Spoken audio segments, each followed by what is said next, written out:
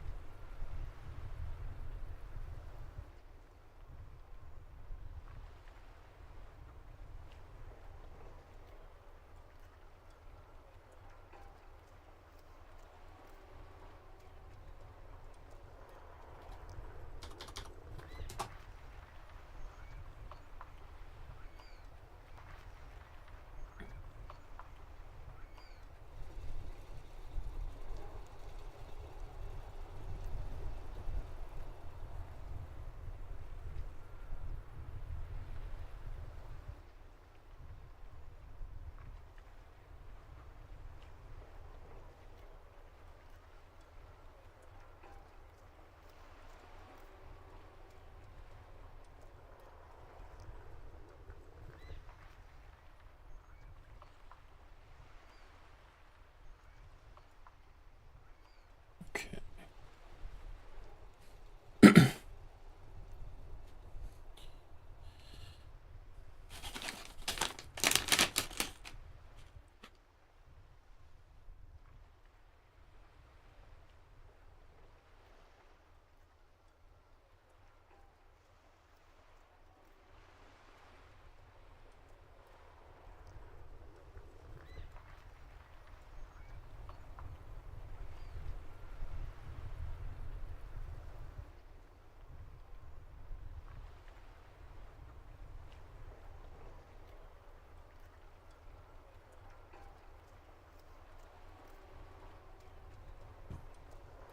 Good evening, Cynthia.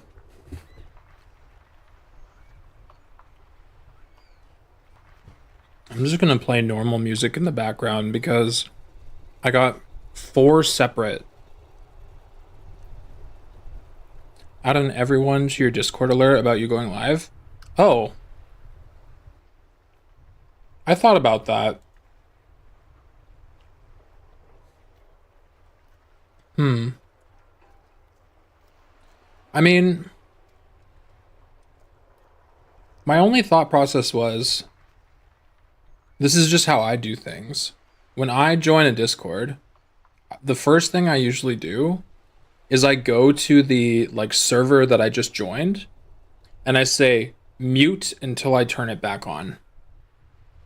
So like the way to get around the mute is to use at here, but there's additional options where you can say notification settings, suppress at everyone and at here, suppress all role at mentions, those kinds of things. So I just figure like I don't know, aren't the people who don't mute notifications, aren't they already getting like a ding that comes up on their phone? I don't know. Cuz now when I go to notifications, oh, it hasn't even updated that I'm streaming it yet. But I wonder if this Carl bot will say at here or not.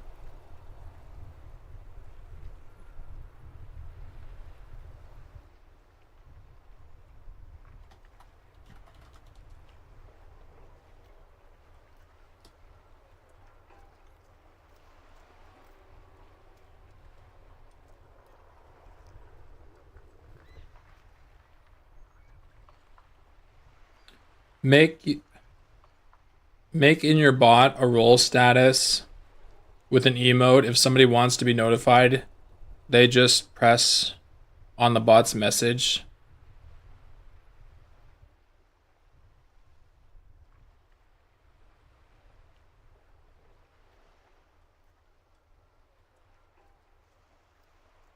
Role status with an emote.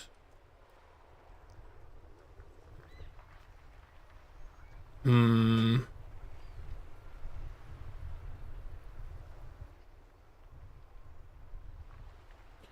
Carl bot.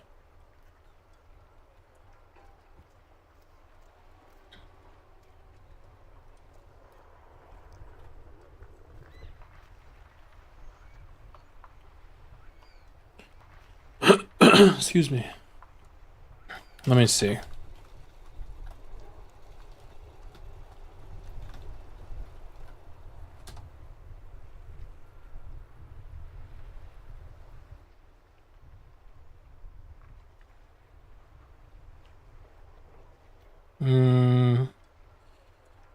Discord.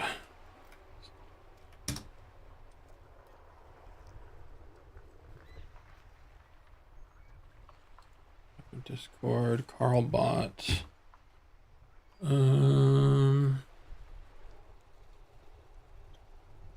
Auto rolls.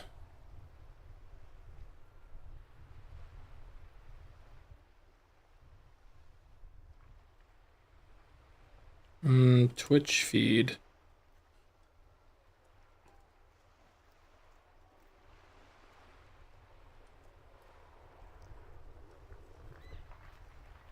Name is now online. Link.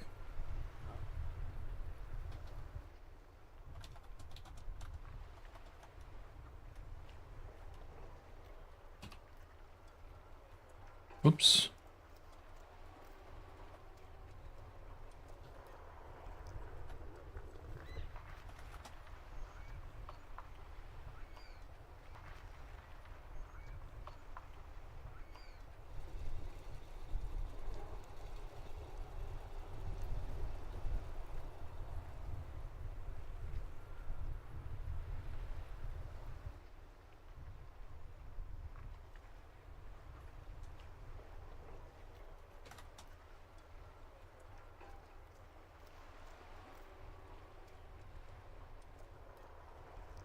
Oh, not at here, at everyone.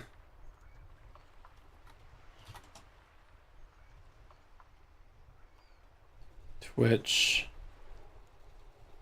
At everyone. So I guess it's not gonna affect now, but I think I fixed it. But I also see something about auto rolls. These roles are assigned to any new member who joins. If a member had roles before and rejoins, the roles assigned is the superset of the auto roles and their old roles, given that reassign is enabled. Huh. Okay, so I can automatically give new joiners Jedi Knight. That's cool. I mean, because I'm using Carlbot.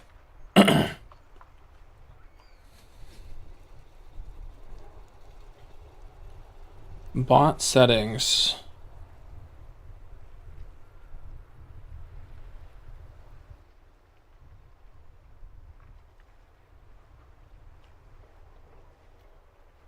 Custom prefix. Commands. Bot manager role.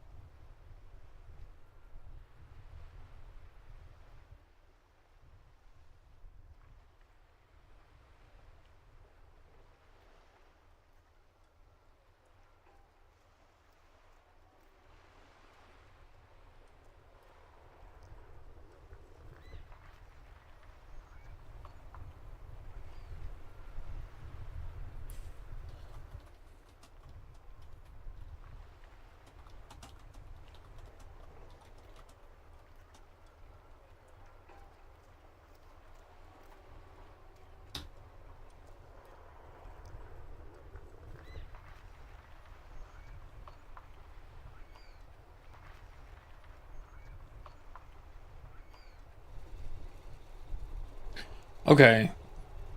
Yeah, it did at 9:25 that I was live, so I guess I didn't change it in time.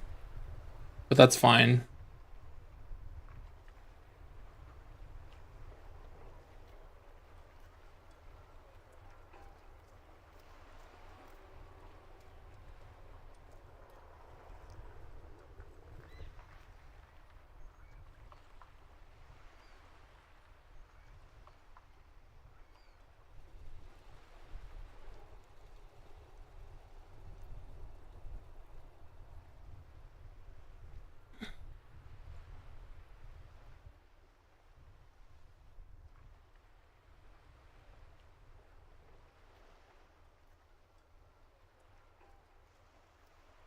This is what I mentioned.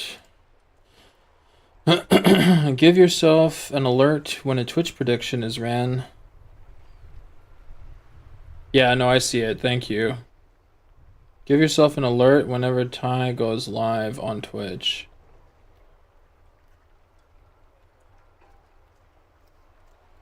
Okay, so they're using a different bot called Sapphire.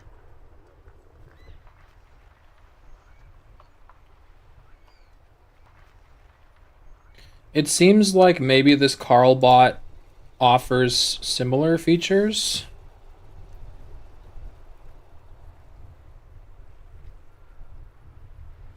Roles.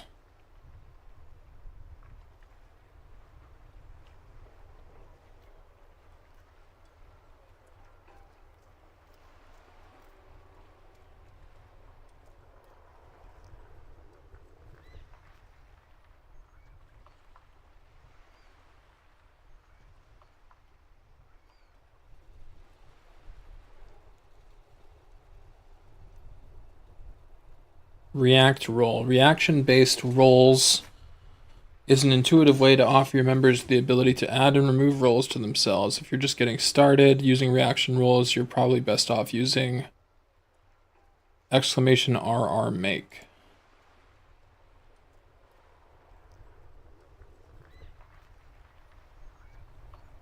Hmm.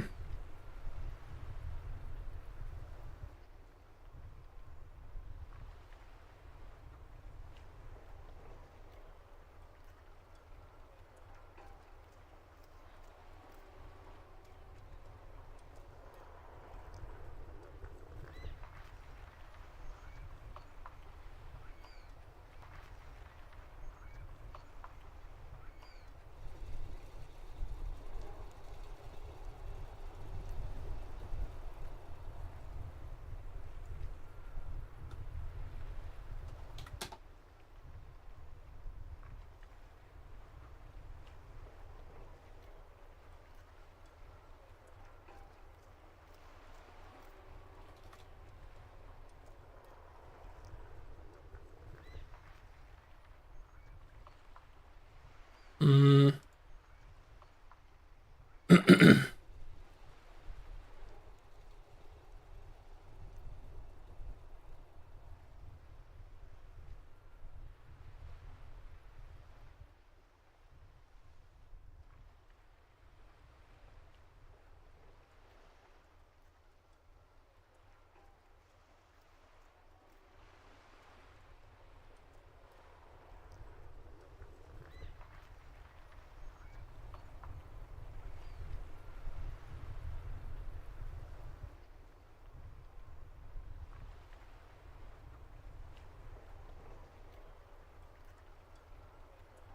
You took too long. Bye.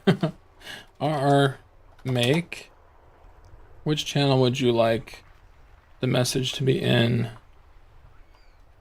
Roles. The channel is roles. What would you like the message to say? Use a pipe to separate the title from the description. Like, this is a title, this is a description. You can also type roles to have it replaced with a list of each emoji and its associated role.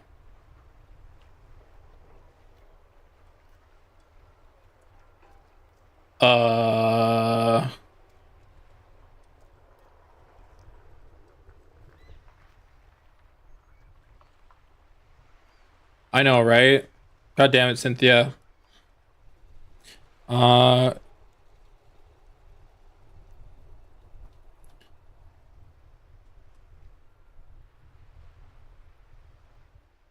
I mean, you know what? Maybe I'll explore this more later. Never mind.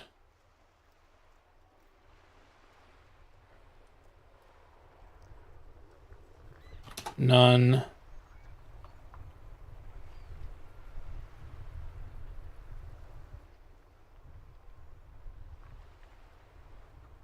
The format adding role is type. When you're done, type done.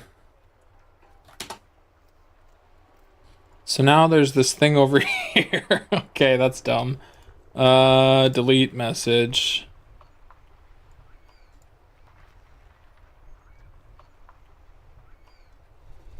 Because yeah, I'll discover it later. The only thing that exists right now is when people join, they need to be given the role so that they can see all the other channels. And I was kind of doing that as a self-approved thing, but now I just updated it so that everyone who joins is going to automatically get access, and I'm just going to have to moderate if people are being shitty. And I think that's good enough. Because otherwise, it's just like an admin role and a mod role. I don't really have any other things yet. Whoa, what the heck are they doing? I've never seen this before. That's interesting. What the hell?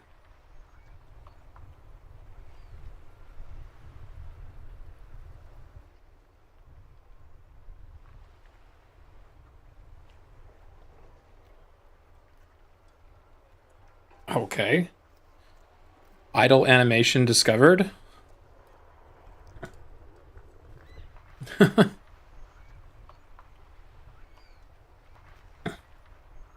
Well, anyways, this game was moving too slowly for me. So I decided to find a guide. Um,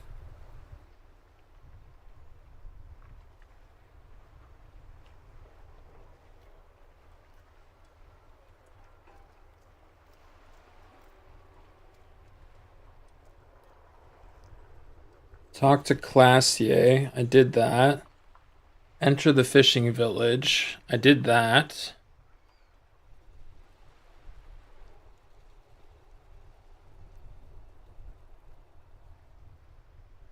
Find your badge. I did that. Find your gun. Today I got a gift on Steam, Halo Infinite campaign. Nice. Yeah, the Halo Infinite campaign's actually decent. I kind of enjoy that more than the multiplayer. But I was only playing it during like a short um Xbox Game Pass trial period. So as soon as it expired, I lost access to it. It is intense. Actually, now that I'm thinking about it,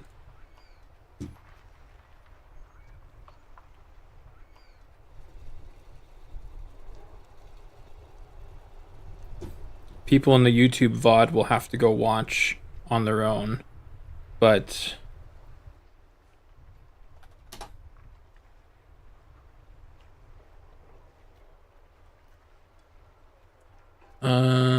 yes. This death compilation.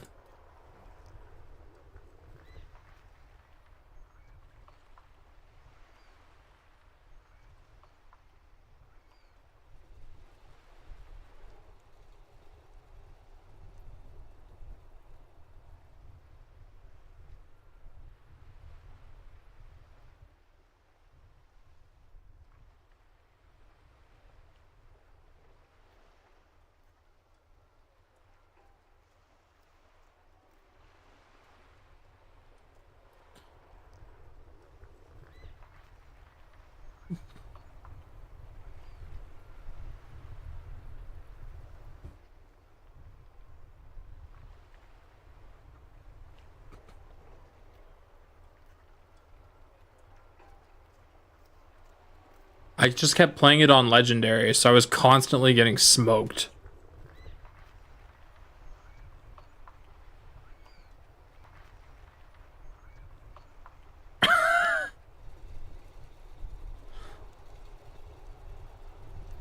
I'm sure there are collectibles. Yeah, I don't remember. This was a while ago. 2021.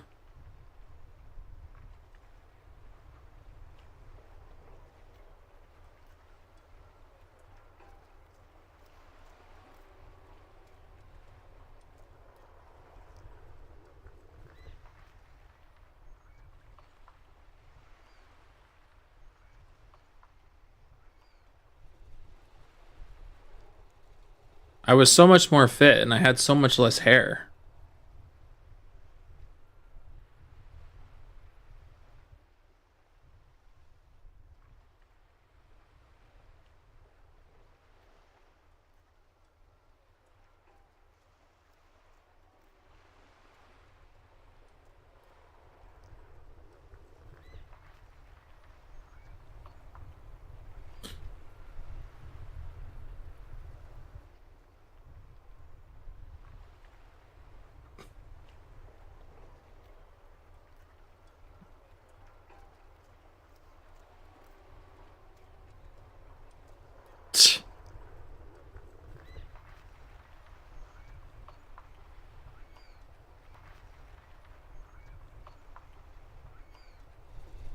Oof.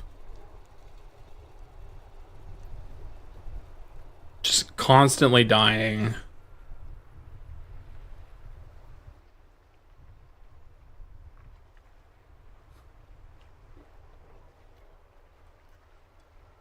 Somehow I managed to bug him.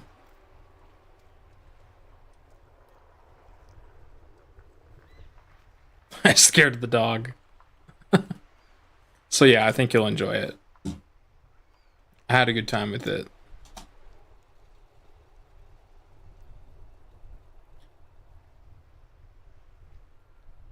How do you have health bar above the heads of enemies? It's just that one guy because he's like a boss or whatever.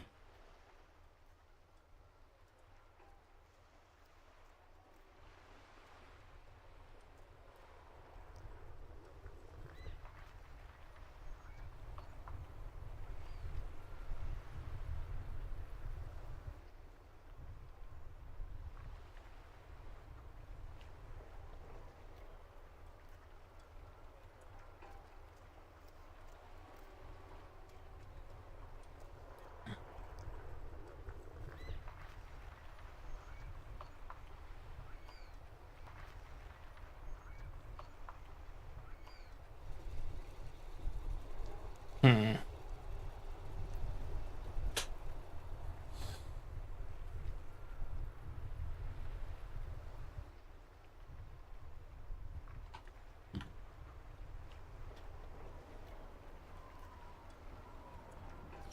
I love to drop those square thingies. Red and blue and rainbow colors. Oh, I see, yeah.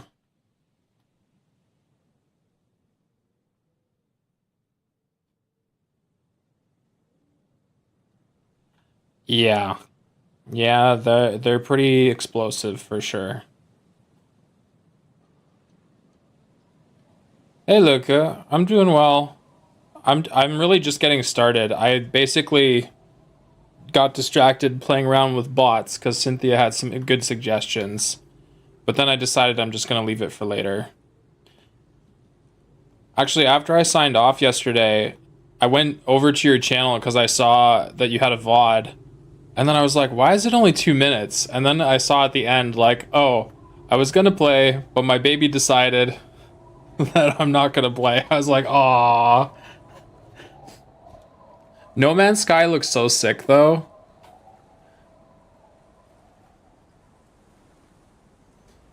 Our tenant, the policeman. What more do you want to know about that? Yes, let's see if there's other questions. It's alright. It's on sale now. I already have it. So I just have to, like, install it and update it again.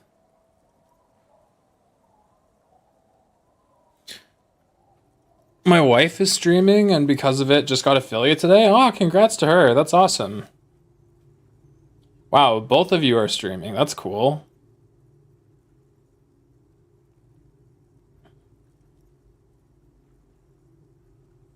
Then you just have to wait until they're of age and indoctrinate your child to do it too. Just us. This is pretty much a non-place. A gap. Here? Under carts, boats, in little boxes. It's not hard to find. You're still not affiliate. It's not an easy task. It just takes a lot of consistency, which is hard to do. She nods. To be honest, like, my lifestyle during COVID basically afforded me the ability to get affiliate because I basically just had no life.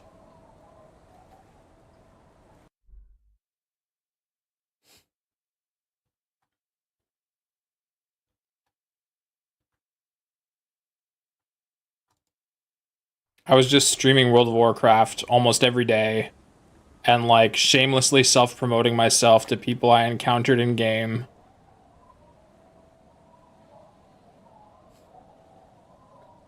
You're at 36. 36 what?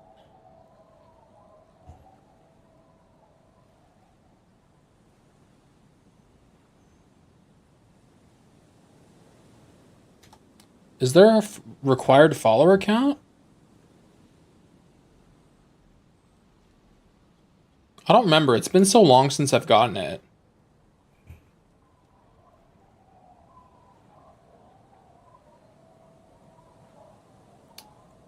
I think, is it analytics? Achievements?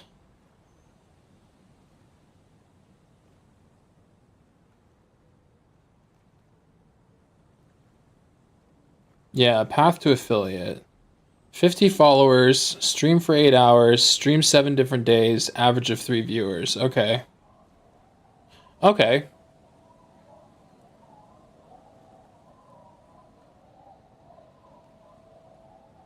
Well, you're almost there. Yeah, the stream hours and the different days streamed is the easiest part. I think the hardest part, to be honest, is the average viewers. That's annoying. Especially because, like, if I wanted to try and get partner, I need to have average of 75, 3.44. So, you know. I've kind of accepted my position as permanent affiliate, but my journey is more focused on getting YouTube partner. I think that'd be really nice. I don't want to turn into one of those annoying people. But at the same time, I feel like if you can spare a young man a Chrome tab, please open the stream on YouTube. Please. Please, sir, spare ye a Chrome tab. Spare me 400 megabytes of RAM.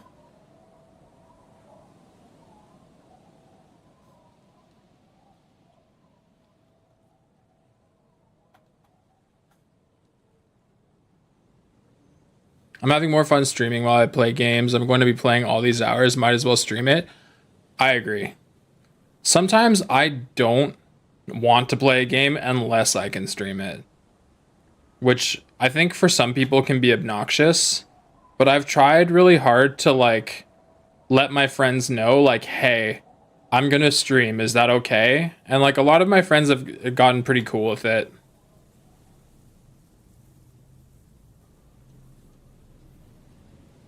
Where am I going? I was reading a guide and I got distracted. My fault, not anyone else's. 38 followers, and I put you on my laptop. This means when you go live, there will be one lurking user, my account. Don't raid my account. Oh, really? Oh, that's nice of you.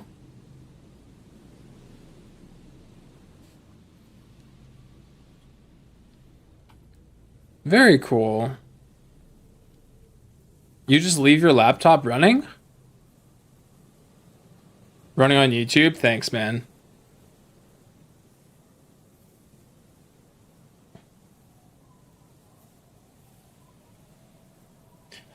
Like, I feel like I have to beg people to hang out and watch the YouTube stream also, because I don't want to be one of those people who I've seen who, you know, they just like get a stream that's constantly running and then bought a bunch of people.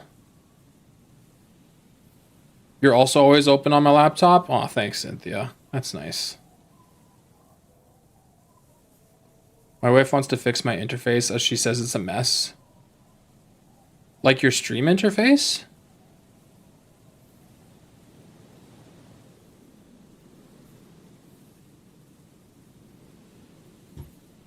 I didn't even notice.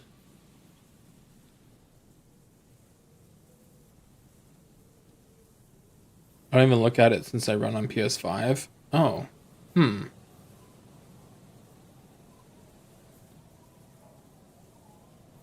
Check out chat user list, you'll see me. I do see you, but I just assume that it's you, like, hanging out. But it's also cool that even when you're not around, you're still there. That's cool. I appreciate that. Thank you. I wish there was a way you could do that for YouTube.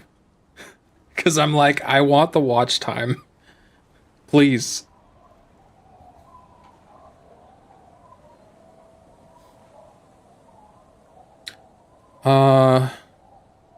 Okay. Enough streamer talk. Let's play the game. How many hours do I need? Okay, more streamer talk.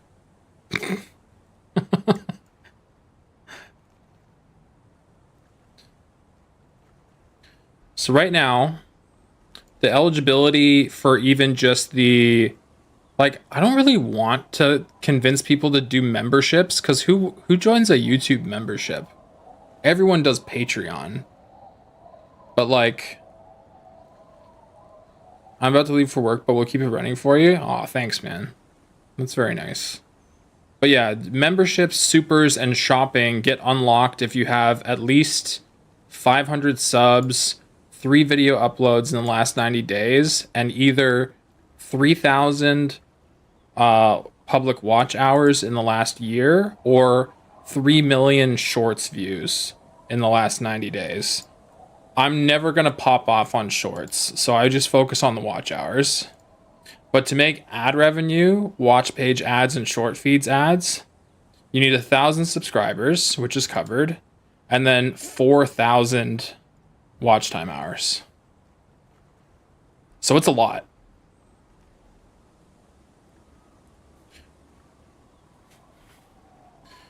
What are the sum of hours of your uploaded videos? I don't know. I have a lot of videos.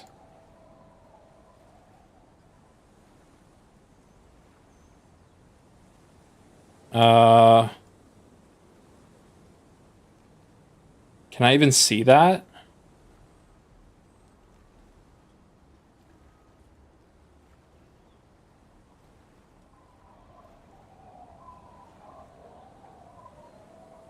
Oh, 325 videos.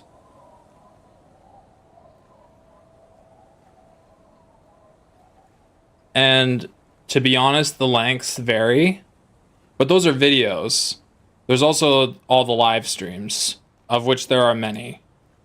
Like, there's a whole series that I recorded when I played Knights of the Old Republic 1.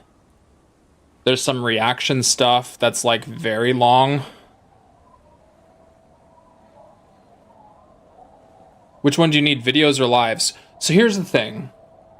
It's a little bit more verbose of an answer than you're looking for, but basically, when Zach watched the video that popped off and a bunch of people came through and watched it, I got up to like 2,600 watch time hours just from like this one video, and also people really like this clip from Baldur's Gate 3.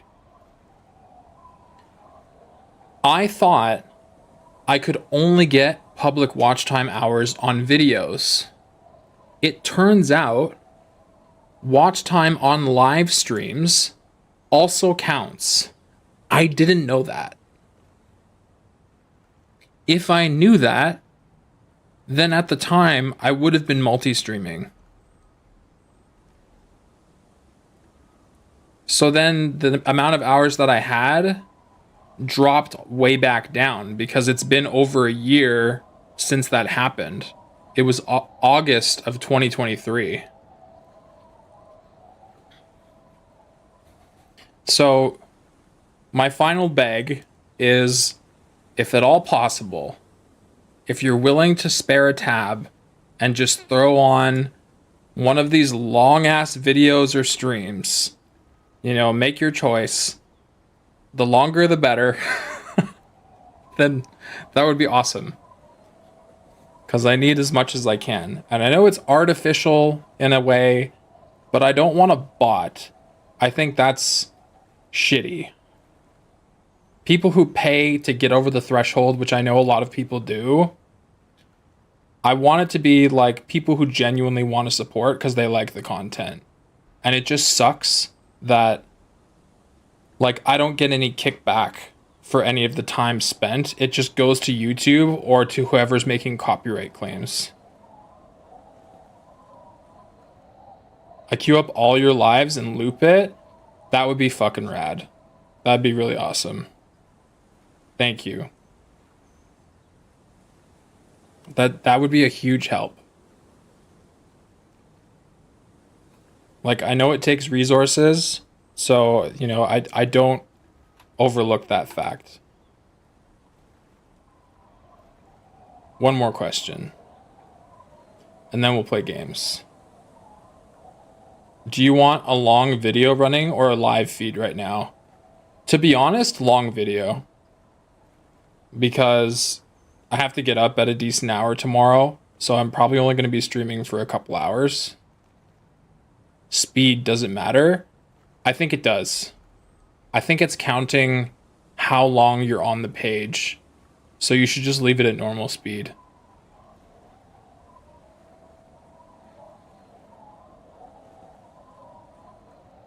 I don't think there's any benefit to, like, slowing down the speed. But I think if you do double, I don't know. If I watch a video on double speed, is it half watch time? Watching a 1 hour video at 2 times speed will cut the time in half, resulting in a total viewing time of 30 minutes. Yeah, that's what I thought. On half speed, is it double watch time? The watch time you see is the real time spent watching a video. 2 times speed would reflect as watching half the video. 0.5 speed would reflect as watching a video twice, and so on. So you could put me on like 0.25 speed and I'm just like, and it would count the whole thing as being 4 times watched. That's hysterical. How old is this thread? That can't be right. 2 years ago.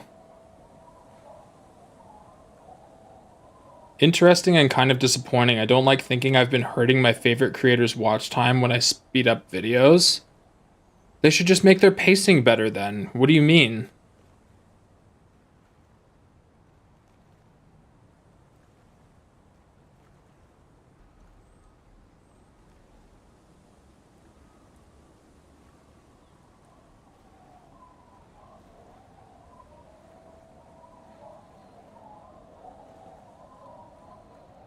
Okay. There seems to be a consensus on this post that it's about the real time spent and not the seconds passed in the video. Time to put on your Knights of the Old Republic video 1. Thanks, man.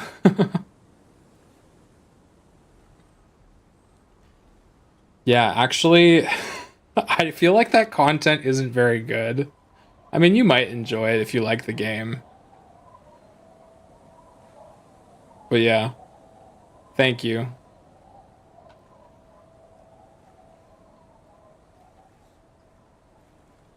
The plan is to make more regular content that's like interesting to watch, not just those long old vids where the production value is so much worse. I'm heading home. This is just for watch time. I'll watch you on Twitch. Thanks, man.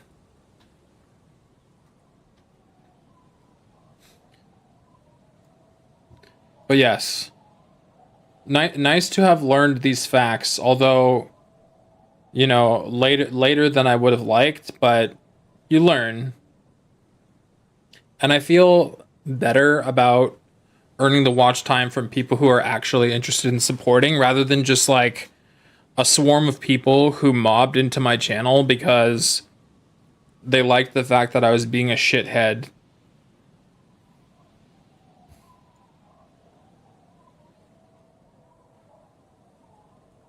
Let's talk about it.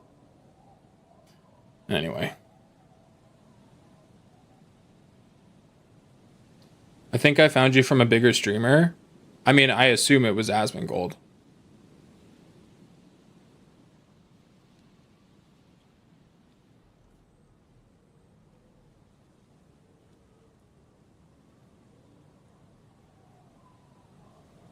Because, like, the reason most people found my channel was because of the Fextra Life drama. Because they were using an embedded stream to, like, pad their numbers on their website when no one was actually watching their stream.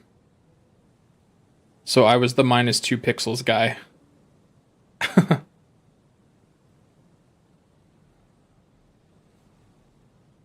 Everyone's spamming -2. It was an okay video. It's just like, it was exactly that. It was drama. I don't want to be a drama channel. Because I feel like it's low-hanging fruit to choose a situation that everyone feels passionate about and is guaranteed to engage with, and just wave my arms around and go, oh, what the fuck? What the fuck this? What the fuck that? And then everyone goes, yeah, what the fuck? What the starts writing comment, what the fuck? Oh, like the video, what the fuck?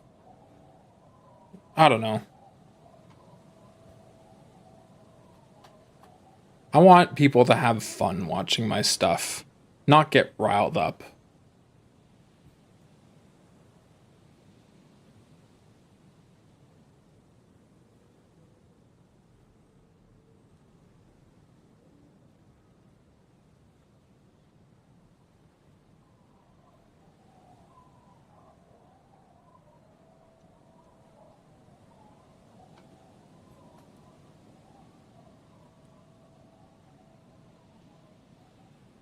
Once effort for open the apartment door, there's a way to complete without submitting to his corruption.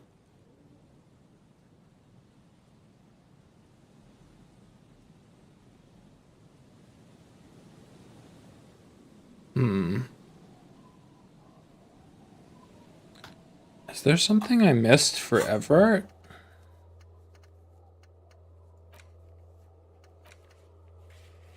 Let Everard know you unlocked the door. Well, that's what's holding me up.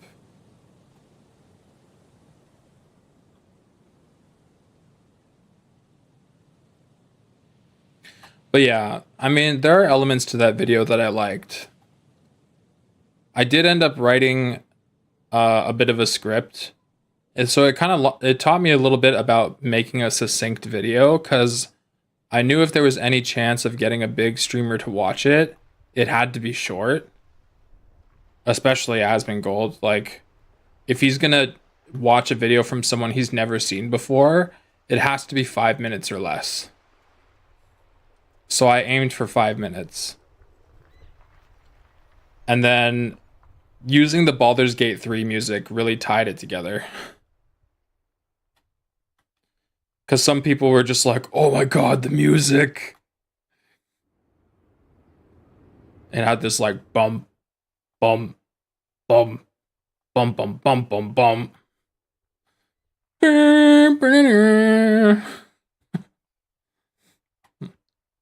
Which I thought people would find funny, and it worked a lot better than I expected.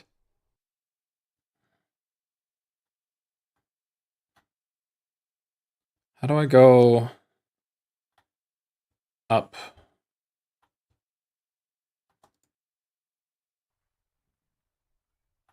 can't go up this way? I thought I could. Oh, the stairs.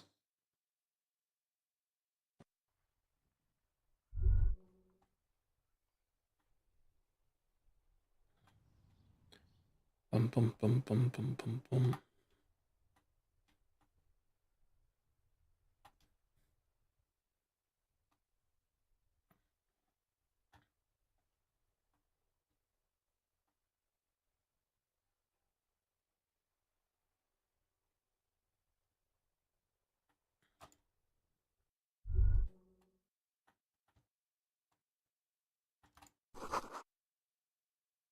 And it's not a fishing rod, is it?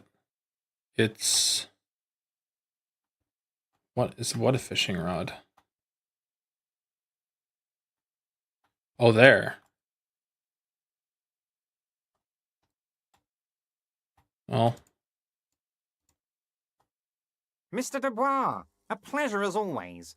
You don't have to sit down this time, since you've already sat on that chair. The fuck? Just finished investigating the local drug trade. Ah, yes. Your side investigation. Thank you. You've got some spirit clearing up phony drug accusations alongside this murder. I'll talk to the mayor and see if I can get you the key to the city, Harry. Now let's talk real business.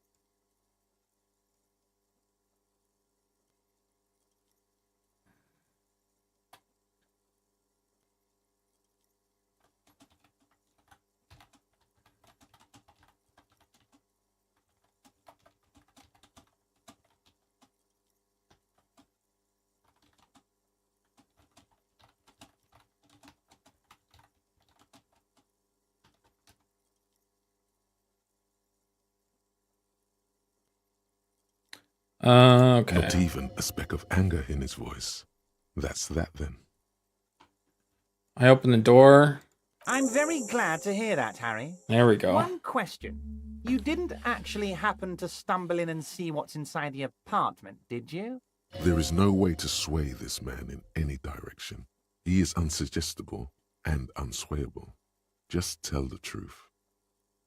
The deal wasn't for me to go inside, so I didn't. You're right, Harry. You only had to unlock the door, which you did. So we're all good here. Now let's get down to brass tacks.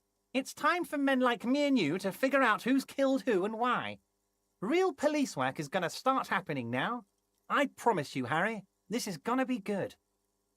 I've heard about a connection between the lynching and the strike. I'd like to hear what you know about it. By now, I'm sure you've figured out who the dead man was working for. The bad guys. The bad guys. Wild Pines. Sent to scare us. Another violent measure of the top hats against us flatcaps. I'm listening. Harry, this strike is the culmination of many, many mistakes made by the Wild Pines group. They tried to shut the strike down by sending in armed mercenaries. You mean our victim? A security contractor? Can you imagine that? Workers standing in peaceful protest, united in the spirit of fellowship, and they send hired killers to mow us down with machine gun fire? Fellowship.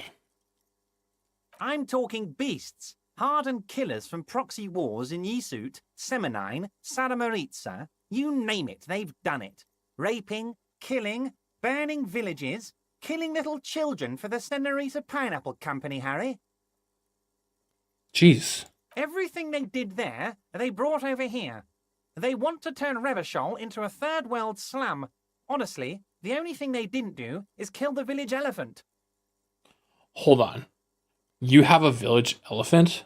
No, Harry, the elephant is metaphorical and so is the village, but the mercs and their brutality are very real. Write down your current watchtowers number every day, see if there's a difference. See, that's the thing. And it pisses me the hell off. The watch time, it says, like showing data as of January 29th. Why could this take a week to update? We carefully validate each channel's engagement metrics before they're displayed here. This process may take several days to complete and may vary from what you see elsewhere, such as YouTube analytics. So there's all this like, maybe, but I'm sure it will work. Like, for example, if I go to my analytics and I check under here, in the last 60 minutes, like I can see Luke, who is watching the KOTOR 1.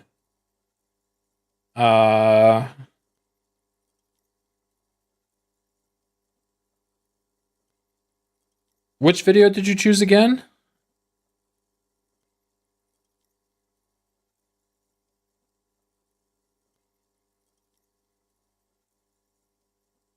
That is the first. Okay. Yeah. Yeah. Okay, so maybe Luku did this one. Yeah, because he said it was 5 hours long. This is the edited version. Okay, sick. Yeah, so I can at least see that like you are actively watching it. That's awesome. Thank you, Cynthia. Really appreciate it.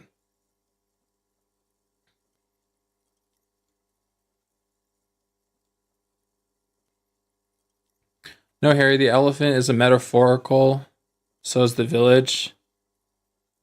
Okay, go on. Now, I haven't personally witnessed the brutalities out there. I have the luxury of staying in my container, you see. None of your If I videos will need get to skewed go watch somewhere, hours. They Nice. just move my container. Wait, they moved the container. Yes, I'm an old man, Harry. My legs aren't what they used to be. They lift my office with that big crane. It's actually very fun. You should try it. But enough about me and my fun container. The killers the company hired, I think there were Thank you. 3 of them, all hardened commando types. One of them got downright suicidal, getting drunk, violent, a little rapey. Even my their God. own negotiator couldn't control him. That's your boy, the one who likes hanging out and Yo, trees. boy. By negotiator, you mean Joyce? Harry, what you need to realize is, we dock workers are not pushovers. Okay.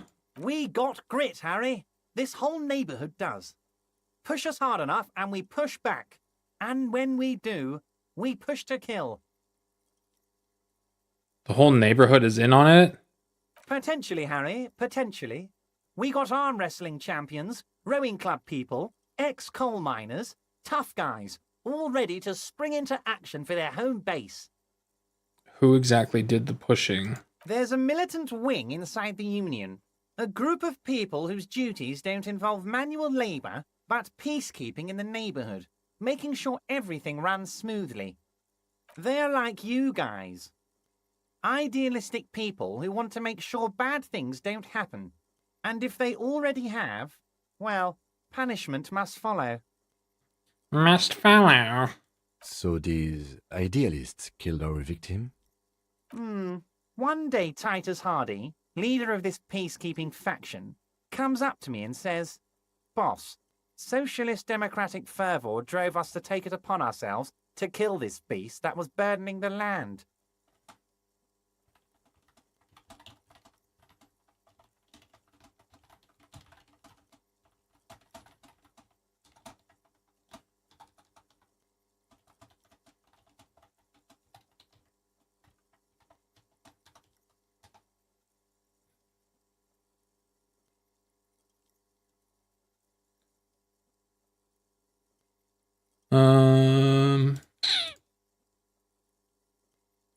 He probably worded it differently, but that was the idea.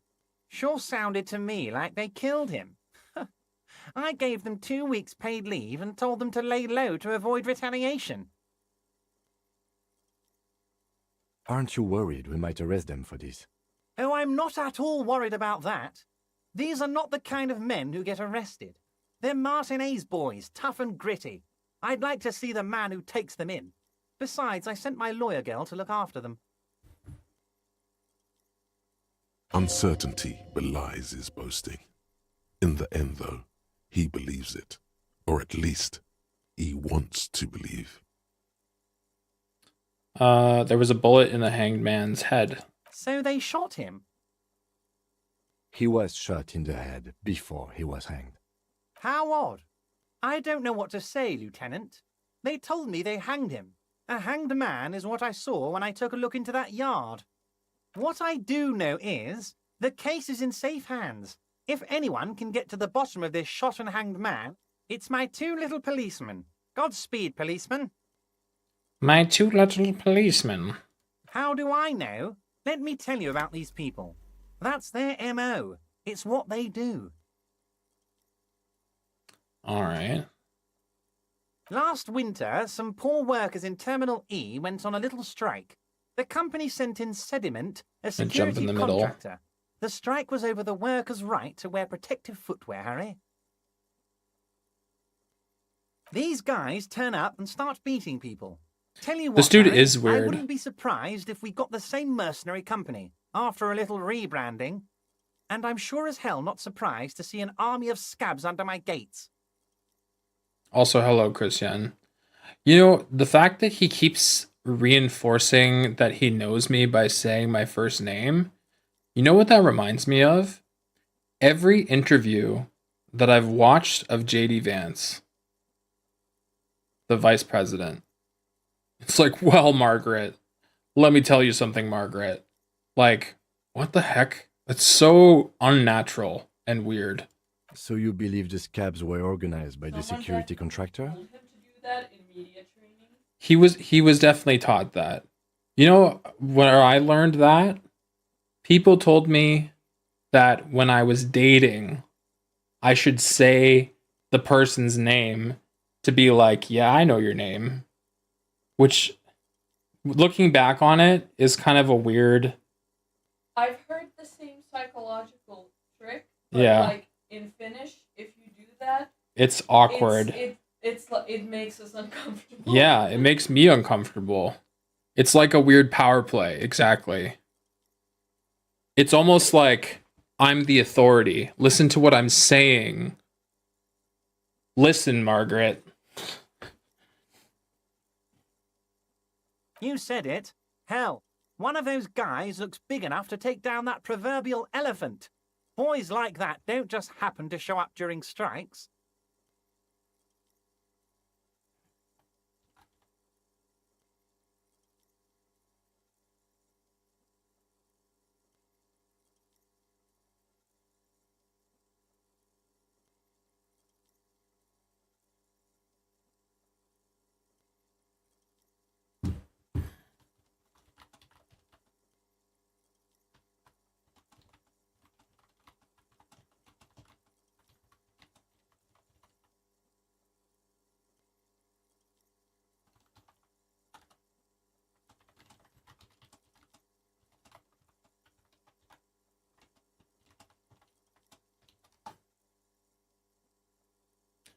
Oh, let's see here. The name of the company is Krenel this time. It might have been Sediment before. Of course. You're always one step ahead of me, Harry. I'm no genius. I'm in this position because people like me. How's life, bro? Couldn't join in the past days, but I saw you started Diablo. I did start Diablo, and I think Diablo is fun. But then I started to think, like, I've been leaning into action RPGs for like 2 months in a row. I need to mix it up.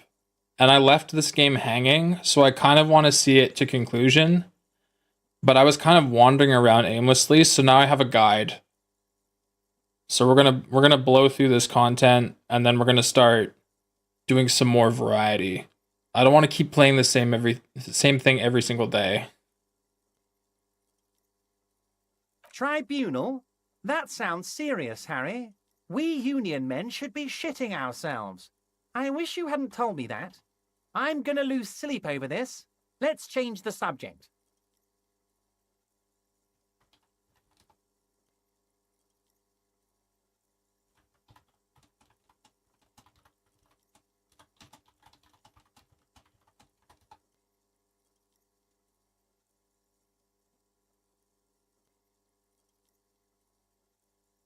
He's clearly happy about the tribunal.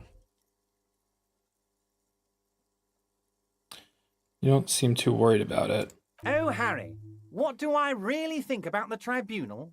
You're trying to climb to second base with old Everard before you've even courted him properly.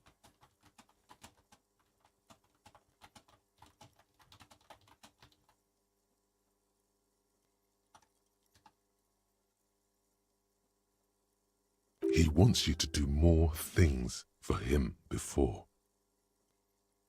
You mentioned a lawyer girl. Oh, Liz is a bright one. I paid for that law degree myself, thinking it'll probably turn her all fancy. But hell, Harry, she came back a firebrand socialist. Sometimes she scares me with her zeal. Tell me about Titus Hardy and his crew. Oh, they are simply fine young men, all 7 of them. Exemplary union members, always working to advance their position in the local socialist democratic movement. Core members.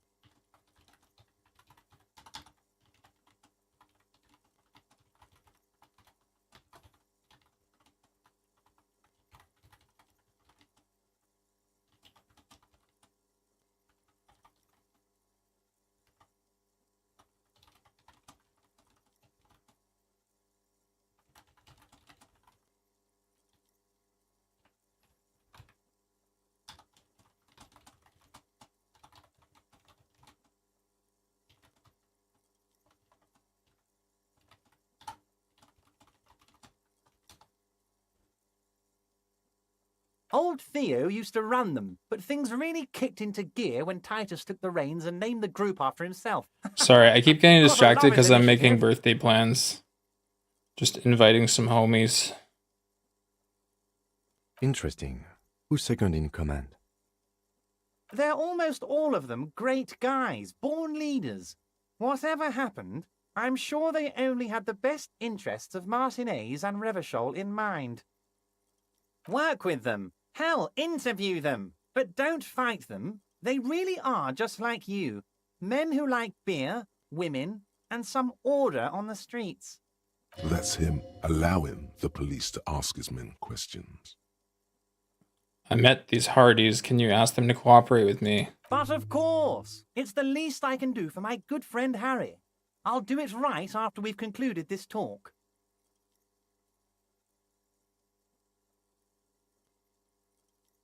You can now go and tell Titus about this.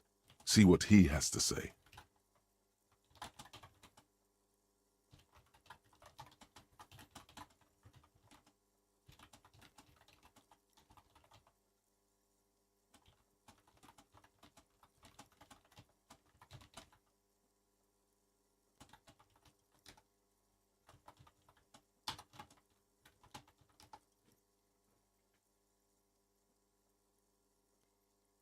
Also, Harry, here's 5 real.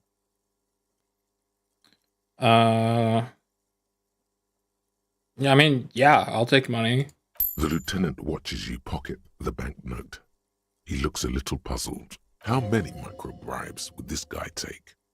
Good boy, a real team player. Now, do you have any more questions? Was it a good talk? I'm not sure we made much headway here. I was hoping we'd bust the case wide open. Heck, I even wanted to tell you what I really want to achieve with the strike. I don't know what happened, Harry. I wanted you to feel like Mr. Martinez. And, of course, I also wanted you to find your gun. But it's like I can't completely trust you. Yet. Yes, Harry, it's like I can't fully trust you if you're not a man of the left. I want to, but I just can't. A man of the left. So you have to be a social democrat. He wants me to become Hassan. He's been hurt too much in the past by men who aren't social democrats.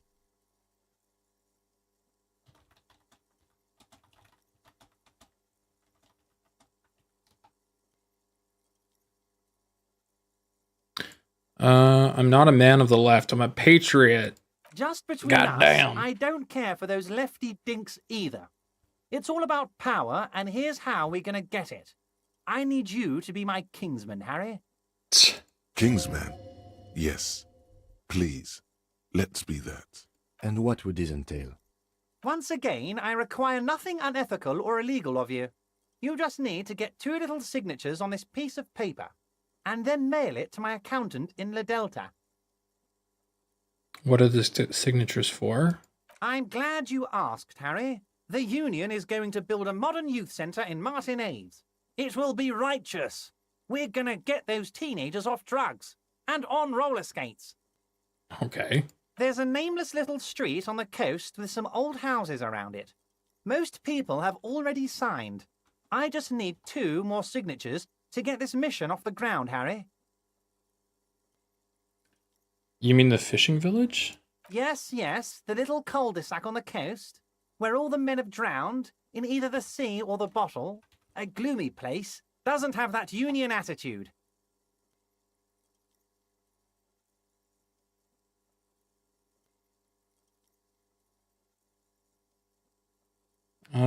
Kim, what do you think of this? It depends. I don't think what we just got from Mr. Clare was very useful.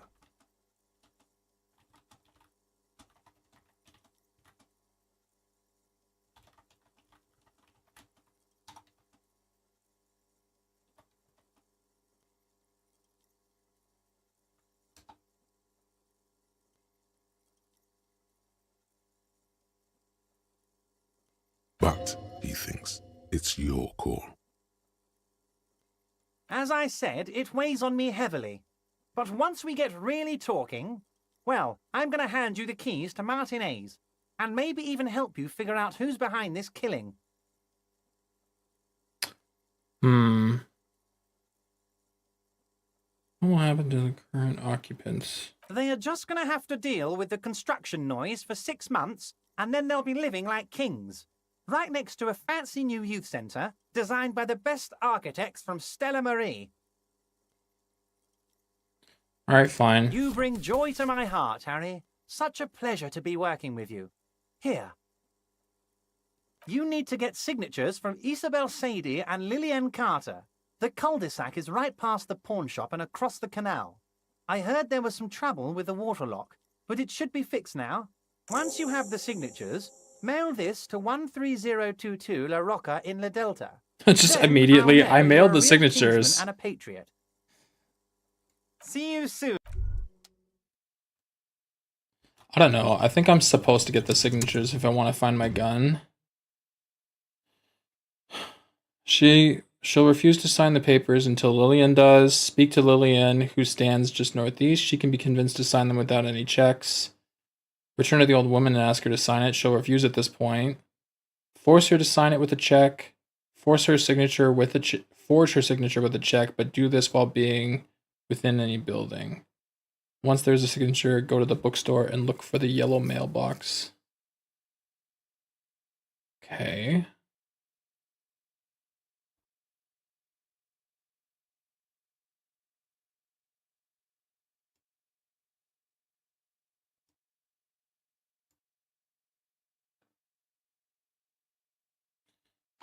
All right. Go get signatures.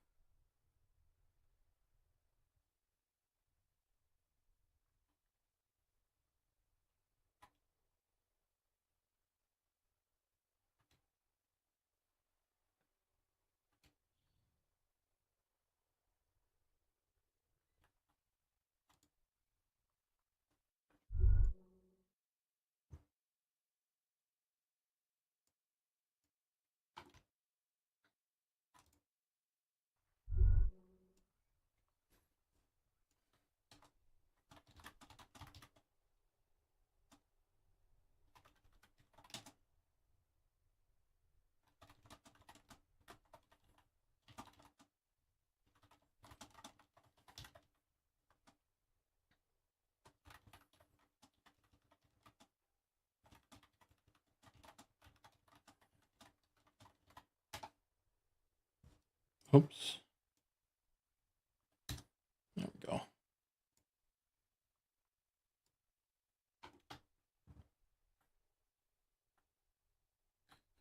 Down here, down here. Down here. Oh, shit. Stuck. There we go.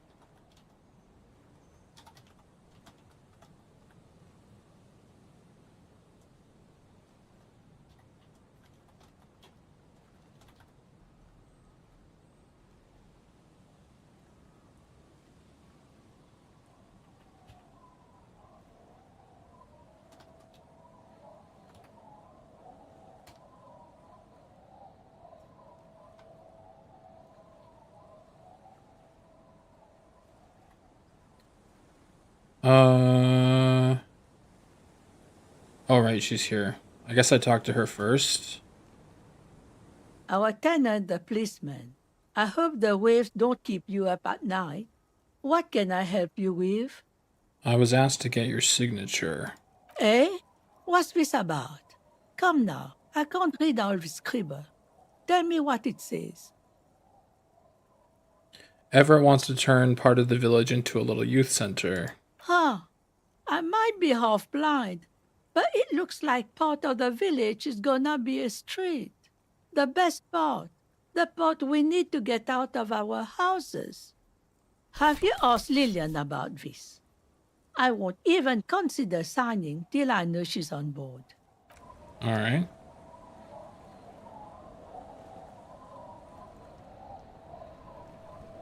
The waves are beginning to die down. Look at those little bastards. Simmer down.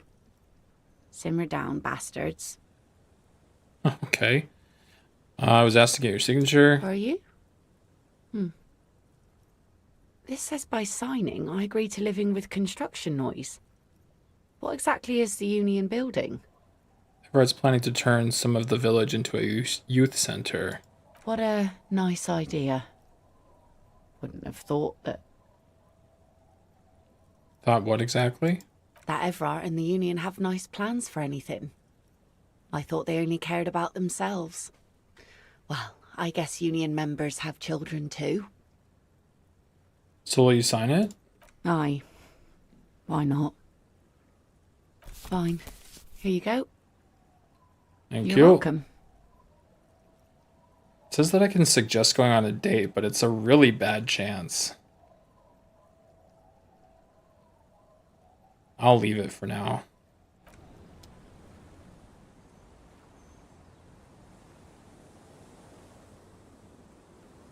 Our tenant, the policeman. I hope the waves don't keep you up at night. I got Lillian's What signature. Lillian should let her sword make her decisions. The girl just doesn't have the head for it. Either way, I won't sign. So it was a test? Lillian's not the only one who's too trusting. What do you have against the Union? I've seen it all before. You think they've got our interests at heart? Rich men are always selling poor men promises they never plan to keep.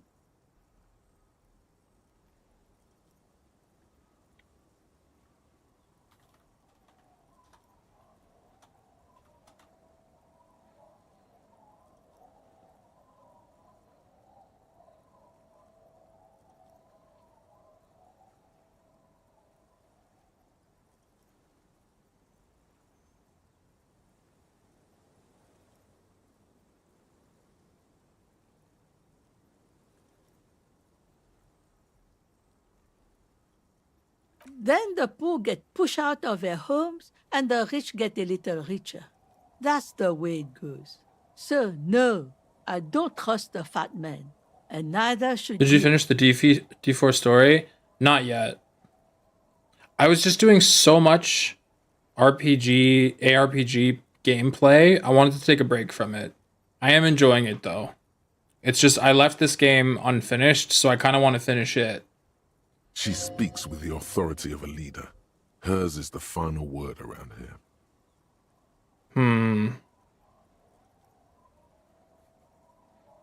Because I feel like even if I finish the main campaign, then there's going to be more stuff to do, kind of like there was with PoE 2. So I don't know.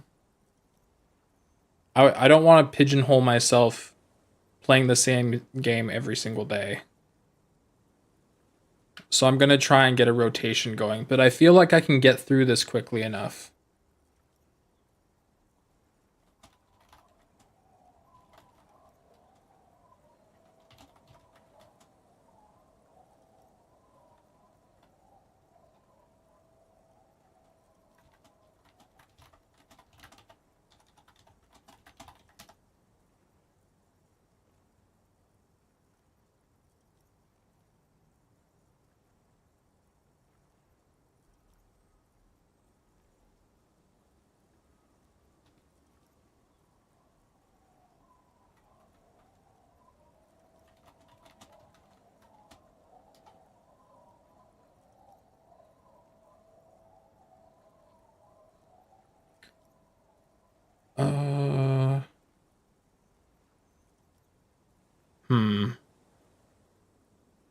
Play what you enjoy. This game is cool. I also enjoy Diablo 4. I really enjoy PoE 2.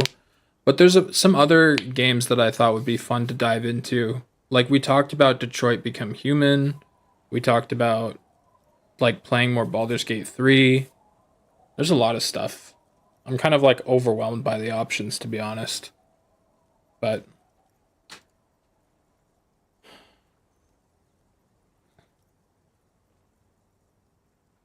okay. We're gonna boost my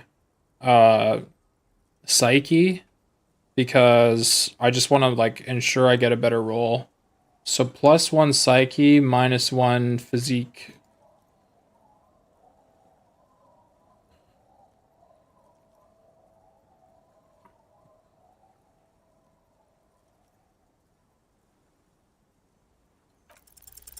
Logic Nice. and reason won't work on this old bat. Better go for shameless emotional manipulation. What's the grandmother's deepest vulnerability? Does this feel like a good thing, though? What's gonna happen to the children? What do you mean? What's going to happen? We are gonna grow up, of course. I raised my own kids in this village, and they are doing fine for themselves. They didn't end up like the moribund alcoholics? Point to the drunks. No, they are good kids. I brought them up the right way. There's a note of defiance in her voice. Are they here now? No, they moved to Faubourg for work. What do you think Lillian's kids are going to do when they grow up? Well, I imagine they'll grow up and leave too. You've got her. Now just reel her in. And then what? Then, You have her. Now twist the knife. Twist the knife. Wait. Let her come to it herself.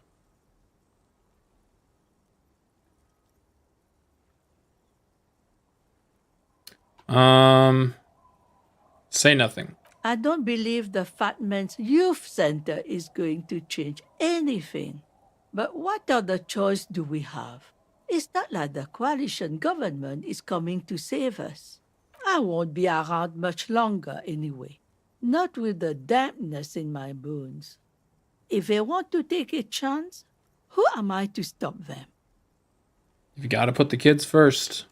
Aye, we do. We do. But how do we do that?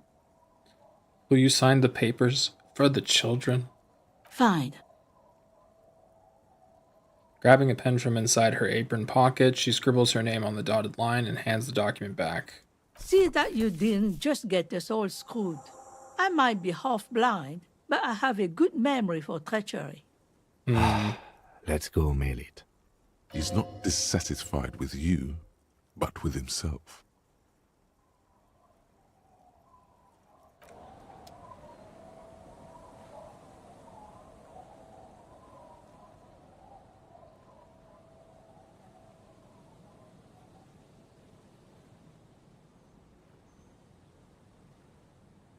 I'm sure it'll be fine.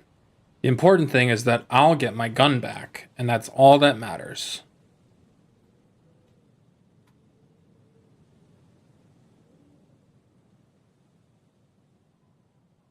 I don't know, I'm just following the guide at this point.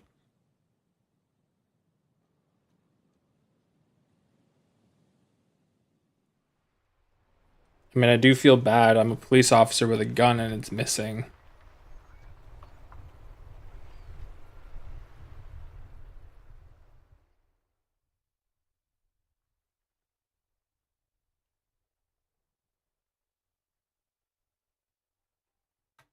Oh.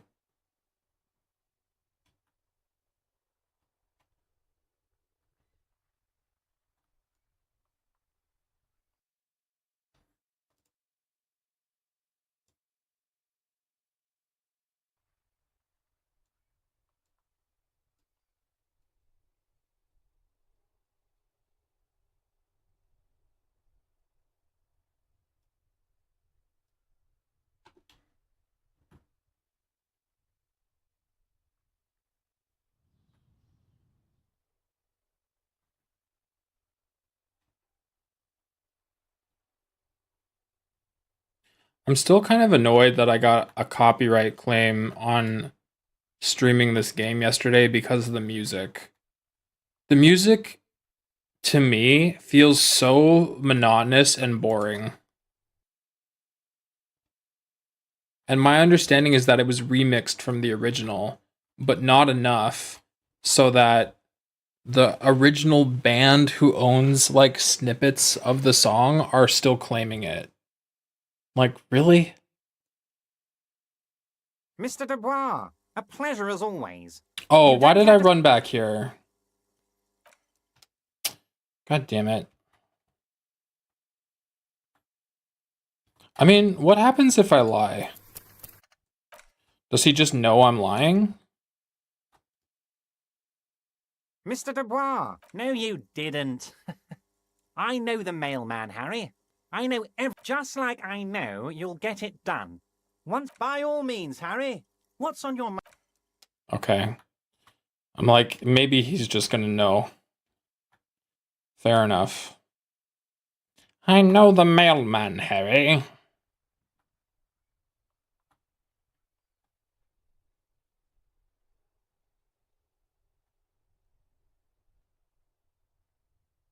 Well, I think you're bloody annoying, Everett.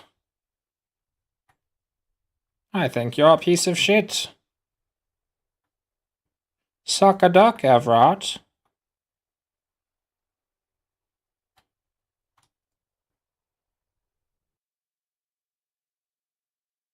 Wah. Oh, it's hard to see. Wah. Okay.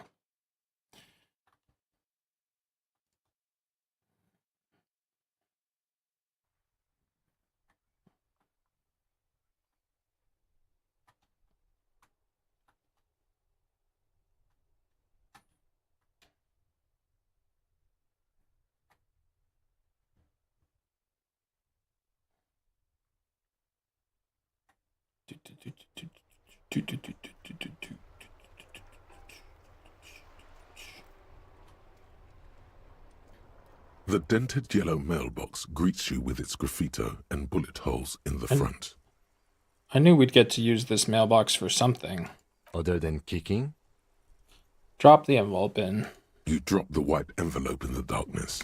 It lands with a soft thud on what sounds like a couple of letters. About a week's worth of mail as collected in there. They'll empty this very soon. For good or ill. The deed is done. Let's go back to Everard. This better be worth it after what we did. Alright. Now we go back.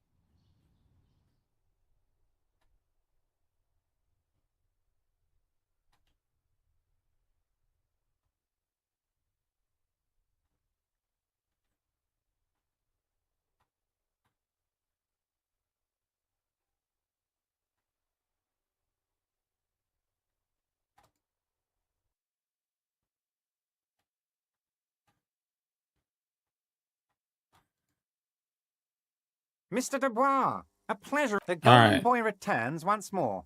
Wonderful. Simply wonderful, Harry. Of course. I already knew this. Yeah. My friend, the mailman, confirms the letter is on its way. You've done a great thing today. You've given the children of Martinez a real future, Harry, and proven yourself a real kingsman who's not afraid to make the tough decisions. I know I can trust you now. You're in my inner circle. You too, Mr. Kitsuragi. We can talk about anything.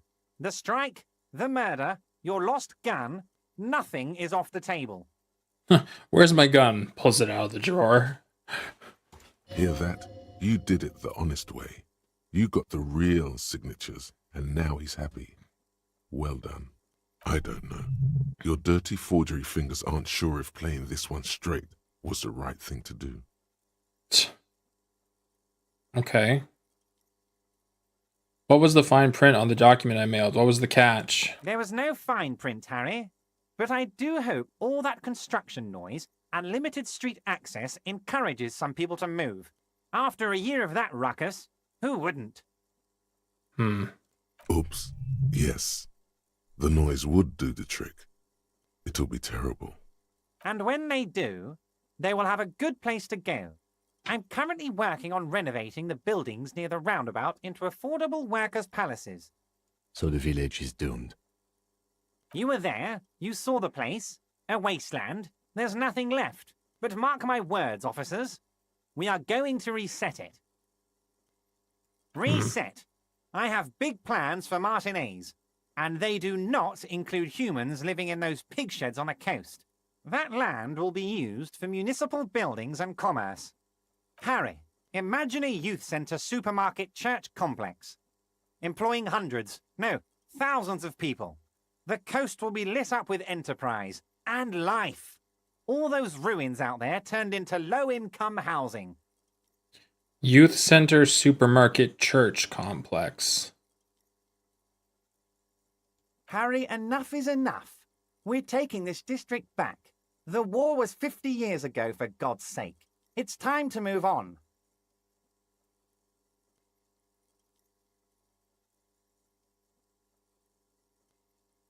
Youth Supermarket Church Complex. Do you really expect me to believe that?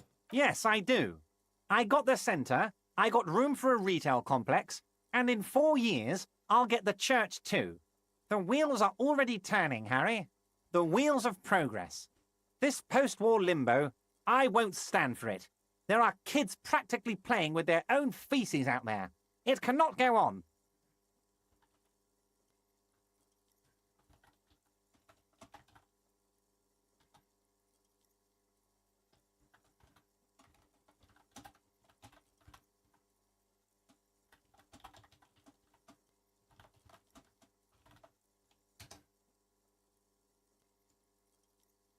There is true indignation in his voice when he speaks about the state of things, and even a touch of pain.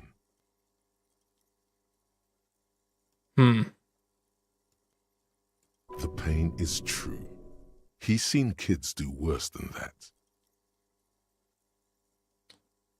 that. I knew you were up to something. Damn right I'm up to something, Harry. I'm gonna make the working man as rich as Joyce Messier.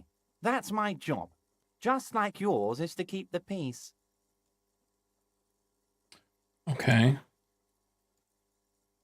A true flash of anger in him as he thinks of her. Did you order the hangman killed? Order it. You know my men didn't kill him. They told you. It was a happy accident. You know how it is. No one takes the initiative. If I wanted him dead, I would have had to do it myself. And I'm too fat for that. Why are you so fat? Glad you asked. I've got type 2 diabetes because sugar and fat was all my mother had to give me and my brother Edgar when we were kids. Damn.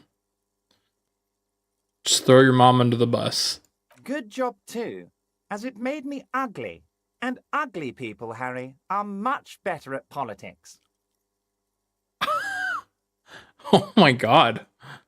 That is true. People don't trust pretty people. What do you gain from him being dead? Why, a war, of course.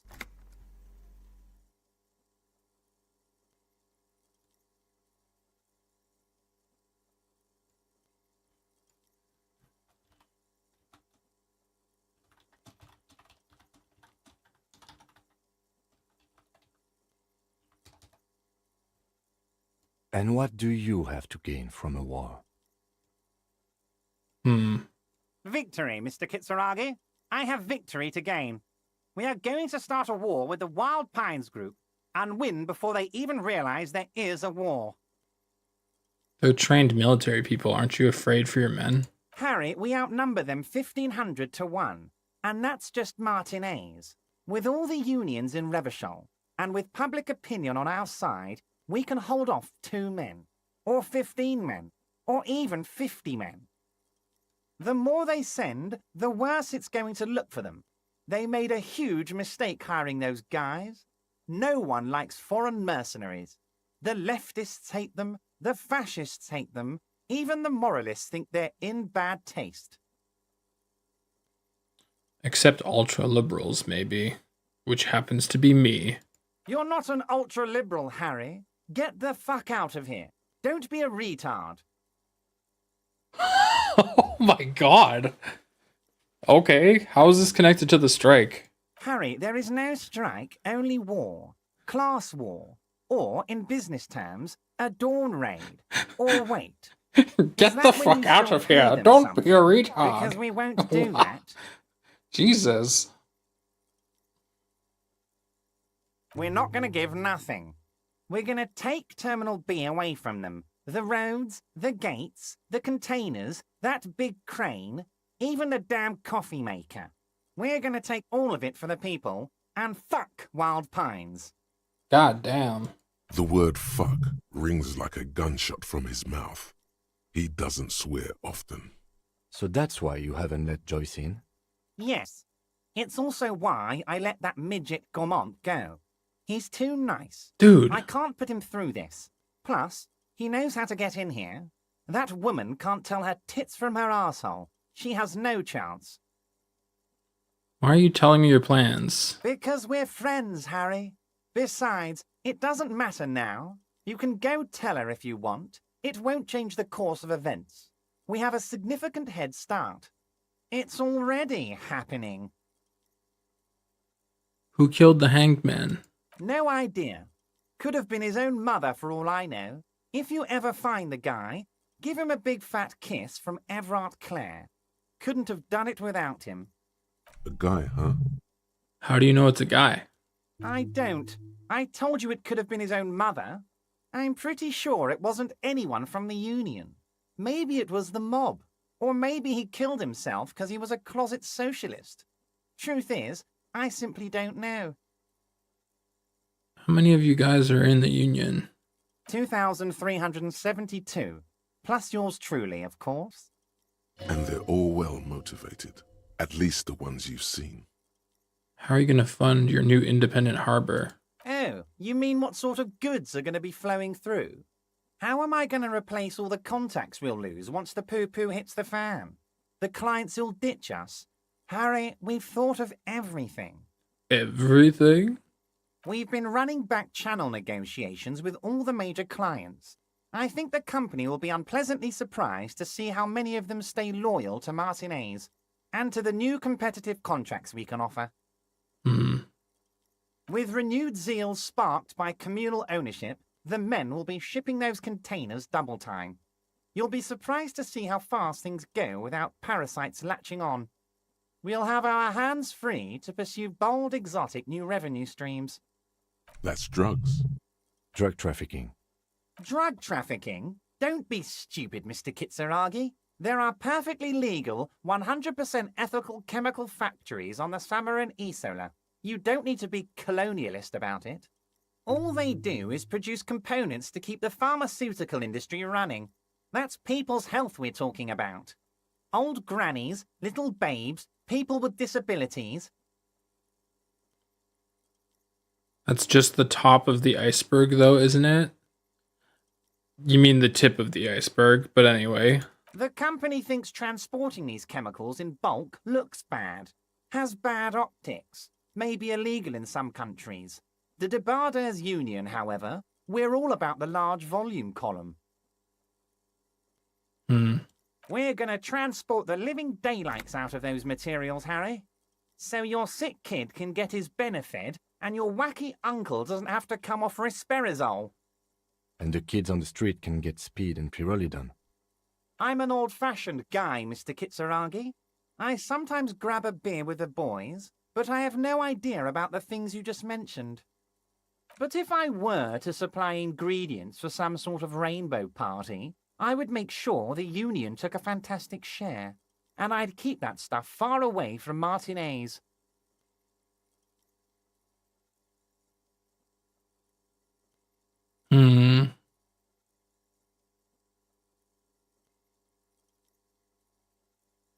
Drugs are a no-go for me. I'll report this. Yes, of course. And while you're doing that, please go ahead and also tell the Wild Pines. I want to hear them squeal from the indignity. Anyway, let's not focus on the sensationalism of the drug trade. This hypothetical drug trade is all anyone ever seems to be interested in. It would only be a small part of the harbour's turnover, just like the harbour is, but a small part of Martinez. It would still be illegal. Let's look at the big picture. Martinez as a whole. There are little girls out there with dreams of making music. Young mothers who want to start businesses. Models who want to walk catwalks and steel welders who want to weld steel. I'm going to unite them all into one economic body. We're going to incorporate this place to Kingdom Come. Everyone's going to be in on the wealth, and everyone's going to pull their weight. Let's keep focusing on the drug trade. He was almost admitting to it.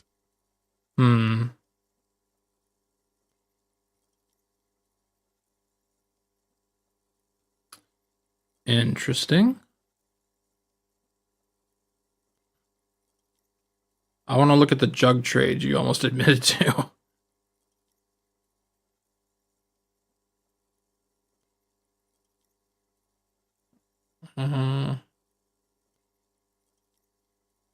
No, Harry. That's boring. All right, it's gone. The hypothetical raw materials trade is off the table.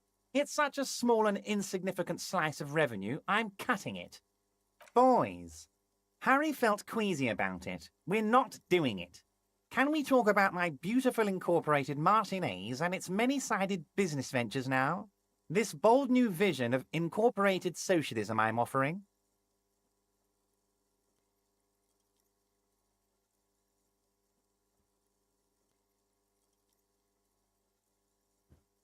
Hmm.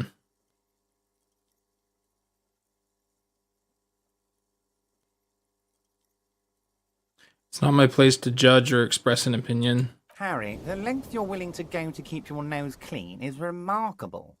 You will always have a warm bed in Mr. Clare's household, my friend, and a special place in the future of Martinez. Can I get my gun now? Harry, I've got to be honest with you. Your gun was found 2 days ago. Withholding this information weighed heavily on me, but it had to be done.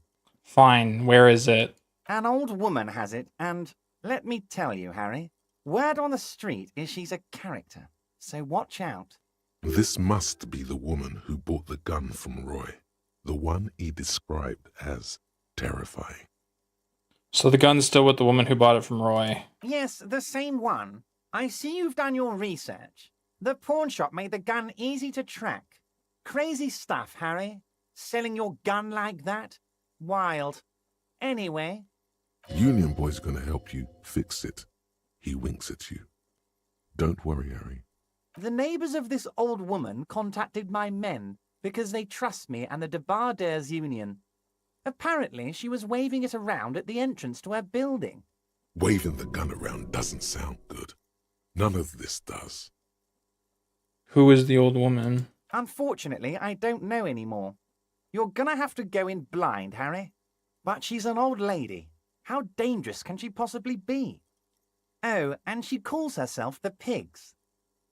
There it is again. The pigs. Like Roy said, not good at all. I, for one, find it refreshing. Finally, someone calls themselves a pig. It actually sounds extremely bad, but let's not give him the satisfaction. Can you set up a meeting? I already have. Tonight, starting 10 o'clock, near the old fish market on the coast, the one on the boardwalk, a little past the fishing village. Be careful, Harry. I would never set you up for anything dangerous, but you did ask for this. Now, back to the fun stuff. She will be there from 2200 hours till 0200 hours. More fun stuff. Seems like we already have fun stuff to do. Can I ask you about a specific union member? We're way past specific union members now. This is the big time. We're talking about the future of Revachol here, Harry. You can bother Leonard with that. He loves to run his mouth on such matters. But I'm in big-time mode, Harry. Ugh. Great, Harry, great. I think we have truly built a bridge between Martinez and Jamrock today. We have united the RCM and the Debarders Union.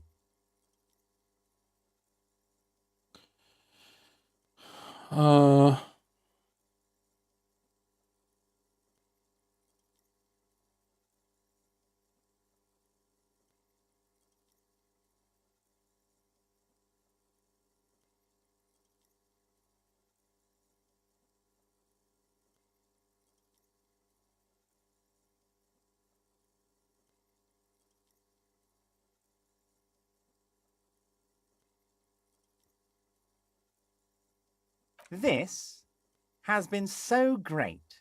Alright. I'm tired of his voice.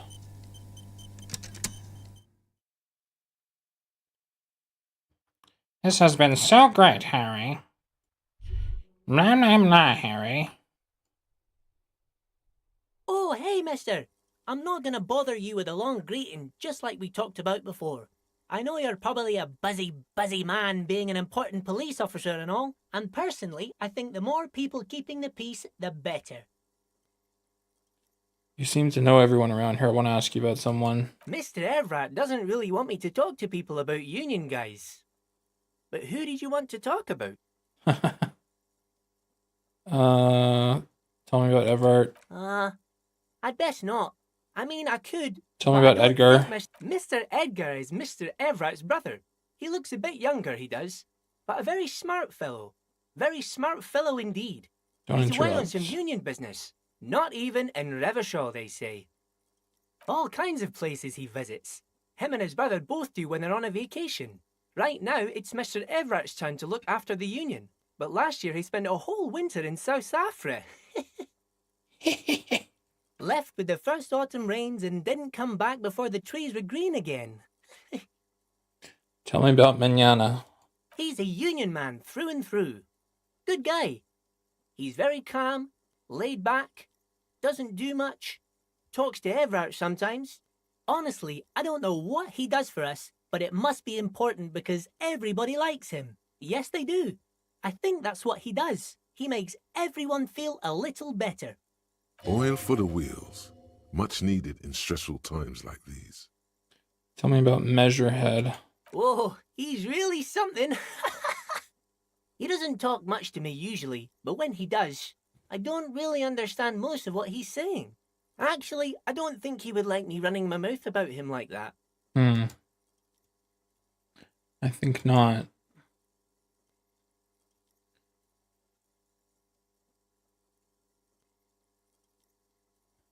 Once he said he's a dragon to this mob fellow who came picking a fight with some union men.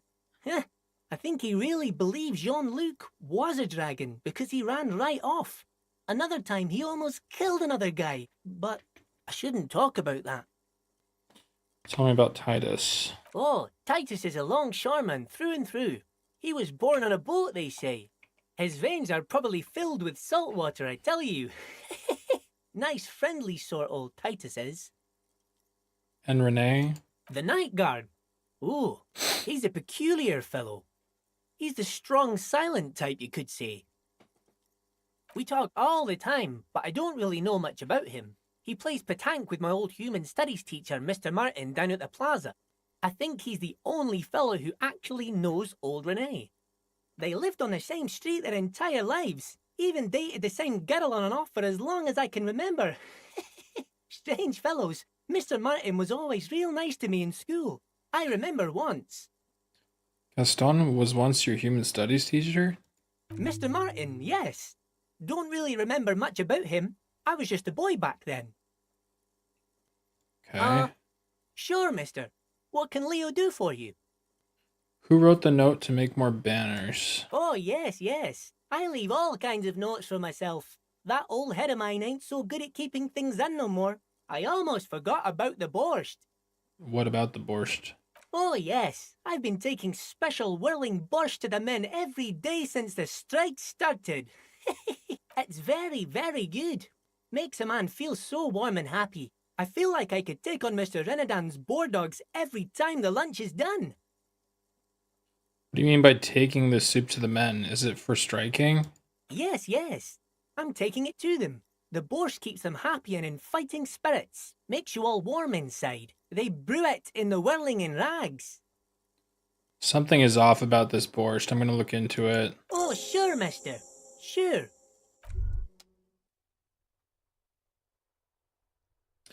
I guess, I have some things to internalize. I could spend it on upgrading my skills.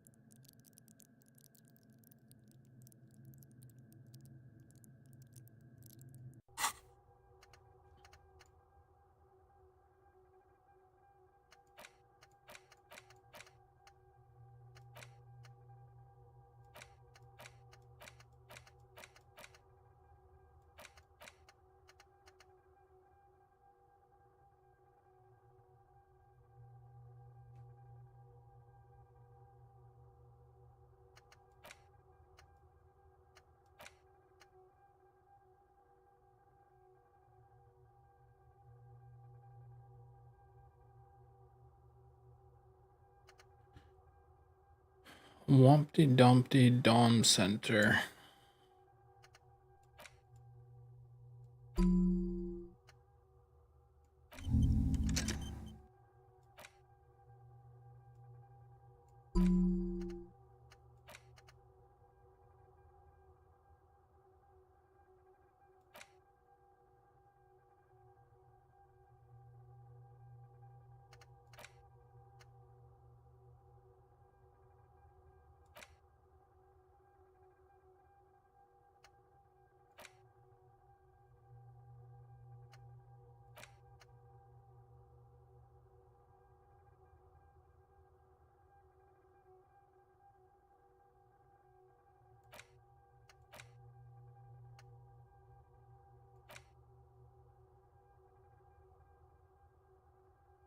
They're with their T500.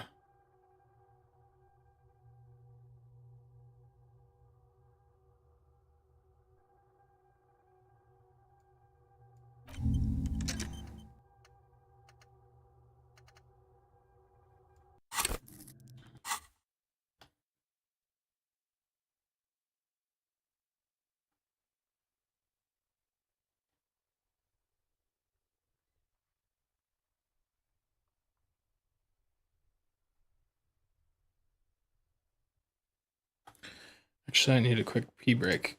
I'll be back.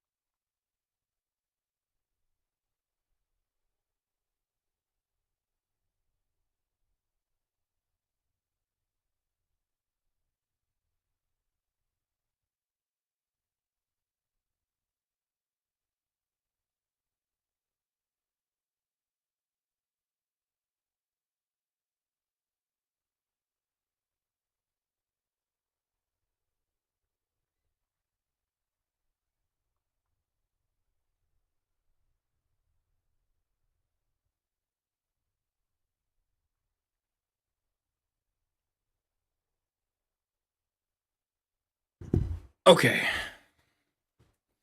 Where were we? More adventure time.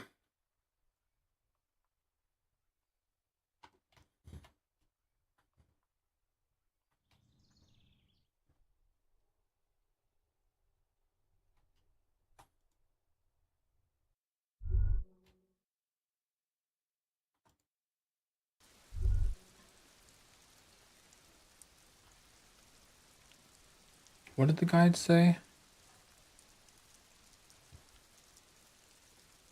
Okay, so I'm supposed to meet her at 10. What else? Reconstruct the murder.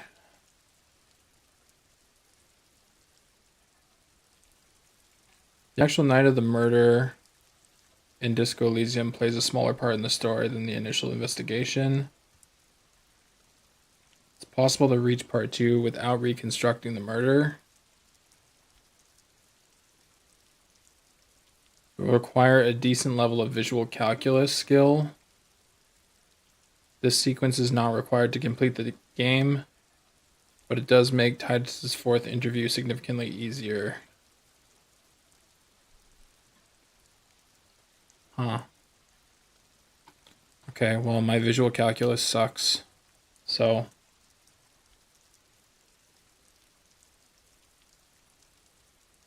fully speaking to Titus, fully speaking to Classier, and speaking to Joyce, and or speaking to Everard Clare about the night of the murder.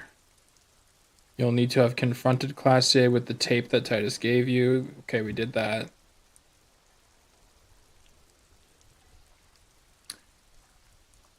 Once all those objectives are fulfilled, speak to Titus and will be prompted by the voices to explore everywhere in the hotel to figure out what's going on with the blue door in the kitchen,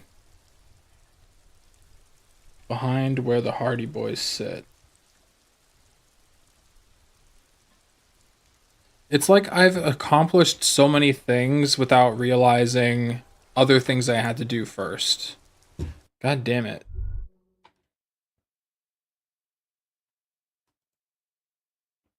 The Copper NATO is back.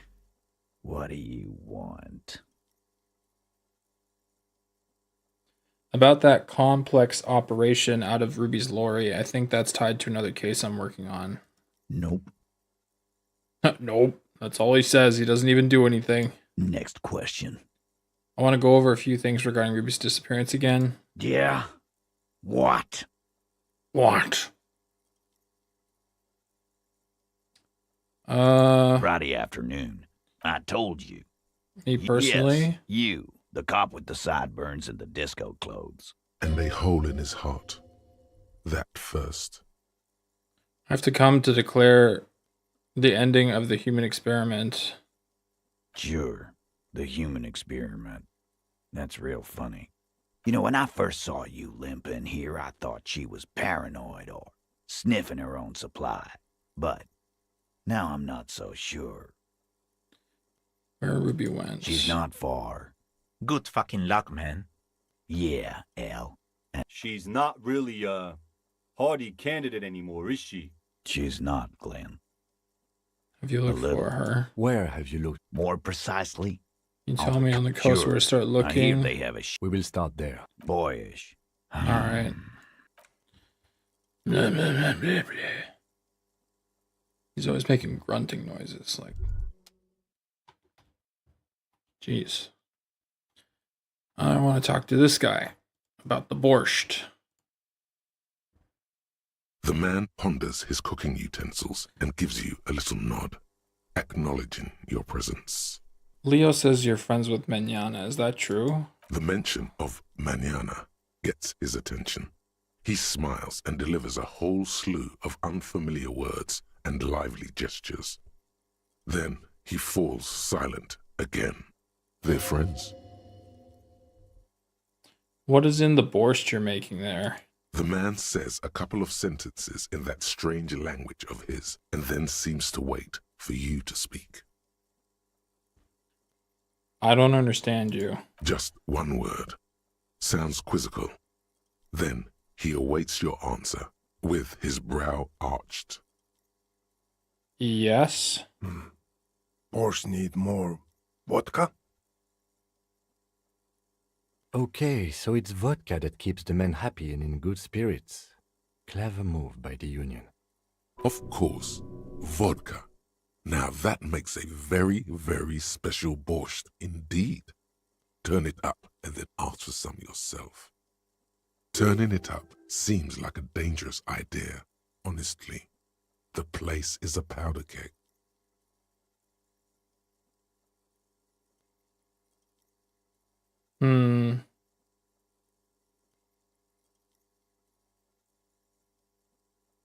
No vodka? More vodka? Same vodka? I don't know.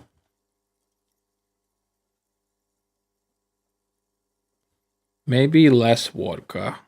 The cook gives you a long, disappointed look, then turns the stove off and seems to wait for you to speak.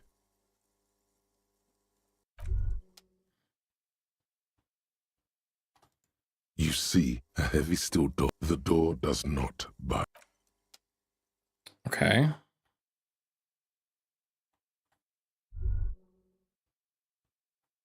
Mm.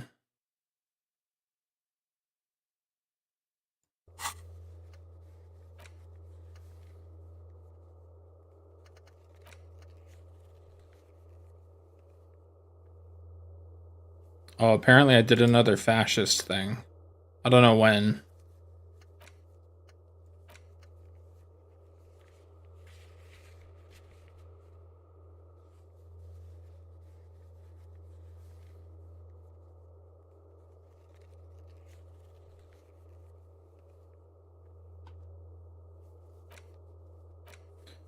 What else? You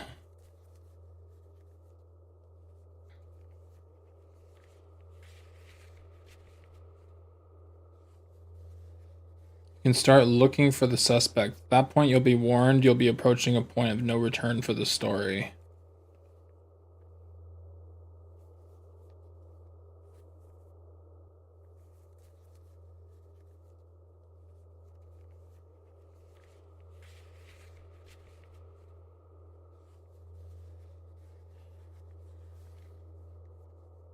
After concluding Titus's fourth interview, it will be time to pursue the suspect.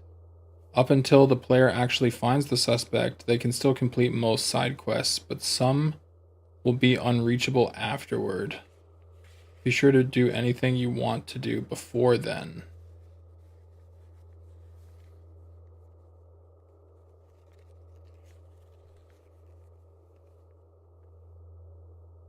Okay.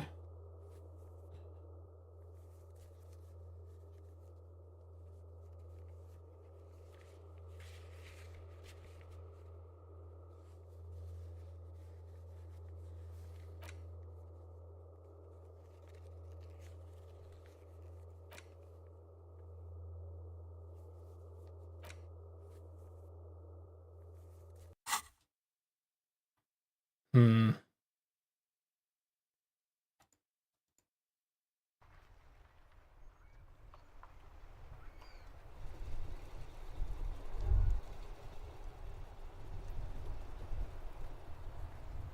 It is such a pleasure to see you again, officer. How may I head the citizens' militia on this fine day? You mentioned Jean-Marie Beaulieu. Who is that? Oh, sweet Jenny. She was the finest woman in all of Revachol. Maybe the entire world. Do not defile her memory, Gaston. Let her rest in peace. His tone lacks its usual intensity, like he doesn't feel he has the right to speak on the matter. So you both know her. We knew her, all right. Lived on the same street our entire lives, just 2 houses apart. The 3 of us have been best friends since we were 4. She was René's first girl back when the prick was 16. They were courting till he decided he'd rather die for some great ideal than just be happy. And then you stole her from me. Don't intervene. Well, technically, you stole her from me, because we'd been pretty close ever since you two had that falling out over the ink you spilled over her pretty yellow dress. We were just boys then. This was different. You... No point starting this all over again. For the 1000th and the first time. Especially when we have company. Officer. What happened to her? She died of pneumonia 2 winters ago. It was a quiet passage, peaceful. René and I were both by her bedside when she... died. No Damn. use sugarcoating it. Won't bring her back, will it now? departed. Until the very hand she couldn't decide between us. The most indecisive woman I've ever met. A quick grimace of pain passes over René's features, but he immediately regains control. His face now a dispassionate mask again. Why do you think she was indecisive? Because she's a woman, am I right? No, I'm kidding. That's a joke. She could never make up her mind about anything. What to have for breakfast, favorite color, or which one of us to marry. Oh, fuck. That's funny. Oh, man. just having like a series of flashbacks to so many interactions with my sisters and my wife. Just a woman character who was indecisive, who could never decide what she wanted. What should we have to eat? I don't know. She was always leaving one of us for the other, but never long enough to actually get married. Nothing wrong with weighing your options first. Heck, technically, we're both still engaged to her. You always confused her. Couldn't let us be happy. Seduced her with your fancy words and pastries. He suddenly remembers you are still there, falls silent, and turns away. Thanks for sharing. Of course, officer. Memories are all we have left. Does this just take us back here? Sweet, sweet. Yeah. Of course, officer. I wanted to ask you about the Memories Union are- again. Sure, officer. They are the good guys around here. What do you need? Are you a Union member? Oh, in many ways, not in I the... see. Of course he's not a... I hate this socialist rabble. No, thank you. For being consummate professionals, you'll have this case wrapped up in no time. Point to the sandwich. Looks delicious. Can I have a bite of that? I'm sorry, officer, but I really don't share food. Nothing personal, it's just a principle. The only one you have. The sandwich looks like a culinary wonder, well made and abundant in components. The author sure knew their craft. In addition to the obvious slice of ham, a fat one, you notice a brim of a tomato peeking from below. And is that mayonnaise? What the hell is this interaction? Don't be a dick, Gaston. There's plenty for everyone. Believe me, officer, I wish I could help you, but I need this sandwich to keep my blood sugar stable. In my age, you need to pay attention to these things. You're not hearing me, man. I need the sandwich. Fuck off! It's mine! Sorry, officer. I'm sorry. I didn't mean it in a bad way. But the sandwich is mine. I'm not gonna share it. When the dissidents come to rape our country, he hides. But try to get a bite of his dear sandwich and he gets claws? You're a special kind of vermin, Gaston. That's so ridiculous. I'm just gonna roll it just for fun. A man so principled about his sandwich calls for a principled approach. Time to get political. What is political? This right here is political.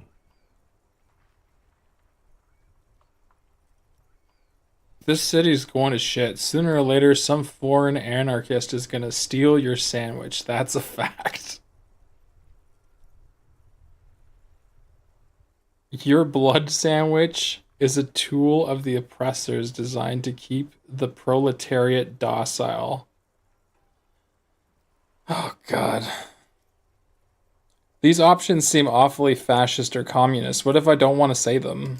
Say one of these fascist or communist things or fuck off. Whoa, easy there, Goldmouth. He doesn't have to say anything. Re-engage cop mode and bail out. Yeah. All right. Let's hear them, officer. I'm done. It was just weird. Such a kerfuffle over a sandwich. Give me your sandwich, man.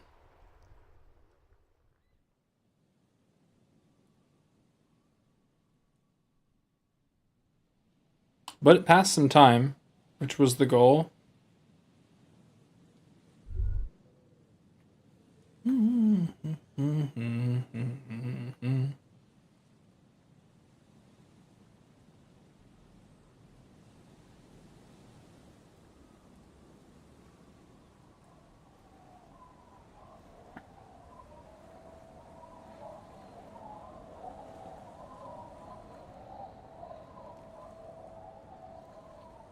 Did I ever talk to these kids? The scruffy-haired little boy kicks a stone. He can't be more than 5 years old. The other one looks indistinguishable from him. He watches his brother kick the stone with his tongue lolling out of his mouth. Kids, have you seen any bad people around? What bad people? I don't think questioning 4-year-olds without their parents present is going to crack the case. Then we're definitely doing it. You must be Lillian's twins. This one doesn't say anything, kicking the concrete with his worn-out sneaker. Lily's our mum. I already said that. The stone kicker laughs suddenly. His head is too large for his shoulders. The other one laughs as well. Maybe there's some kind of reason why they're laughing. An interesting reason, somehow tied to the case. What are you laughing about? The boy stops laughing and looks at his toes. Oh, okay. So now he's shy. Now he's not talking. Just wobbling around like he's afraid of something. You guys look identical. The stone-kicking one becomes frantic all of a sudden, as if that's something to be scared of. The obvious fact that you just stated. He looks just like me. Yeah? The boy doesn't answer. His brother throws another rock. Both of their hair is covered in some kind of dirt. You're bad with kids. And what are you, Kid Master General? Maybe I am. Now, how about some actual police work? We are not getting anything here. Children are stupid. The kid's just like, ha ha ha. You're stupid.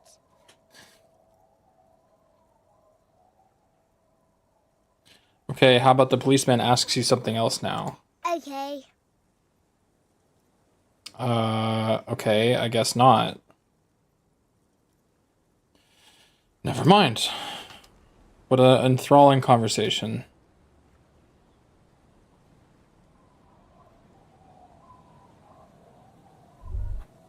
Winter, slow to let go of Rivershell, flecks some more wet snow from above. The snow falls lazily, making the beach sand paler still, mixing with the rust-colored sewage runoff. And to think, it seemed as though it were already spring. You're warm in your hat and your coat. Like a well-equipped explorer, you comfortably survey the white landscape.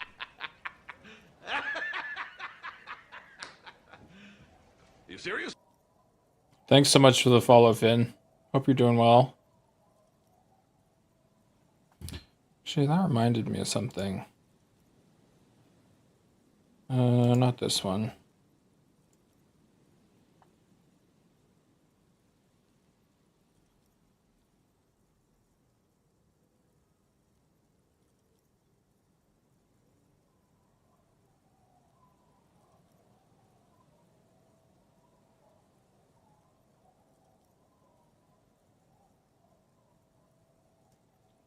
Not system sounds. Here. This.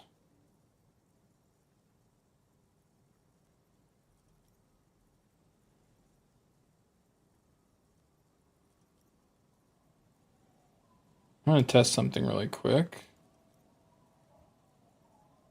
Just gonna send that alert sound again.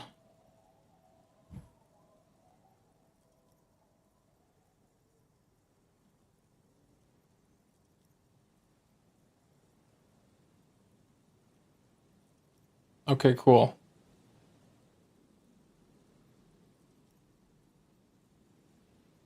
Nice, it's still working. Good.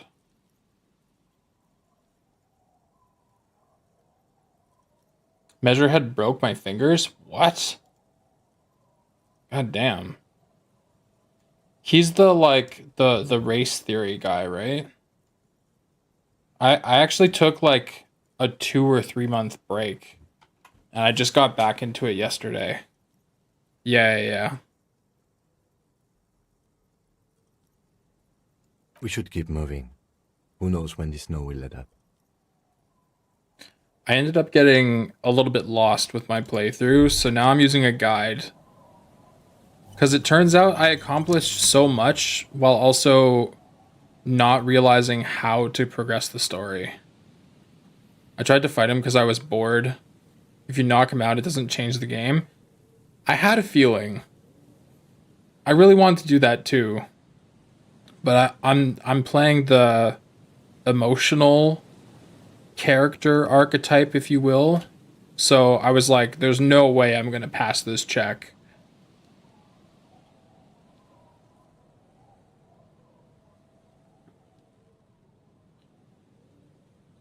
Really hard to knock him out. You have to max out physique, I think. Jeez.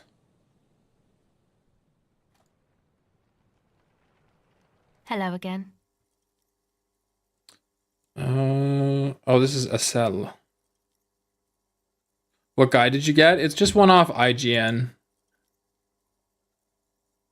It was just like one of the top hits.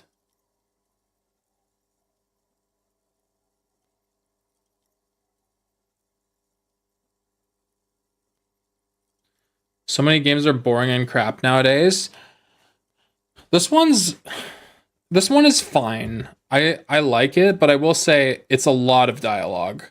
But the dialogue can be really funny at times. Other times I find the characters to be like irritating, which I guess is kind of their goal in the case of like Evrart and people like that.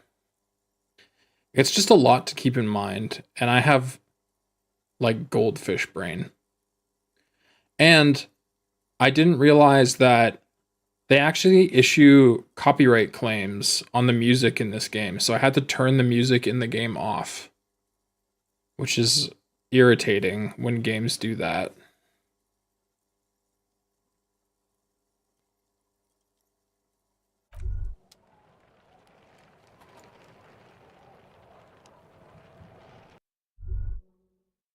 We're close. True, hard, full car. Hardcore. But is it? I mean, really? Yeah. Yeah. Lakierski Materialski. Lakierski Materialski? What the fuck? Alright. I see you're here again. Off Sign. there. Gotta compare. Interesting. I suck at social. Nah, you heard me. I'm just gonna spam. You mean the yellow one? Can you describe it to me? Yellow Good, sticker. What did you want to know? Yes, you're the really. We're all the same. He defeated the present, or maybe he's not dead. Maybe he's just really ecstatic about the beats. Symbol for communism. That interpretation, I guess one could write an entire treatise on the thing. But what for? Alright. Hi again. So, yes? What's the deal? All right. Oh, yeah. That's, of Meteo. Come to think of it, I've never... Yes? Goodbye. Okay, nothing to get out of this. This game has a lot of cool communist jokes. 72,000 kings made me laugh. Because each worker votes. Oh, yeah. Yeah, I'll say the writing is clever, but also really bizarre.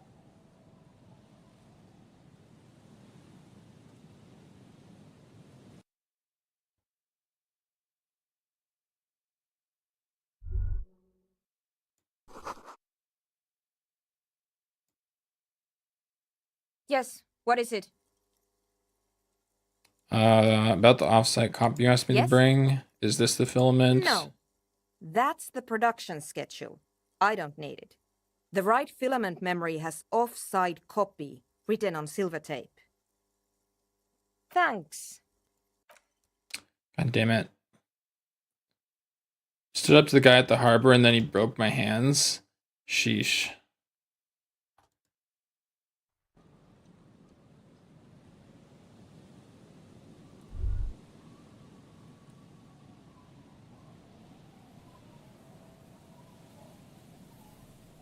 I need to progress this clock.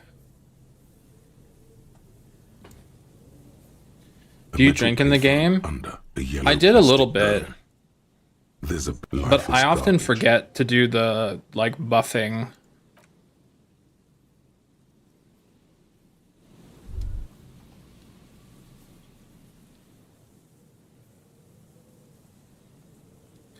So I have to meet the lady here at 10 o'clock to get my gun. But, like, how do I fast forward time? If you lose morale, you die. Have you died? I don't remember. I might have died once. But, like, I've been saving up a reasonable amount of money, so I started going to the store, Freet, so that I could have some, health and morale restoration. So I have enough resources to keep myself going now.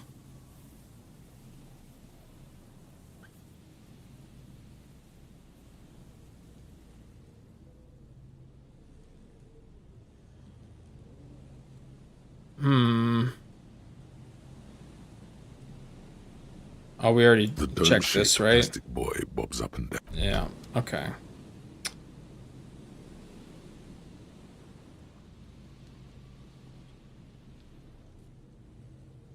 What should we do, Harry?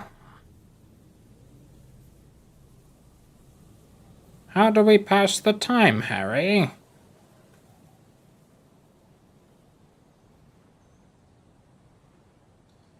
Kuno doesn't give a fuck about passing time. Fucking Kuno.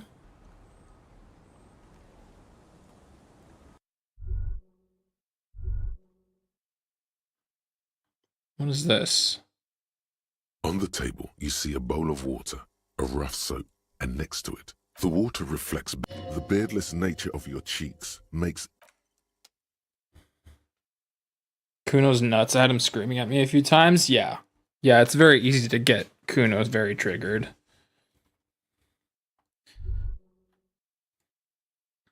An old mirror hangs on the wall. You see your reflection in it. The expression fixed to your clean-shaven face. You're still not accustomed to it.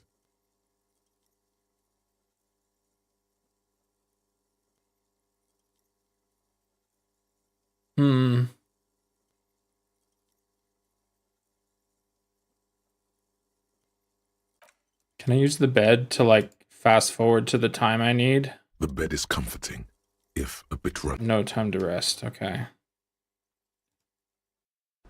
I almost got locked in Measurehead's race theory. Yeah, I try to avoid all the, like, fascism and communist and race theory stuff if I can. I used to just click through everything, and then I realized, oh, I actually need to pay attention because sometimes the dialogue needs to be avoided.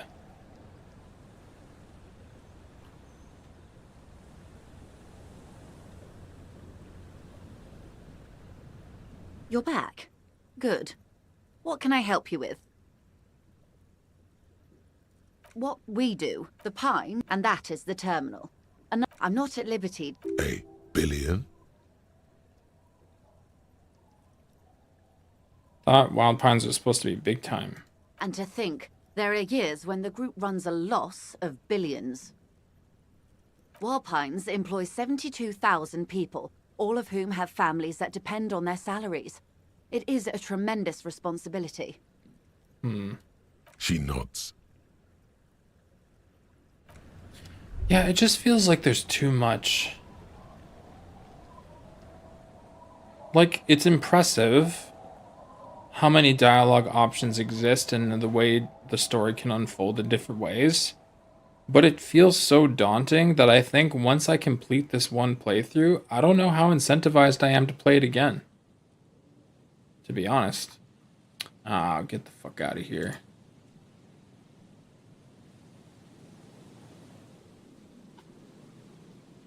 Progressing the game does feel complicated. I can imagine a lot of people really enjoying this game, but also a lot of people having to Google looking up what to do, or just giving up.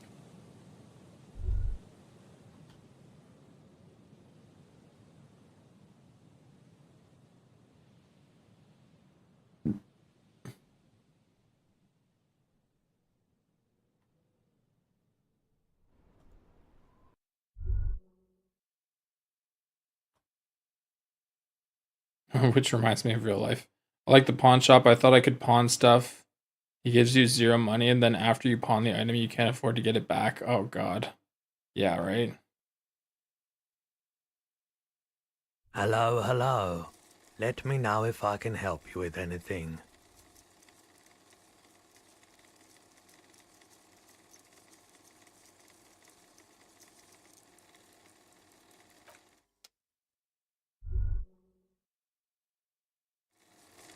You see rows of toy soldiers guarding the rest of the trinkets displayed on the table.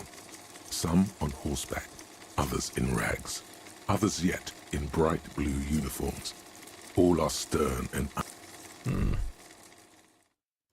All the old boomboxes are there. A typical Martinez streetlight sits among assorted floor and table lamps. 700.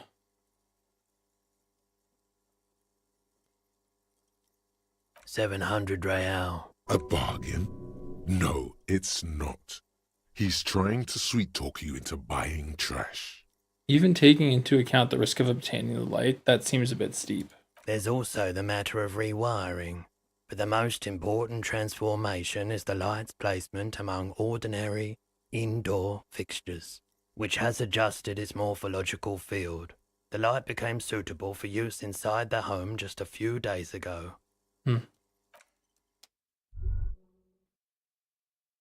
What a shirt. All other shirts pale in comparison to the muscular man with antlers and immense Zweihanders. Okay, nothing left to do in here. Did I beat the game? No. No, I'm trying to move forward in the game.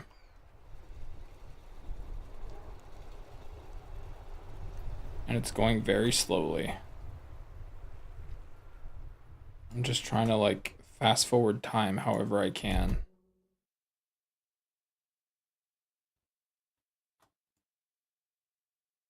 You look like shit. And I don't mean that as a metaphor. You look like shit. You know what do you want? There's something about this guy that matches with the face in your head. The suit, the sunglasses, the haircut. He's famous. That's how you know his face. Something strange about this guy. Figure it out. There's something that binds you to him. What? Some kind of an outfit, maybe. A uniform. Uniform is metaphorical. I'm actually seeing the working class. I want to say, yes, I think. Are you working class? Fucking politics again. You know what I'm more interested in? No. You solving the case you're on. Huh? I'm passionate about that.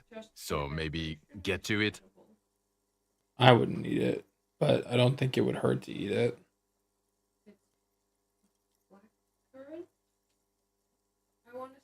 Yeah, they're just leaves. It's kind of like leaving the stem on a cherry.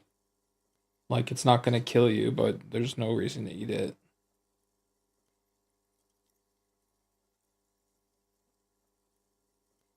Are you famous or something? Not as famous as you, superstar. Wait, I'm famous? Oh yes, big time. Who hasn't heard of the far-out son of liver failure? Son of liver failure? Far out, son of liver failure. The super cop who voluntarily enters an alcohol-induced delirium to solve crimes. The woman has a slight smirk on her face. There's a joke you're not getting here. Could have something to do with the brain damage. I knew it, Kim. I knew I was a superstar. I fear you're misinterpreting this situation. Talk to me, superstar. What do you want? Who is this guy? I'm not getting involved in this. It's not my style, he thinks, glancing at the man in sunglasses and the woman beside him. I boy, got some they're mad at questions him. for you. No wonder. He just doesn't recognize them. I'm a cop. About what? You don't look like a cop. You know what you look like? Like a prophet? Not the prophet shit again. He didn't answer your question. Answer some questions for me. No. Why not? 'Cause it's not my job. Why don't you go and fucking do yours and solve this damn hanging?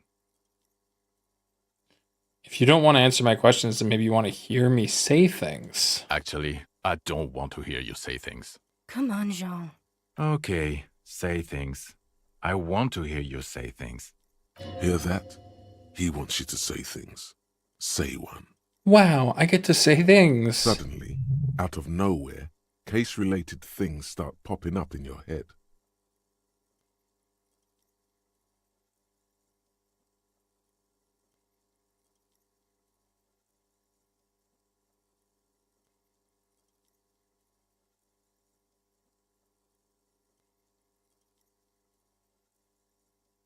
The person who we think shot him, who made it look like he was hanged, that we're looking for, we can't find her.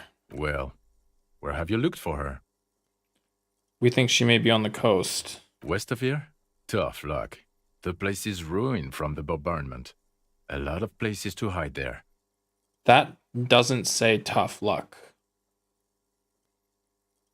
Anyway. Well, yeah, hey, why am I telling you these things? I don't know. Why are you? Who knows why we do the things we do? Somehow, bouncing those ideas off the man with sunglasses felt calming. Oh my god, there's more. You want something more? What is it? There's something strange about this guy. You know what it is. It's like the two of you know each other. Just ask him. Tell me the truth. Do you know me from somewhere? Oh, I definitely know you from somewhere. Another life. From where? Another life? Yes, from another life. A different life. Maybe the life of a police officer belonging to the ranks of the... To what station do you think you would belong in this alternate and totally fictional reality? I forget. I think it was 57th. I think even in this fictional reality, the 57th would still be my station. Shit. My condolences. Go ahead. Have another guess. 41st. Okay. That's plausible. That's entirely plausible. Now we're really getting somewhere. Gives you a long, meaningful look in ads. Somewhere good. Let's talk more about that hypothetical Station 41 you mentioned. Okay.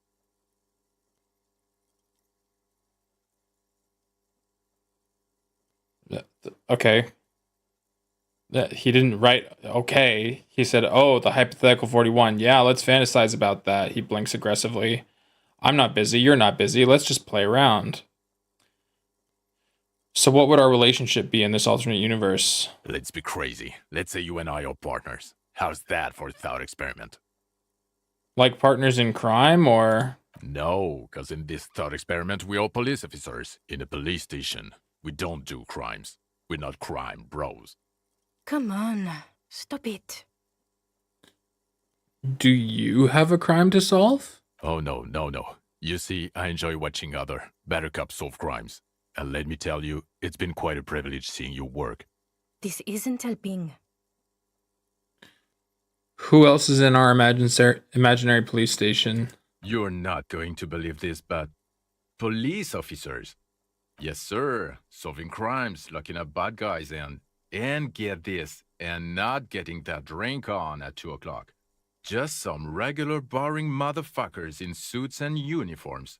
Nothing spectacularly extravagant like you, the far-out son of Lung. The far-out son of Lung? Oh, it's you eccentric genius. I mean, with your unorthodox approach to police work, it has to be you. Tell me more about him or her. Not even a little bit. It's an urban myth about an officer who is so far undercover he can't remember who he is. As I said, just an urban myth. You are not the son of Lung. He's trying to protect you from further rough handling, dished out by this sunglassed man. I can't imagine it anymore. Neither can I, partner. Neither can I. It's a mere second, but it feels like you saw something. A gram of compassion in that sadness. Let's talk about the hanged man again. Okay, why not? Let's do the old thing over again. We're not a cover-up. What the author of the cover-up is the perp? Makes sense. What's the motive? You don't have a motive? Then the double cover-up seems too neat. I don't know. Oh my god, there's more. Watch out for yourself. That voice, so very familiar. Did you hear it when calling to your station and reporting your badge missing? Your voice, I recognize it. Oh, really? I wonder where. I lost my badge recently. When I called in to report it missing, you were there. That's the where you remember me from? I haven't seen you before. Okay, then. It's probably a coincidence. People sound alike. Goodbye. Huh. Okay, the man with the sunglasses and his hypothetical Station 41. Weird, right? I know, super weird. There's something missing here. Something you can't put our finger on. You know what? Just ask him. I know it sounds crazy, and you'll probably get laughed at. But still. I was thinking the same thing. I should just ask him from the same if we're from the same station. Yes. Okay. Wumpty Dumpty Dum Center. Oh, it's done. You're at home, stupid cop. Not with the art crowd. You hate them. Everyone hates them. Even they hate themselves. It's nauseating. An industry built on sprezzatura and sparkling wine. And, let's be honest, tax evasion schemes. The Wumpty Dumpty Dum Center is the heart of this unholy symbiosis of aesthetics and tax optimization. And now that you've internalized it, you can have a piece too. Encyclopedia passives give plus 10 XP and plus 2 real. Encyclopedia passives. Minus 2 suggestion. Oh shit. Pretentious wanker. Well then. Good thing I have minus 1 encyclopedia. I keep trying to replay my game, but I'm 4 hours in. It's bad. Yeah, like I said, I don't think I see myself replaying this. Tremble. The time is now. Taola. Taola. What time? Time for the show. For Taola. The hallowed time of fear and disintegration. A countdown has begun. All will collapse on itself. The world will disappear into a single grain of blackness. All sound will be muted. All life will scream. How many hours are you? I guess all the hours I've ever played this game, so...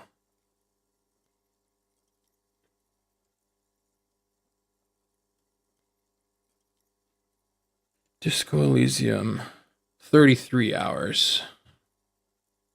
But I feel like that's probably including a lot of standing around, not understanding what I'm doing. So, like, going way too slow.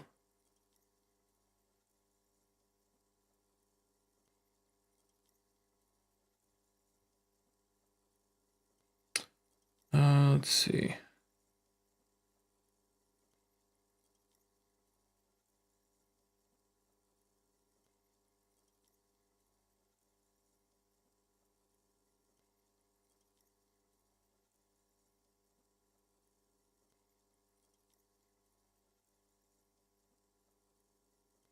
Here we go.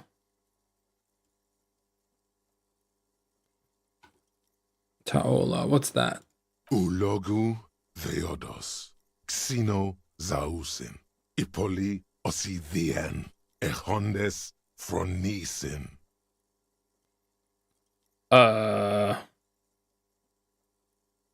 When did this countdown begin? Monday morning. The moment you arrived in this reality are the first crack in the sheer face of God. From you it will spread. This is because of the insane world ending I've been saying, isn't it? Yes, you spoke the words of the palindropos and the houses of Pericarnassus. Items, people, even words will tumble. All will lose its meaning in the coming years. That is why you marked yourself. Am I sure it's not just a joke or some kind of coping mechanism? It's totally also a coping mechanism.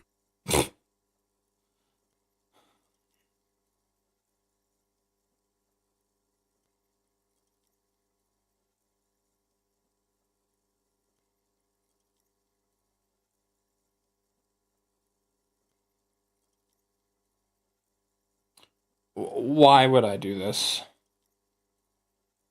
I'm gonna opt out of whatever it is. Okay, yes. Maybe it is just the hangover talking. Or some kind of joke you're playing on yourself instead of working on the case. That's what it seems like. Alright. It's not even 9 yet. Still need over an hour.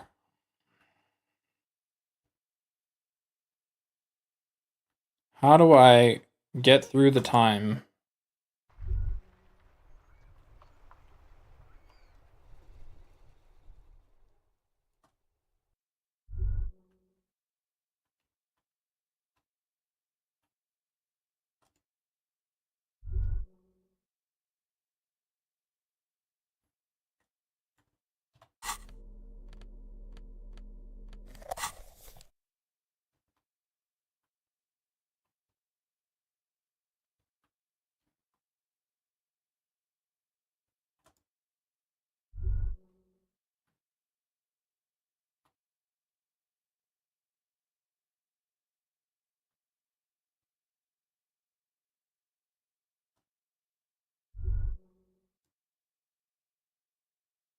The bear's eyes are still, but where's the filament memory? It's not here.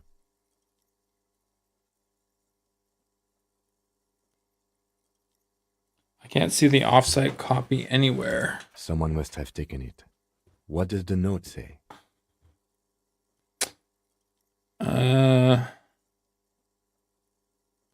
What does the note say?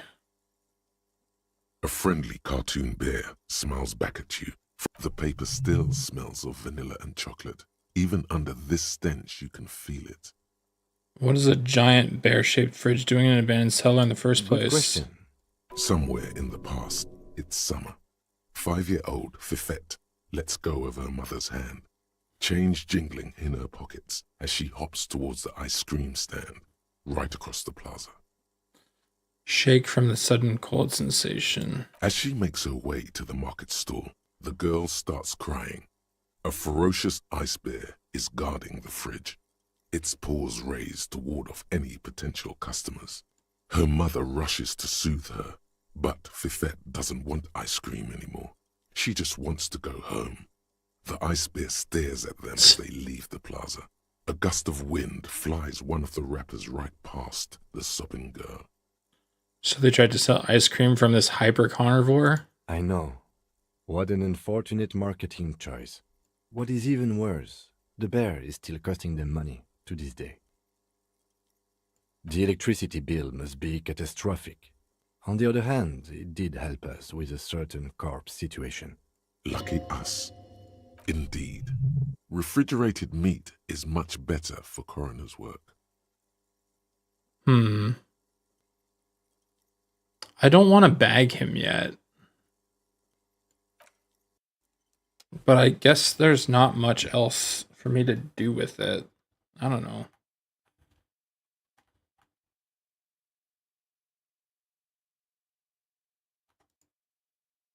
Only the red cable. What are you doing? We need the fridge for the body. You can't just unplug it. But I will. What are you doing? We need the fridge for the body. You can't just unplug it. Somewhere, a machine hums along with the current, happy and contented.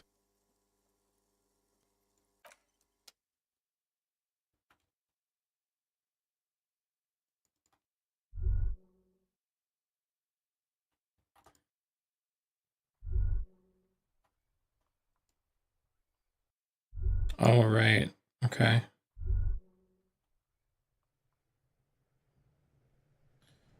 Fucking Kuno.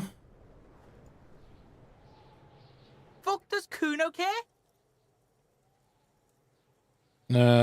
More questions of the crime scene. Yeah? The kingdom of Kuno? The fuck do you want with it? The ladder. Ever climb it? Look at that fucking shit! You're trying to get Kuno killed!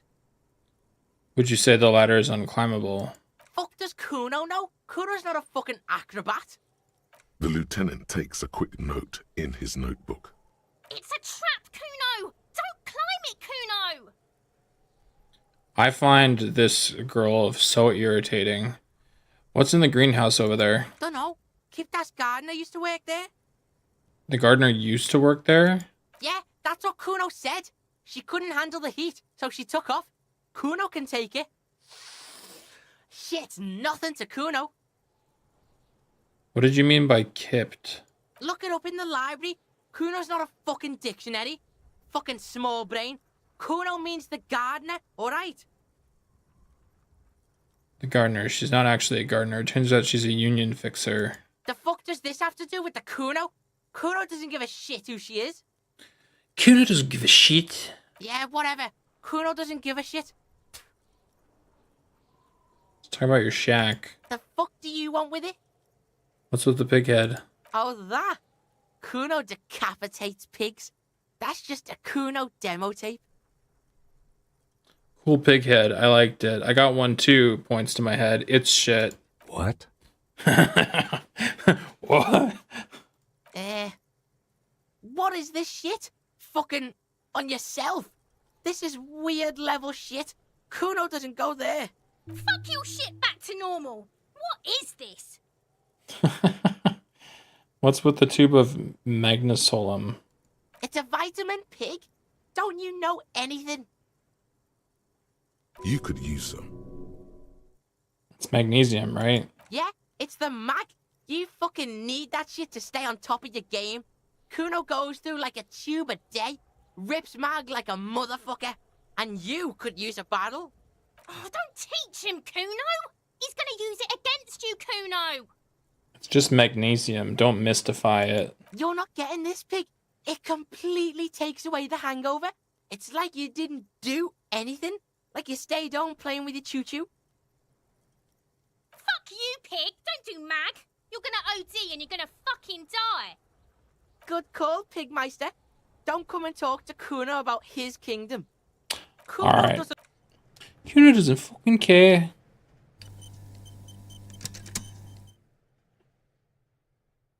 It's so hard to make time pass.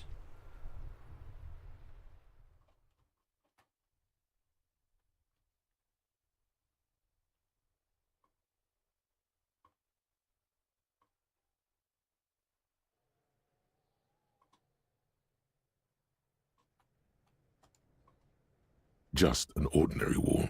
Nothing to see here.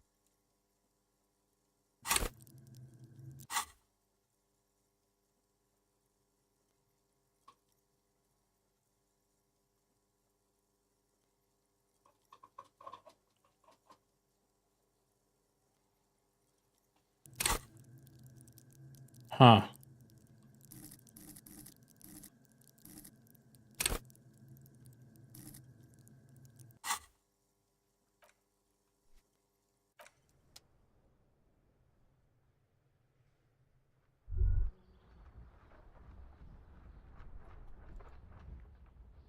The door is closed. You hear someone inside. Okay.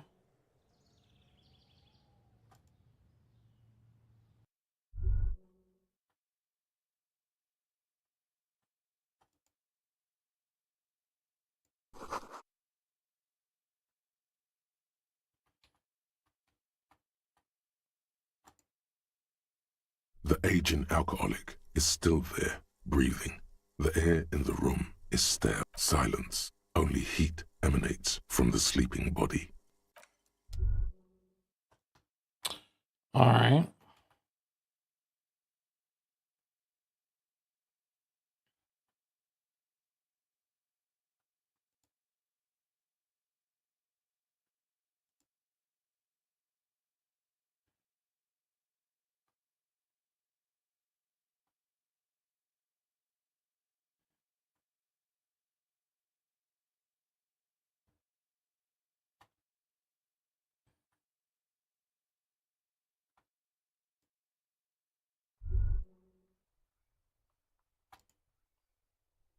Hello again, officers.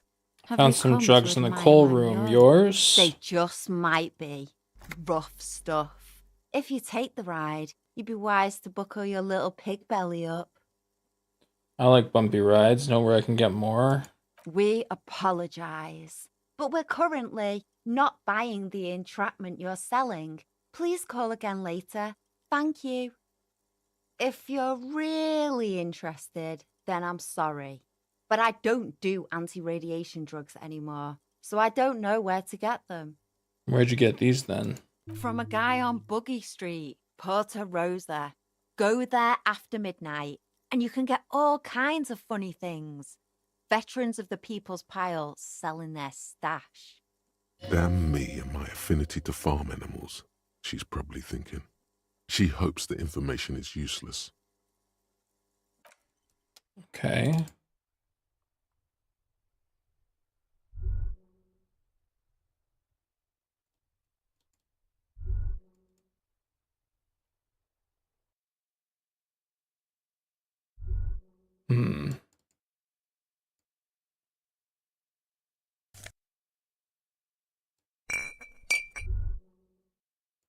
I don't know why that sound effect has to be ear piercing.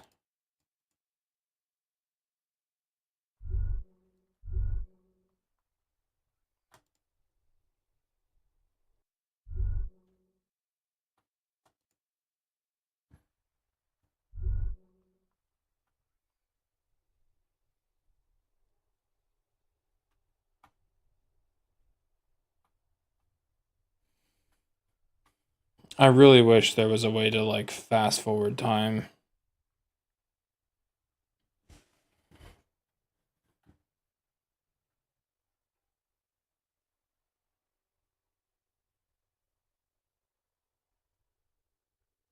What about these binoculars? This coin-operated viewer, a thick layer under the graffito, a sea of blues and greys appear. Behind the water lies a coast, studded with concrete and reeds. On it, a church on stilts, lanky weather-worn wooden planks, an X-shaped cross topping its tower. The church looks old and weather-worn. There are no lights in the windows. Around the large wooden building you see chunks of sea ice gathered on the beach, and a small tent set up on the ice.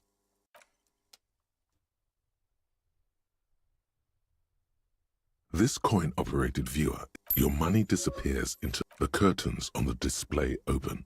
You lean in to catch the view. It's blurry, different blues and greens. In the middle of the shimmer stands a drab grey shape, like a ghost. The lenses shift. The ghost sharpens into an islet in the bay. In the ruins, a man-made structure is visible, a half-sunken sea fort, its concrete almost reconquered by nature. It looks as if it was abandoned quite some time ago. Nothing but a rotten tooth remains of the anti-aircraft tower. A lonely birch tree grows out of it, its leaves ripped from it by the winter wind. There are ruins of some kind of building there. Really? I don't have the eyesight to make it out. Hang in there, little one. The little brave birch tree seems to wave back in the wind. All right.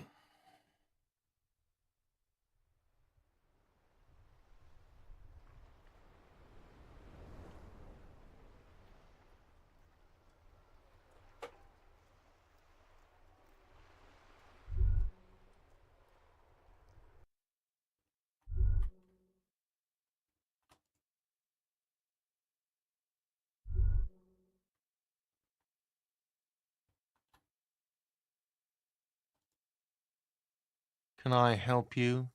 Got the 20 real? Then why are you wasting my... Do I have... He sounds, and it's not a shaker. Am I smiling? That's right. Play it calm. Well, you're not... This is a thoughtful exchange, but can... Another I'm like, can I just Great. keep What wall? I'll have it fixed. Thank you. typing I'll patch it. and Yes. not typing, but like Another clicking on different things wall? and like I'll have it fixed. Thank you. I'll patch it up. making the personally. time go Was there forward? something else? Yes. I just want the time to go forward. Yes? I'm glad to hear it, Detective. I was wondering if you We're ask on me. the same It's page. and I hope we don't even need to discuss the street drugs. I'm not giving up drinking. Quizzical. So, what are we talking about then? La responsabilité. The kind that gets assigned. Why are you pronouncing it like that gentleman from the Institute of Price Stabilité? You know what? Forget it. What specifically are you trying to assign responsibility for? For the murder? But isn't that our job? It's more nuanced than that. There's like this whole historical socioeconomic dimension to it. Ah, now I understand. Next, I suppose you're going to tell me you need to form a committee to assign this responsibility? Exactly. Fascinating. And here I believed your recent turn toward moralism was just an act. In any event, I am just a humble law official. I may work under the moral intern's umbrella, but I'm certainly not qualified to serve on any committee. You know who might be, though? That Mr. Villedroit, the gentleman you met in the young man's apartment. If I were trying to get in touch with the coalition, I would start by seeking him out. But first you might need to speak with his young companion. Now, was there anything else? I shaved. Yes. I don't know what to say. Perhaps, What is it? I'm not really sure about this turn of events. I think the mutton chops might have been a better idea. God damn This it. sort of seemed to cover up some of the... Either way, good on you. You were saying? Wow. What a asshole. An asshole, even. No response. He just, a moment passes. What about me? Good. Excuse me? Beat it, you're cramping my style. Frankly, Detective, you're in a deranged state. I can't let you proceed without close supervision. In fact, under normal circumstances, I'd be duty-bound to report you. Take it as a token of good faith between our precincts that I haven't done so. The lieutenant thinks you're some unaccountable wreck who needs constant supervision. But you don't have to listen to him. You're free to disobey. You don't need to supervise me. Except that I do, Detective. Oh. Some you time? This is a police investigation, not a journey of self-discovery. You'll still have your evenings to yourself. Maybe I need someone to cramp my style every now and then. You might. It's important not to let one's style interfere with their work. Alright. That increased some time.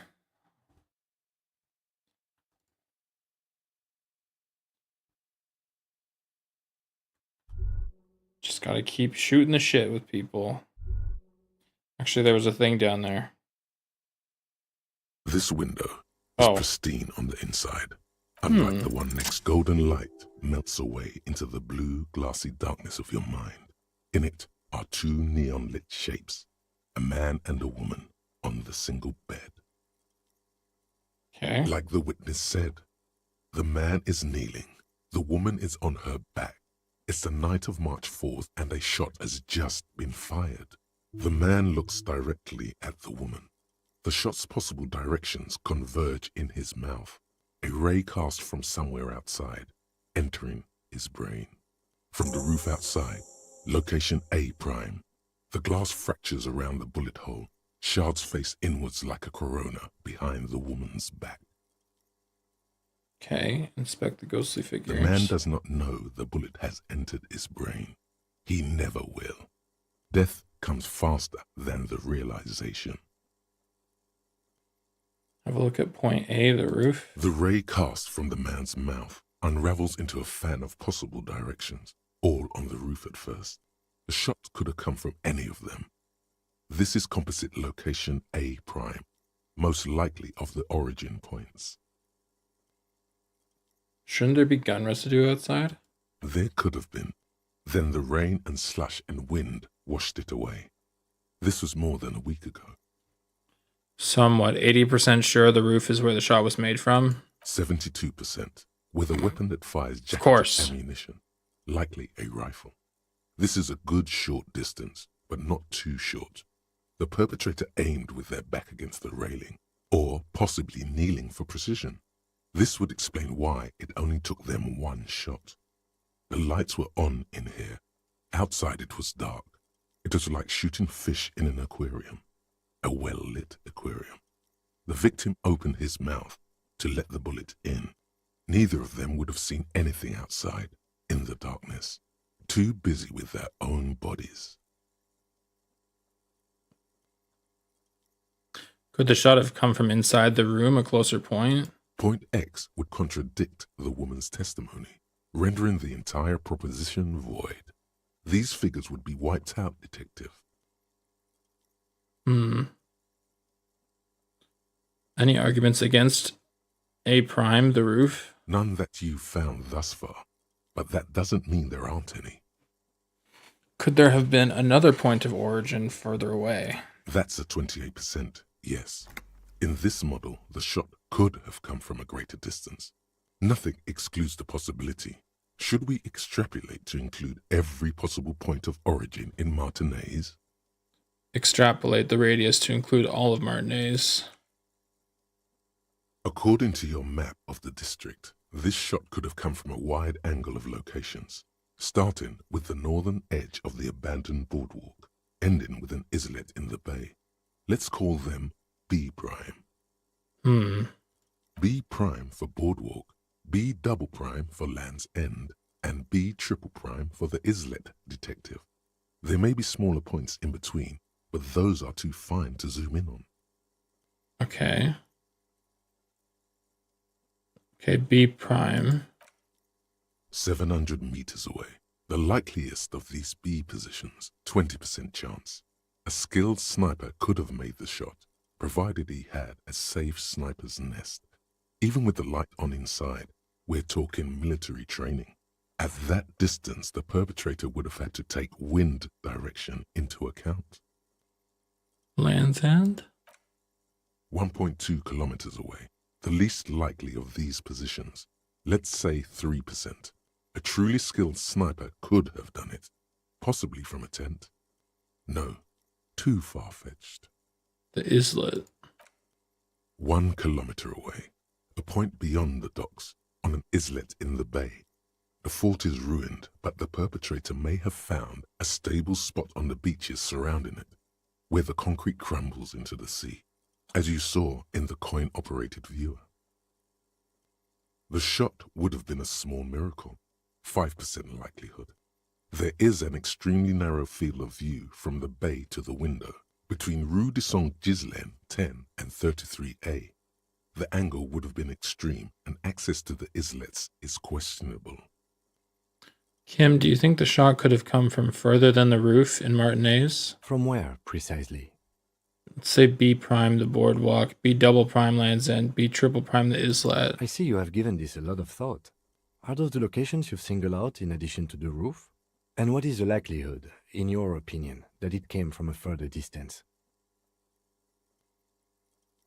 Much less than from the roof, but still. Okay, well, we should see if there is gunshot residue or sniper nests if we go down the coast. Rule these spots out one by one. Okay. It would be the diligent thing to do. Until then, personally, I'm going with the roof version. It fits the hidden path through the whirling. A simple hypothesis.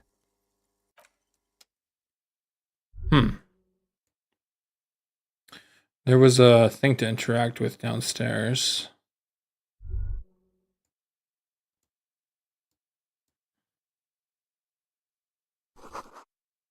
Hello, the corpse is no longer there. This medicine cabinet is stocked.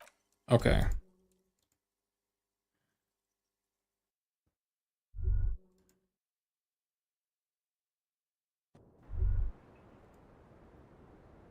I was just thinking, what a nice evening it is for taking part in a murder investigation. Okay. I really don't. She smiles, a bitter little smile. She means it. You're right. How well could it have turned out for me? I mean... The wet wind, heavy with brine and industrial pollution from the stacks nearby, ruffles her hair.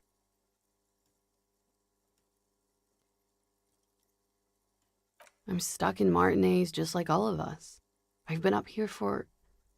I don't know how long now. I like to call this my rooftop containment facility. What are you contained for then? For my sins, of course. The long-standing sins of a bad, frivolous person. For destroying my first love. For working for bad people. The list goes on and on. This all turned out well enough for you. You somehow managed to not become a suspect. Did I? The lieutenant looks away, over the railing. He feels uncomfortable with this conversation. He doesn't know what to add. Something seems off with this theory I've developed about Ruby. I don't know what to say. It seems fortuitous for you. None of this is fortuitous for me. Dried flowers on the roof. Could Ruby have left them? The what? Oh, those ones. I don't know, sir. I said I have no idea what to make of them. I mean, there's no reason for me to think they're somehow connected to her. She nods. There is suddenly a strange glint in her eyes. Not malicious, but dangerous. You talk about your room again? Yeah?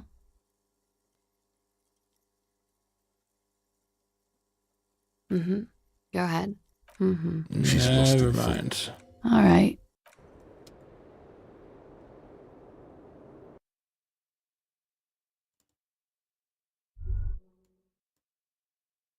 You clearly see footprints. Jackpot. These, unlike everything else here, are new. Large prints. One person has been here. Between that, Everything around you. 3 weeks. This is good. This isn't bad at all. It means someone's... These prints. Okay, none of that is new.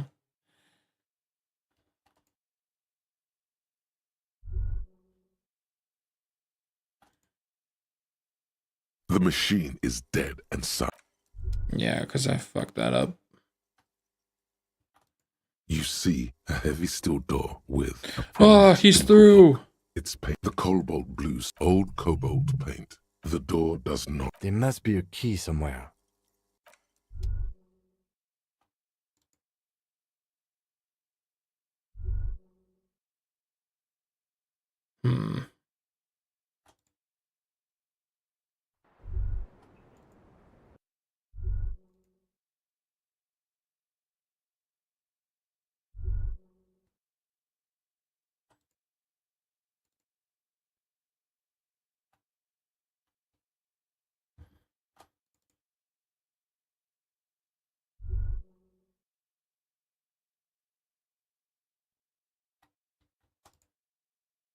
Hi again, Gendarme. Need to talk with your Sunday friend again. It's about committee business. Oh, a committee. How interesting. And if I may ask, Gendarme, what is this committee about? It's about assigning the responsibility. God, of course it is. My friend is always trying to convince me I need a little more responsibility, as though I don't have enough going on already. In any case, I would love to help. But the thing is, I don't know where he is. We don't talk about everything, you see. He might have mentioned something about making a tour of some historical sites up the coast. In an unofficial capacity, of course. Do you know when he'll be back? Not a clue. I'm not his agenda keeper, you see. I guess I'll have to look for him along the coast. I guess you will.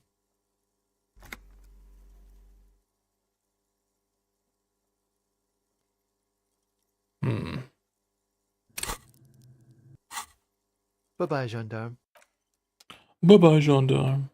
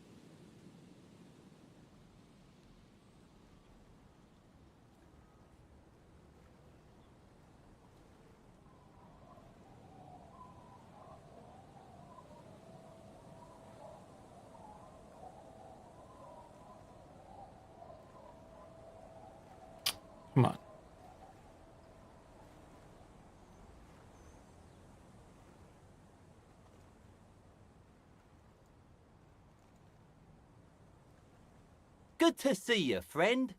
So what do you want? I got smokes. They're cheap. Very cheap. I got Pilsner. Great deal. You won't get a better deal on that piss. Spirits I can let go for 300 real. I also have speed. And by speed, I mean amphetamine. What the hell?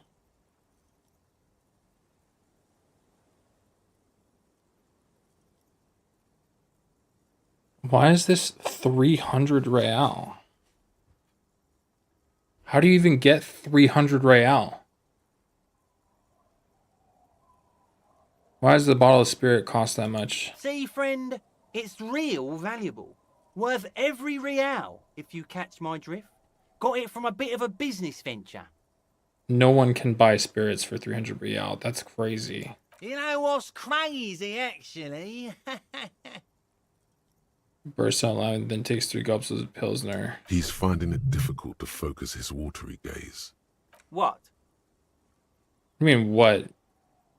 What did you think was crazy earlier? This guy. Conversation moron. might bring a discount, no?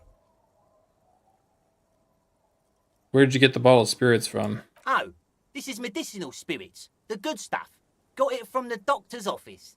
I got one of those scientific ampoules a few months ago. Sure. Torpedo, they call it. It's supposed to keep a man from taking a drink.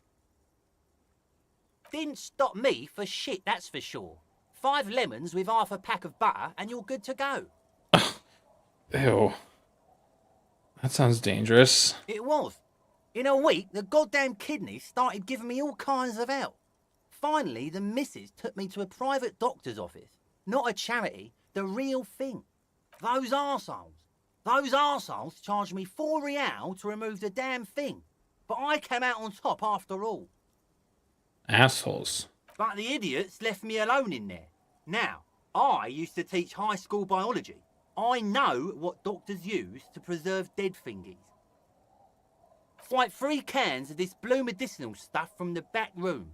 Threw the snakes out and voila! What's left is this beautiful blue stuff. 98.7% almost pure alcohol. My God. 2 I already sold to these fine gentlemen here. But this last one is yours for 3 real, if you want it. Can I smell it first? Yeah, be careful. It's extremely flammable. One spark and the entire city of Revachol is wiped off the map. Feels like someone set a mustard field ablaze right inside your nose, then drenched it in tear gas. Your nose is a singular source. He said it was 300 real. Last one's yours for 3 real. The last time you felt so alive. Ugh. So, what's the deal, friend? Want the spirits or not? I think it will prove useful, yes. 3 real and it's yours, friend. Just make sure to enjoy that one, friend.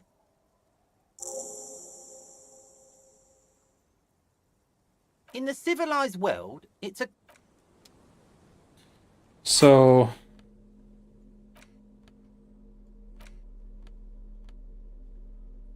what's the deal?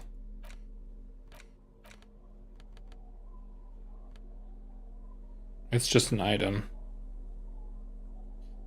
Keep it away from an open flame. Which means I should put it near an open flame. That's what I just got from that. Handwritten note from the fridge. Oh, shit. The note is God damn written it. with a blue pencil on a piece of lined office paper. The kitchen magnets have left spots on its surface. Does it say anything interesting? This is tangential at best, but the lieutenant's detective instinct is still active. Read the note. Someone has scribbled, S. I can't believe the off-site copy is still here. The illiterate ginger kid keeps stealing stuff from the studio, so I had to hide it somewhere safe. You'll find the filament memory with the off-site copy in the frozen ice cream maker. Please take it home, ASAP. It's important. I'd do it myself if I lived in a civilized place with a freezer. Take care, Suliswaf. Someone moved the filament, but who? Sulislav. Wasn't he one of Miss Lukanen's co-workers? I remember coming across this name when we were reading her personal log. Who's the illiterate ginger kid? Fucking Kuno! Really? You don't have a single guess? Oh, I'm sure that child would love to get his hands on the filament memory. Even if he doesn't know what to do with it, he'd probably try to pawn it for speed, based on our encounter. Do you have any idea where the frozen ice cream maker could be? I don't know. I assume it's somewhere close to the ice bear fridge. Didn't you see one right next to the breaker box? I guess we'll go back over there then. I didn't realize I lifted a note off the fridge. So I guess we're going back over there. And it's getting close to 10 o'clock, so I'll be able to get my gun back from the pigs.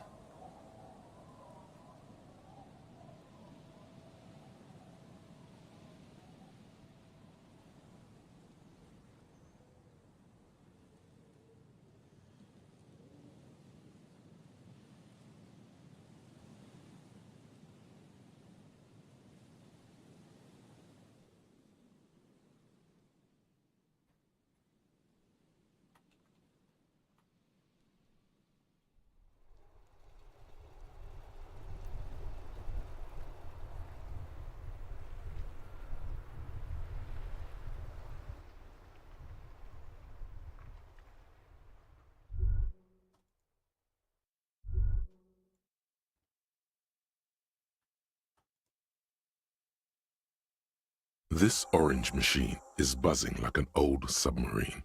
It has a hand-cranked ice cream churner on top and an electric freezer that appears to be frozen shut. Lid.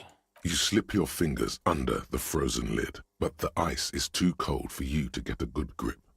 A pry bar would come in handy here, or something stronger, like the Kvalsund KR2 multi-tool. Didn't Sona give you a perfect tool for this kind of job? The Kval... Equip the multi-tool by going to the...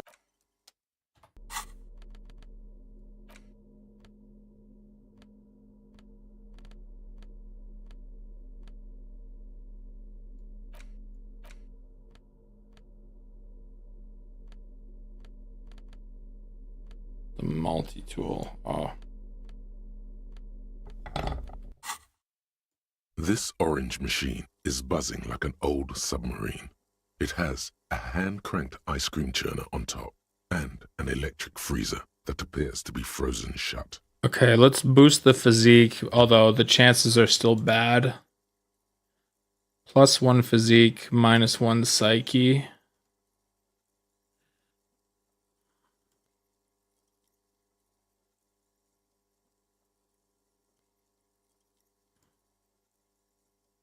%17%. Ice squeaks beneath your Kvalsund multi-tool, but your fingers slip away from the tool. The lid shutters tightly as before. Turn the ice cream crank. Turning the crank feels oddly satisfying, like stirring your childhood dreams. In the distance you hear water, dripping. It's all gone now. You'll never become a poet or an entrepreneur. What better to assuage the creeping sense of failure than some frozen fat and sugar? Meaning I just destroyed the thing?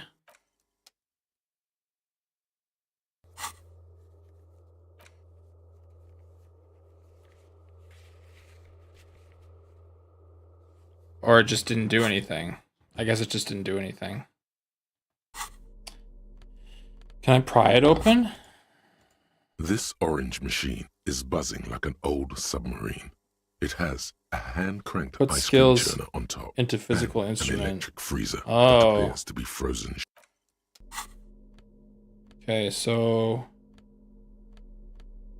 multi-tool and then physical instrument, right? This orange machine is buzzing like an old submarine. It has a hand-cranked instrument, okay.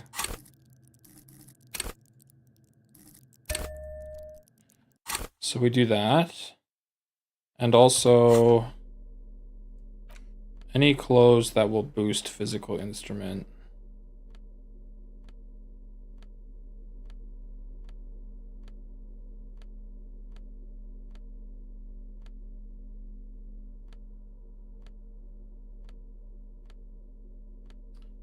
Fucking nothing.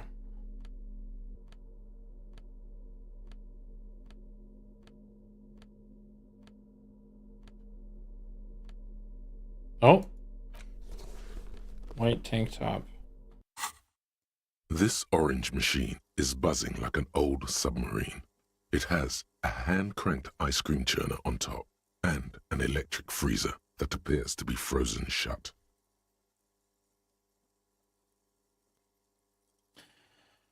Okay, well, I mean, I can wait 30 seconds and do the Twitch boost thing again.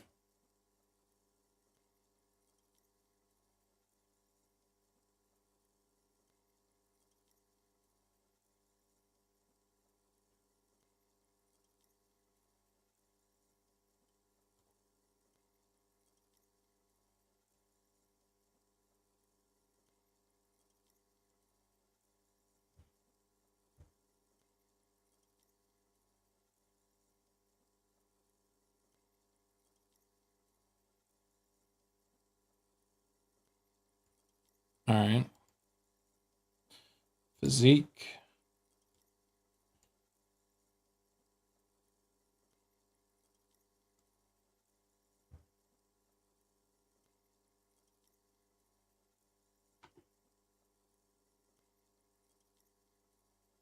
%. Come on, baby. Ice squeaks beneath your Kavalzund multi-tool, but your fingers slip away from the tool. The lid shutters tightly as before.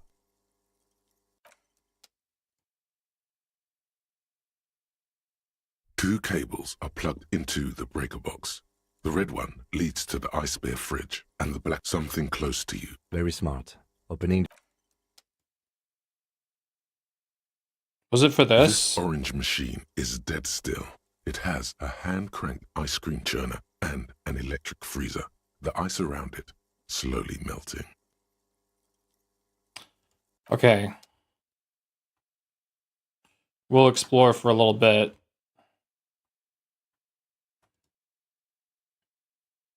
The bear's eyes are still glowing red. A thick layer of coal dust covers the furnace, coloring it its dark and grimy hair. The echo is so prominent, it's impossible to... What are you doing? Hear the murderer of the hangman talking. Wait, really? Maybe it's coming from behind those safety curtains we saw upstairs. It's dark and grimy. The echo is... What are you doing? Wait, really? From behind the safety curtains upstairs.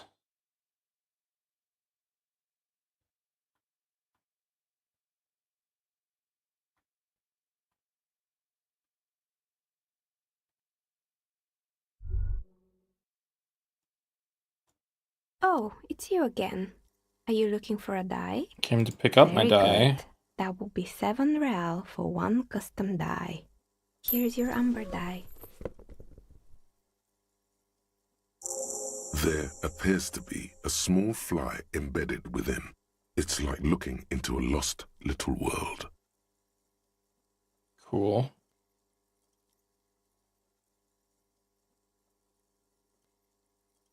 Where are we anyway? We're inside the chimney of an... But when I arrived... Plaisance was right. There's an entity living in the chimney.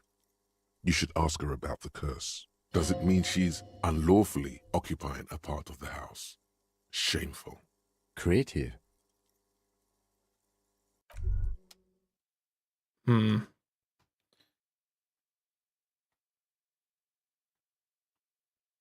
Okay, so these are the safety curtains.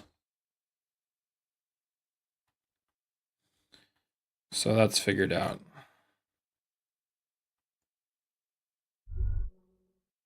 Wait, did I interact with that? This thing? What is this? This old fireplace is covered in lines drawn in blue and red marker, the mesh spreading over the stone like blood vessels on alabaster skin. It looks ghostly and strangely ancient. A diagram for summoning some time-forgotten being. The symbols seem very esoteric. Radio frequencies, it seems. UKV 123.6, UKV 123.7. UKV, For what? unclear. It looks like a cardiovascular system split into veins and capillaries. Very advanced. So we're dealing with something medical here? You think so? The web is comprised of radio stations, all lead back to one red heart, titled the Game Master Frequency. A note says, this one can listen in on any station it wants. Looks like a surveillance program. They must have had massive airwidth. These things don't come cheap. Who's the Game Master? Someone very important. The leader of a massive on-air game built by these people. If it's a game, then who's playing? Whoever decides to call in to a call-in station, it looks like. A list of names under the stations suggests people across 6 Isolas would be playing. Muindi, Insulinda, Kotla, Grad, Samara, and even Il Mara. All of this is gone, left unrealized. There's no way a little basement studio working here could pull anything like this off. My God. It's as if the less money they had, the more ambitious their project became. Why do you say that? The schedule. I know doom when I see it. The company was running out of funding. What else? Nothing. It's just lines on marble.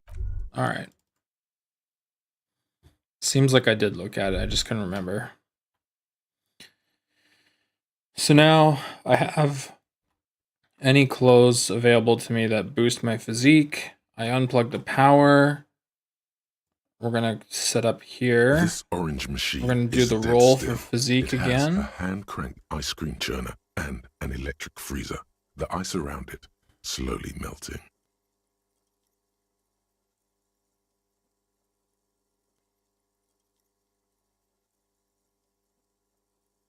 %72%. Come on.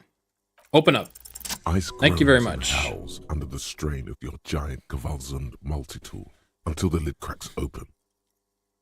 Darkness lies inside, but you can faintly make out an object, intricate and foreign, left there for a sub-zero beauty sleep, a filament memory with the words off-site copy written on its side.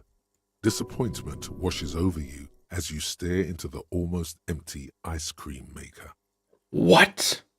No ice cream? A scoop of ice cream would have been nice, yes. Disappointing. You gently lift the cube from its frosty bedding, careful not to damage it. We should take it back to Miss Lukanen Kilde as soon as possible. I'm not sure how well unused filaments tolerate room temperatures. All right. Yes, but aren't you curious to know what's on the precious filament? There's a radio computer upstairs. I suppose that's true. I could just save scum it, because I'm probably not going to play this a different way later. Oh. Get out of the way. Prick.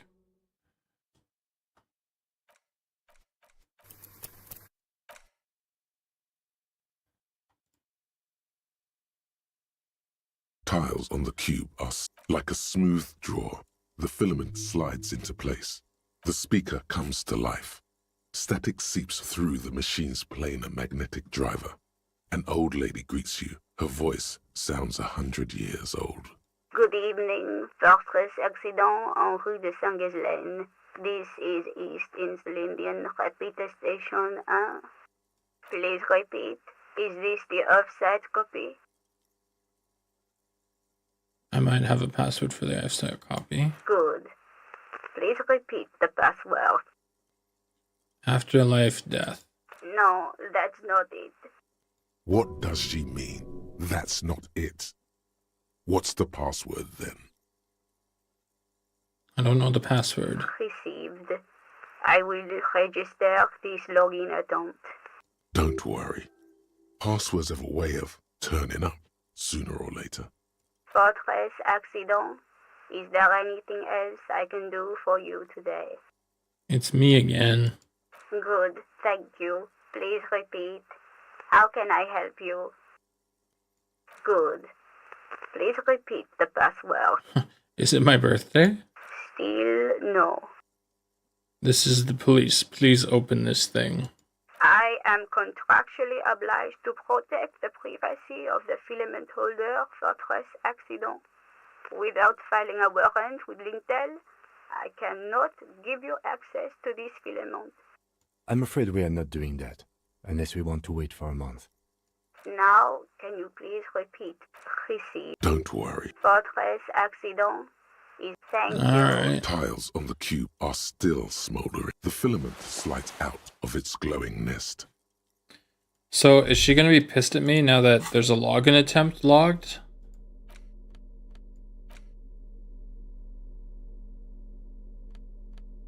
Also, what do I do with this?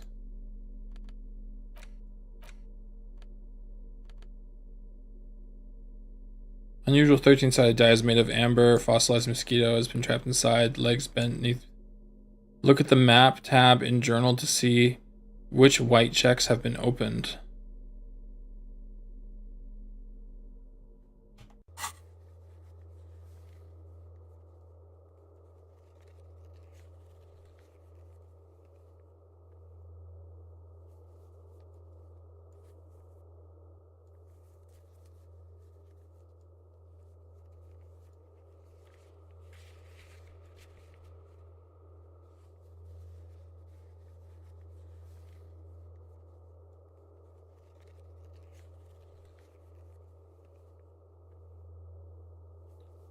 Those on white are available to try now.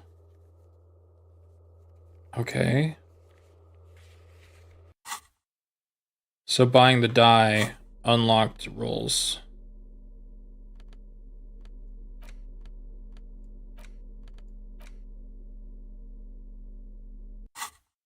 That's cool.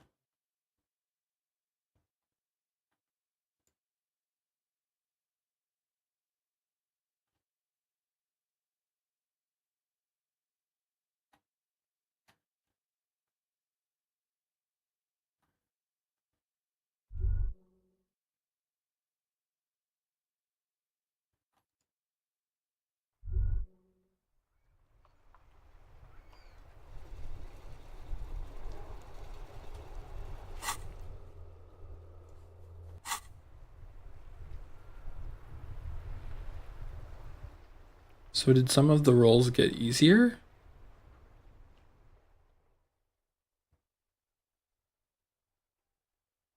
Or did it just make them possible?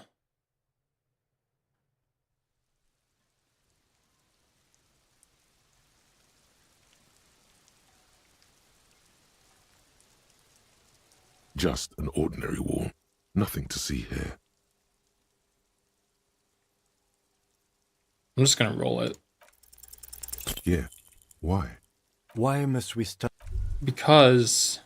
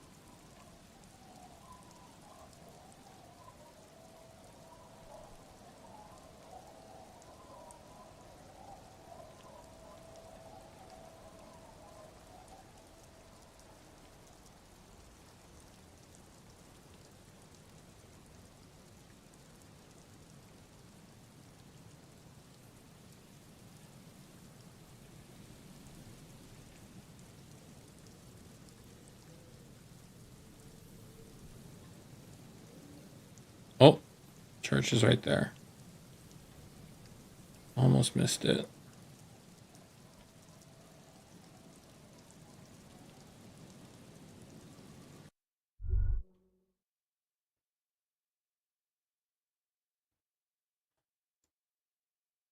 Yes, what is it? Yes? I brought it. Thanks. Looks like it's the one. Okay. Can I have more? Now I'm going to print it out to see what's left of it. Wait. No. That's dangerous. She shouldn't do it. It might be dangerous. No, it's not dangerous. Just depressing. How do you know? I have a theory. Lindell was able to divine the anomaly's location from this broken copy. I want to repeat their calculation, only this time with better equipment. Watch. What an intricate display of failure. The paper starts filling out with ink, soaking it in a gleaming blackness. Not a single line of data stands Gleaming out. darkness, not blackness. Do they just read what they want? This is wrong. Machines shouldn't behave like that. Now what? Sona doesn't reply, her hands running over the printout. She's looking for something. For her morning star. Eyes scouring the millimeters. Here. I found it. Where? Hold on.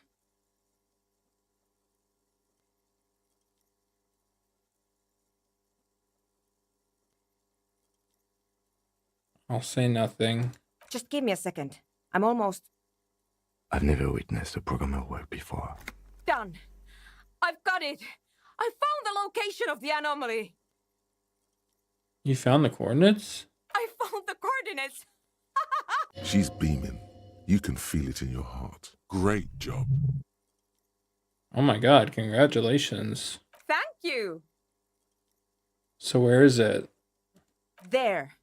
In the swallow. Think you can help me again? Sure. I need you to go move those water bolts for me. I need to double-check my calculations. You like moving things around. Moving things around is calming. Yes. Just walk over to the circle and follow my instructions. Move the third bolt 2 centimeters to the left, and the fourth bolt 5 centimeters to the right. This should do the trick. Just gonna go ahead and yoink that.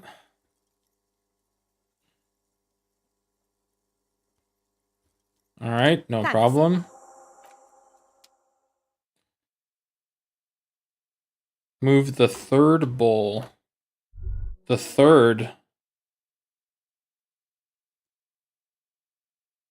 It's awfully silent again, as if someone turned off the entire world outside those walls. Water inside the bowls stands still. Measurements have been marked down around the bowls, each chalk-drawn line representing a centimeter on the floor. Oh boy, this is going to be good. Move the third bowl.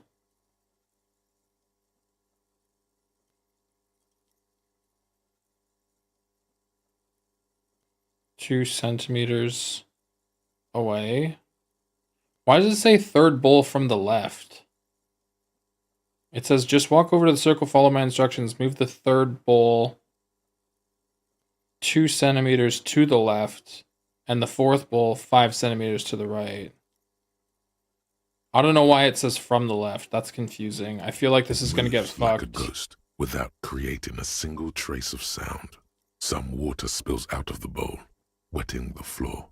The lead programmer sends you an encouraging thumbs up from across the hall. Time to run back, or maybe walk. This is a sacred place after all. I'm going to run back. I don't give a shit. Yes, what is it? Move the water bowls. Great. Everything should be aligned now. Miss Know-It-All is hesitating. What's wrong? Yeah. Nothing. Now the only thing left to do is to unmute the headphones. If we got the location right, we should then be able to hear whatever sound this anomaly makes. Why did you have your headphones on mute in the first place? Honestly, I'm a little scared. Isn't it going to be just silence and nothing else? I don't know. That's what I'm scared of. I don't know. It could be anything. I mean, what sound does the nothing make? How can you even listen to something that doesn't exist?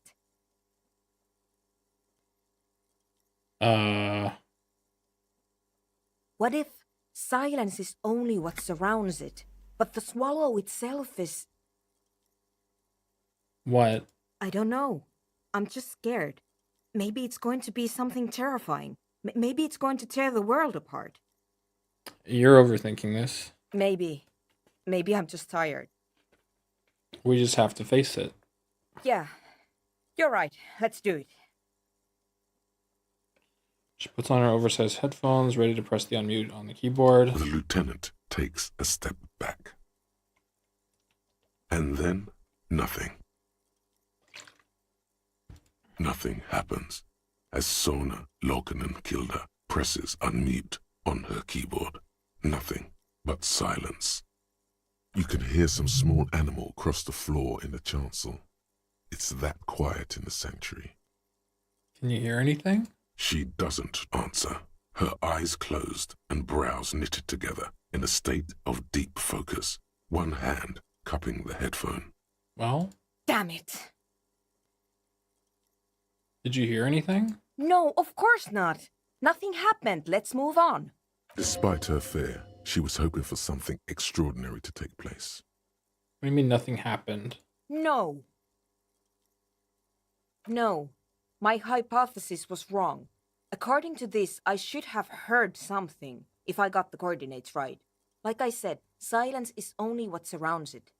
But this is just another failure. Silence sounds like silence. That's all it is. You can try on the headphones. See if you can hear anything. But don't get your hopes up. Silence is silence? You're sure there's more to it? Legendary perception. Let's bump up the Motorix just to be extra.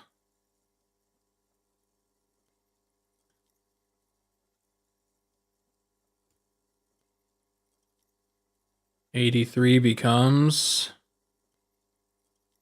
92. Bam. Everything disappears. You are draped in silence like a drowning man staring into his puny little headspace. And then the pressure changes. Yeah, but can I hear anything? It feels like flying on an aerostatic, or when your ears pop, or like a subtle difference in the atmosphere, a weather change hanging in the air. What if the sound you're looking for is too low for you to hear it? Sona, what if I just need a better sound system? A better sound system? Alright, but where would we get one? Suddenly, a rhythmic beat permeates the walls, causing a small patch of decorative stucco to crumble onto the wooden floor. They should really allocate some renovation funds to this place. No. What they really should do is shut down the disco men for disturbing neighborhood peace.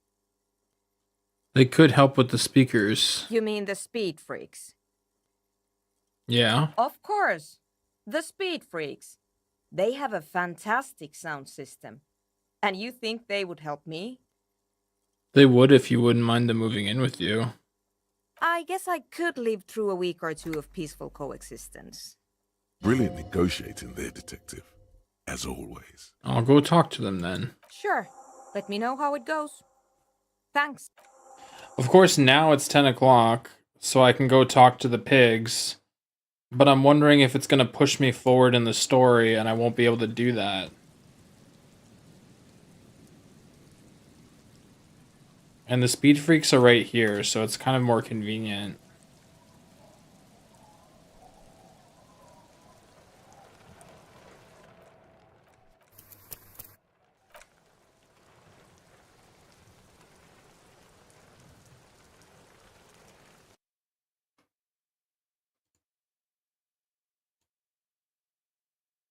Hi again.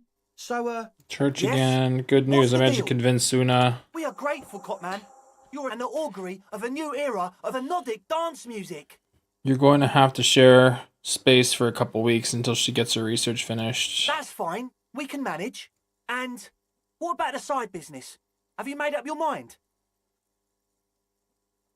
You mean the drug lab? Yeah, that's not gonna happen. It's illegal, you see. Oh man, really? You're a complete ballbuster. Fine, we can make do. It's going to take us a bit to move our stuff inside. A couple of hours, maybe. Come check back later. Couple of hours.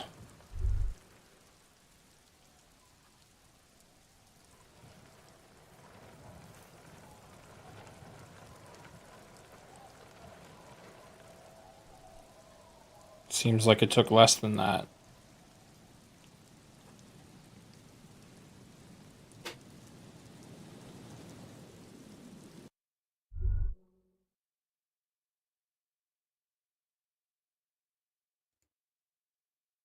Yes, what is it?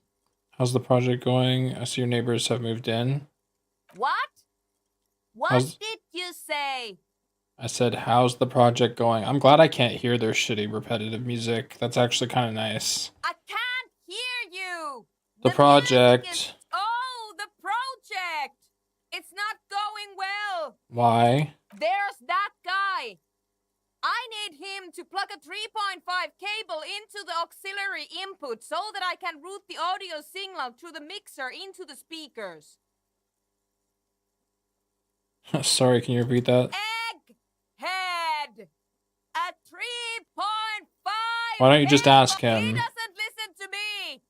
He only ever seems to care about hardcore and yekukata. A place to be, apparently. I'll speak to him. Thanks. Let me know how it goes. I don't know why she has to yell. I do. We're close. They're close. True, hard, full car. Say nothing. Hardcore. Still say nothing. Hardcore to the mega. All right. Here comes the night. Well, that was brilliant. Yeah, it's all ecstatic. Now, the only thing left to do is the name of the club. Will you do the honours, detective? Suna, do you have opinion on this? I don't. Good. We have too many opinions anyway. Egghead. Yakukata! Yakukata! The place to be!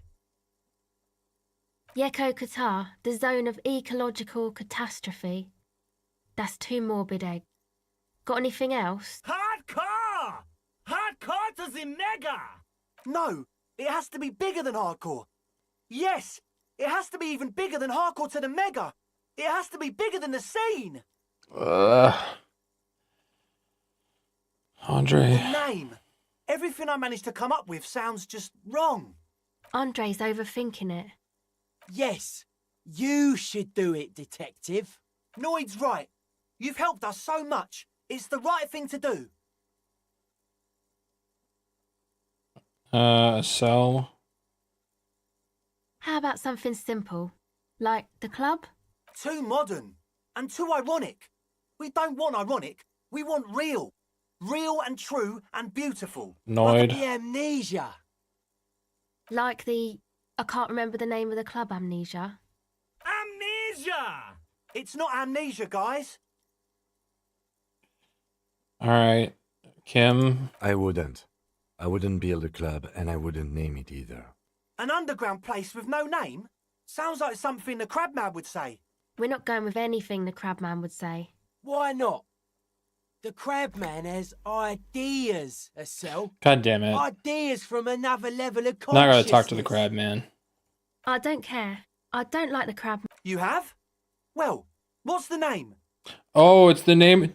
They said the thing. Disco Elysium. Like that DeLorean word for the world, you mean? Elysium. But Disco Elysium? Isn't it wacky? Disco's kind of gone, isn't it? Forgotten. The past is the future, but the future is dead! Jesus. No, it's beautiful. Beautiful and brave. Like we want it to be. And short. And memorable. It's settled then. Everyone welcome to Disco Elysium. Hardcore! Andre breaks into frenzied dance-like motion to celebrate the name. So you should go with the flow. Join in on the experience. It feels good. It feels right. But what is this? What is this thing that Andre is doing with his limbs? What are you doing? I'm dancing. We should talk about your so-called dancing. Yes, my man. Talk? What is there to talk about if you can express yourself with moves? Audio waves thump against your ribcage. The speaker setup makes everything sound much better. Oh, God. But there's a noticeable lack of something. What's with the hair? It's to express my... Is that a bald spot?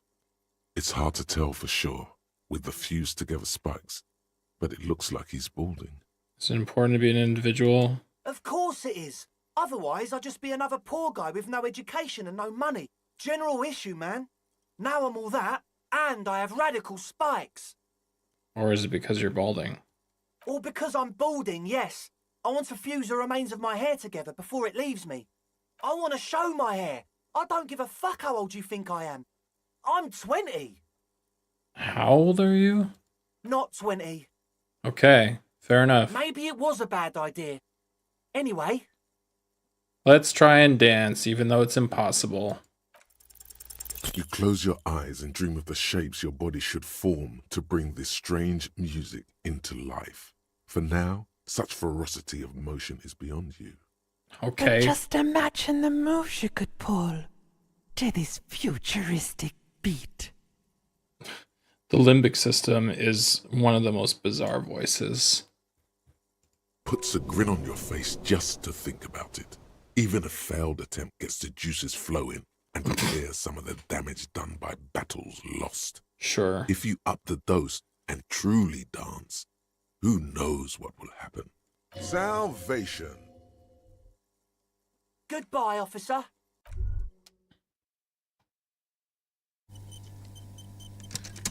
So, I can't get Egghead Yes, to do the what is it? thing.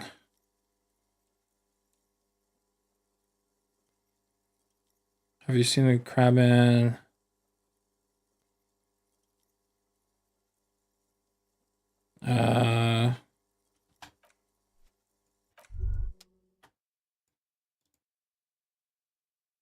We're close. True. Hard. It's hardcore. Skibberdees. Your cop training. God damn it. She's whistling a Hey there, but that's not really what I wanted to talk about. I wanted to thank you instead. What for? For getting me and my friends in here. And we even found some new associates, such as they are. How's everyone doing? Good, I think. Noid is getting a read on the place. I think he finds the carpentry very impressive. Andre's been setting up the compressor and dancing. Egghead's been keeping the party up. He's got the stage under control. Right. Sauna, the programmer, she's doing whatever she does behind that radio computer of hers. She doesn't talk to us much, and the Crabman hasn't shown himself, thank God. Can you tell me about your associates? Sure. You helped us out. I can repay the favour. What do you want to know? Tell me about Sona. Ah, she's a bit odd, I have to say. Doesn't talk much. I'm not really sure how to vibe with her, you know? Seems like she's not in a very good mood most of the time. But earlier today, she told me about Welkins, and she seemed oddly happy, like she had some idea with those little creatures. Some artistic idea. I didn't really listen, I was busy with my mic. Tiago? Oh, the Crabman. Still gives me the creeps the way he moves. But he doesn't actually come down that much, just climbs around the rafters. I just tried to stay away from the Crabman. But he talks to Noid. They seem to have some thing going on. What for? Beats me. Noid said they get along somehow. They're both crazy enough, I guess. What's he do up there? Who knows? He doesn't really answer our questions, see? Not that it's easy to ask them. What are we supposed to do, yell up at the tower? Who do you want to know about? Andre? Andre? He's a cool guy. Doesn't really come off as one, but he is. To me, at least. He takes care of shit. Sorry. I mean, he's got a vision. For what life should be, you know? He tries to push things until everything falls into place. He's an organiser. What has he organized? Nothing. But then again, there's nothing to organise around here either. He really wants this church thing to work. Must have taken it as a sign when he found it abandoned like that. Said it was an augury. I don't know where he got that from. Andre's not super intelligent. I've never seen him so psyched about anything though. And he's often psyched. Looks sort of desperate, like it's his last chance or something. Or maybe he was just high. I mean, not that he does drugs, just high, you know. On his mother's love? Yes. Anyway. Is he your boyfriend? Yes. Who do you want to know about? Noid? He's a four-burger, I guess, like the rest of us. Okay, maybe not Egg, I don't know about him, but Noid and the rest are from Forberg, making the pilgrimage up north to visit the Elysium. He's real hardcore about the lifestyle. Hardcore! What is this pilgrimage you're talking about? It's just something poor Forberg kids do every spring. To pass the time, we walk the entire length of Boogie Street, up to Jamrock, or as much as possible.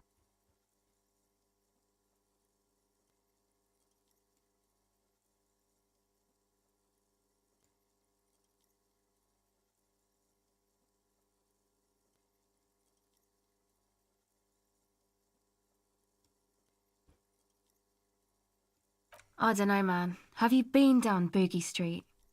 It's a little bewildering. Let's say I haven't been down Boogie Street. Okay. Then you should go and take a look, I guess. Boogie Street is cool. It's got a lot of immigrants and all kinds of different people. I might just do that if I make it there alive. Yeah. I hope you do. What does he do? What do you mean do? Like for a living? Yes. He's a carpenter, trained and all. He's very good, he just doesn't have the mindset to work like that. In a shop somewhere. What kind of mindset is that? He abides by the hardcore, sir. You would have to ask him yourself. And you? Sir, I abide by the law. A strange feeling. Every now and then, something feels off about the way she speaks. She doesn't change tone, but you feel as though there's more about her than she lets on. Who do you want to know about? Egghead. What do you mean? What does he think he's doing when he yells all that stuff? Oh, that. He's the party boy. What's a party boy? Anodic music doesn't really do vocals in the traditional sense. Vocals are thought of as rock. That's to say they're a bit backward. No offence if you like rock music though. Rock music's cool by me. Goddamn right, rock music is the coolest. Rock music forever. Yes, forever. Anyway, even if you don't have vocals, you still need someone to say something every now and then, right? To urge things on. That's where the party boy comes in. He basically just stands on the stage and dances and yells how awesome everything is. It's very catchy. I understand. People are usually afraid to do things if others aren't already doing them. Dancing makes you dance, like sneezing makes you sneeze, or yawning makes you... Anyway. Where's he from? How long has he been with you guys? Actually, we don't know where he's from. Or who he is, really. He's from Germany. Hardcore. One time we were out partying somewhere in backwater Forberg. Or maybe even Coal City. I can't remember. Egg was yelling along to some jam someone was spinning. All night long. Just kept yelling until he didn't have a shred of voice left. When the sun came up over the mines. There were mines? Yeah. It was in Coal City. Egg came with us. He made this wheezing puppy dog sound all the way back. Couldn't even speak. It was definitely Coal City, because it took us 2 days to walk back to the fort. He just wheezed the whole way. We never really asked why he came with us, or who he was. I think his name is Jermaine.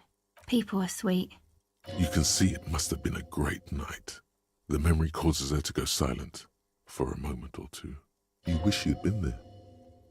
Who do you want to know about? Tell me about yourself. Me? Again? I forgot. I told you, I'm a silver bird. Minus 500 what? There's that phrase again. It really reminds you of. What does that mean? It means I don't answer questions about myself. Oh. Whatever. Thank you. Sure. Catch the silver bird.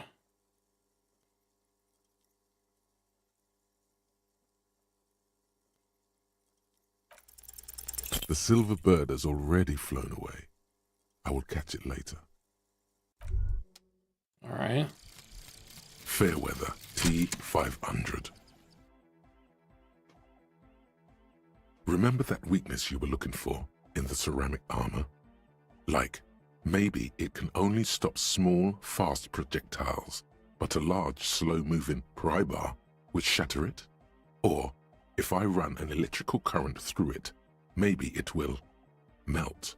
Or, personal favorite, frequency something something radio weapon? None of that would work.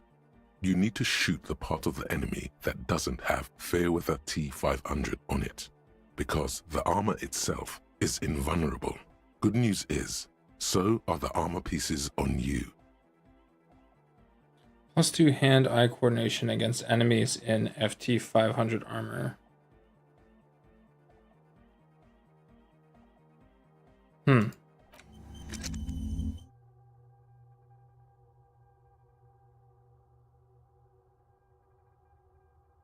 Intriguing.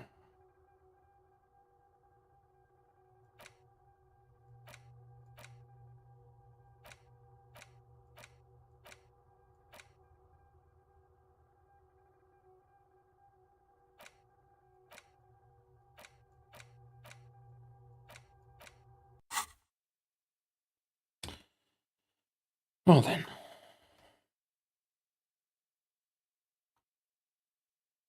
No crap, man.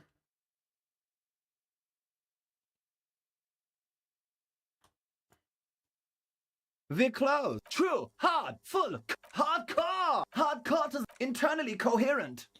I was wondering if you knew who killed the mercenary hanging behind the Whirling Rex hostel. Good morning, yeah. 1, 2, 3. Yako Kata. The place to be. This really doesn't have anything to do with the case. It's the message, so listen.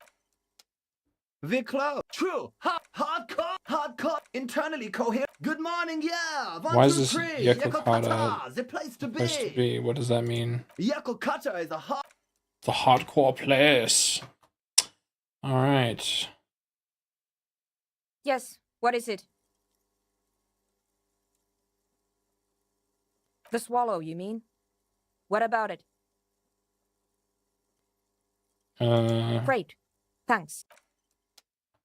What am I meant to do?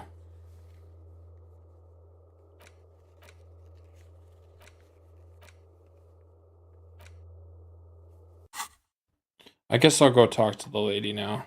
I don't know.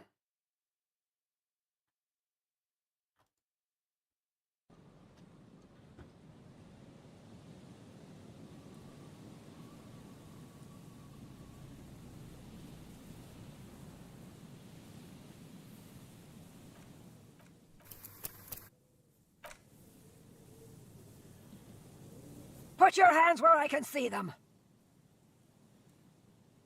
Aging woman under a mountain of police paraphernalia mumbles to herself, then notices you reaching for the megaphone. Show me your hands. This is the pigs. Show me your hands. Right now! Show me your hands! Right now! Scavenged, battery-powered police lights protrude from her back. The flickering light show reveals a gun in her shaking hand. Her hand is trembling from some sort of neurodegenerative disease. What the hell? Madame, please drop the firearm immediately. You shouldn't be here. Something's very wrong with her. She's completely out of control. Raise your hands. The man appears to be pulling out an object from his pocket. Fear under threat! Fear under threat! Superseding event. Split-second decision. Get on the ground! Get on the goddamn ground! I wasn't taking anything out of my pocket. Get on the ground! I want you on the pavement right now! This is the pigs! Subject yourself to a full body cavity search. Prohibited materials concealed in nostrils, ears, mouth, navel, urethra, foreskin, vagina, and rectum. You leave my vagina alone. In her mind, the cavity search is happening, as long as she's saying it. It appears the things she says are very real to her. Damn. Be careful, detective.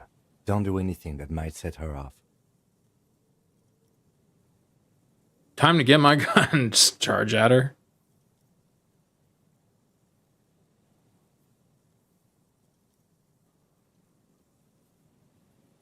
Please identify yourself. It's the goddamn police, shitbag. Hug the pavement. You're under arrest.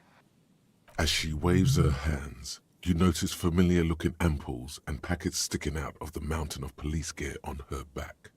Medicine or drugs? You're on drugs? Confiscated contraband. Restricted access. 2 kilos missing. Eyewitness report compromised. I don't think she's on drugs. Being off drugs might actually be the problem here. We can solve this peacefully. Please lower the weapon. Officer in need of assistance. Suspect at large. Get on the ground. Ma'am, please. We want to help you, but you need to lower that weapon. Let's just talk. Disturbance reported. Authorized deadly force. Sector, take the shot. Big red key. Big red key. What happened to make her like this? Loneliness. Yes, sure, but also in a less abstract way. The neurodegenerative disease I mentioned earlier.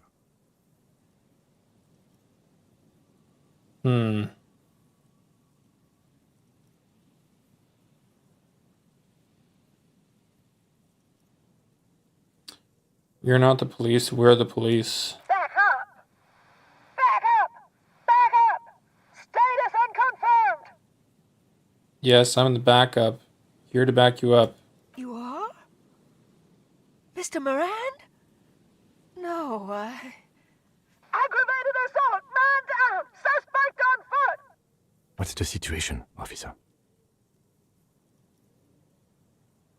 Law enforcement compromised! Impersonating a police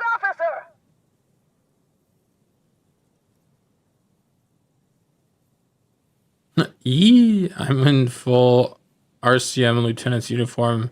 Look at my partner. We're cops. License and registration! License and registration! Come in, dispatch! Sector! Azimuth! She's losing it. One twitch and there will be blood. We're here to help. Tell us what's wrong. The woman looks at you. One twitch as she goes like blah blah blah blah blah. Don't exist. Her eyes gleam feverishly, and the rotating police beacon lights reveal deep scratch marks on her cheeks. This is the police! Unlawful engagement! Hands on the ground! Scumbag! So this is what the weather's like on the other end of a cop's gun.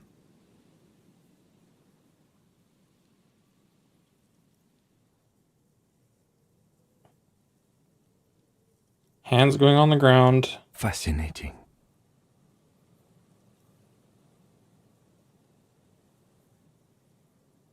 See?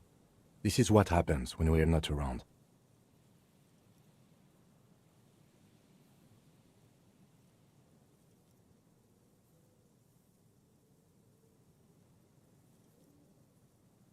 So, all I can do is the check?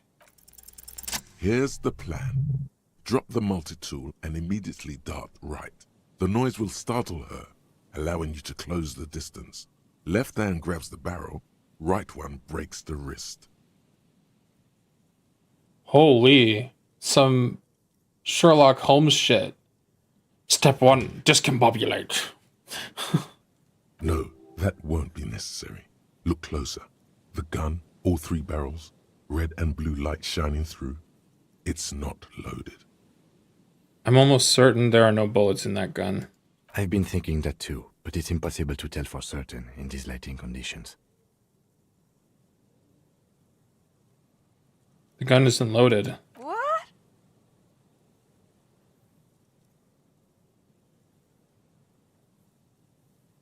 This isn't police issue. Police weapons have bullets. She looks straight down the barrel and squeezes the trigger. What a psychopath. These guns always have bullets.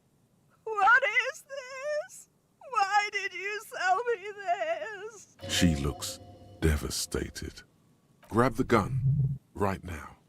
This might... No one ever cares anymore. Why would they treat me like this? Poor woman.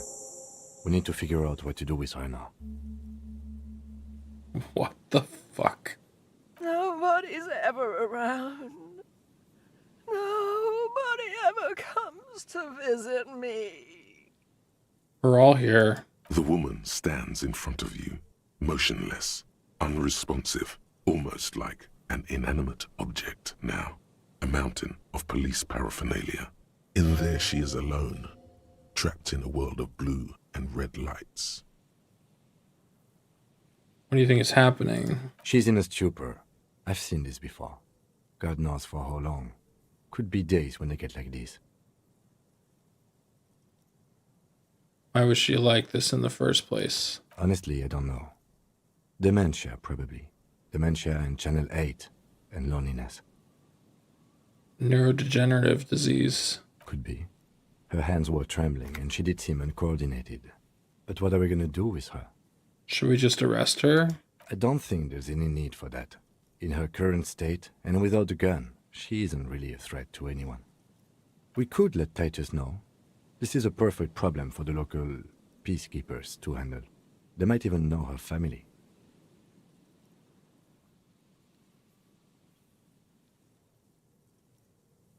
Yeah, Titus sounds like the man for the job. Then we can ask him once we get back to the whirling. But we have to hurry, because it's late and they might have already gone home. But I think we're done here for now. Let's head out. This is done. Please, leave the radio on. She stands motionless, just a heap of clothes and fleshes now. Maybe if you search her once more.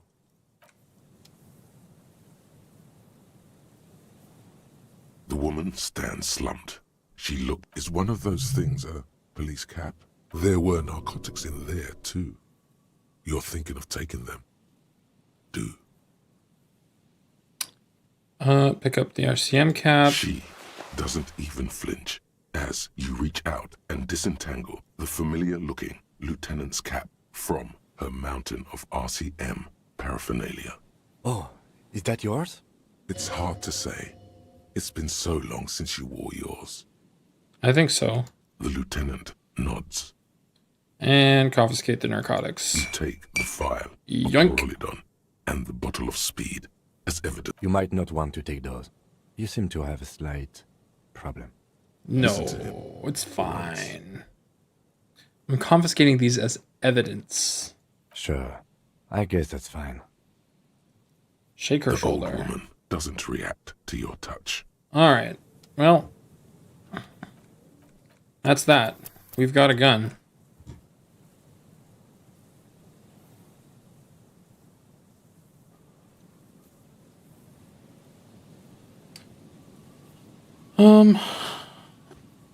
This will trigger the determine where the shot came from side quest, although pursuing it will not be required.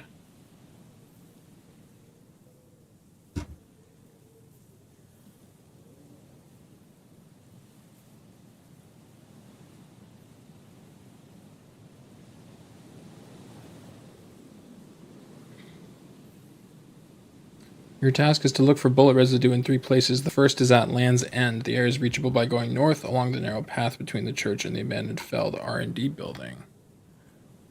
Indeed. Yes, indeed.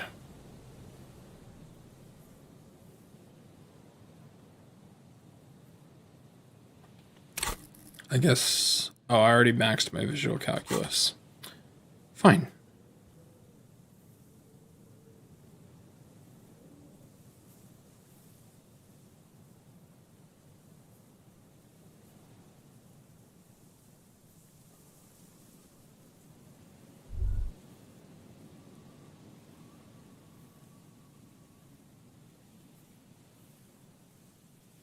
Is there something here that would indicate a sniper used this place as a nest for taking the shot? Just some urban detritus, a bottle, and a dilapidated old comms tower. In the distance, you can hear the breakers roar. I don't see it, Lieutenant W. Freitor. I don't see a person take a shot here and hit something there, in the whirling in rags.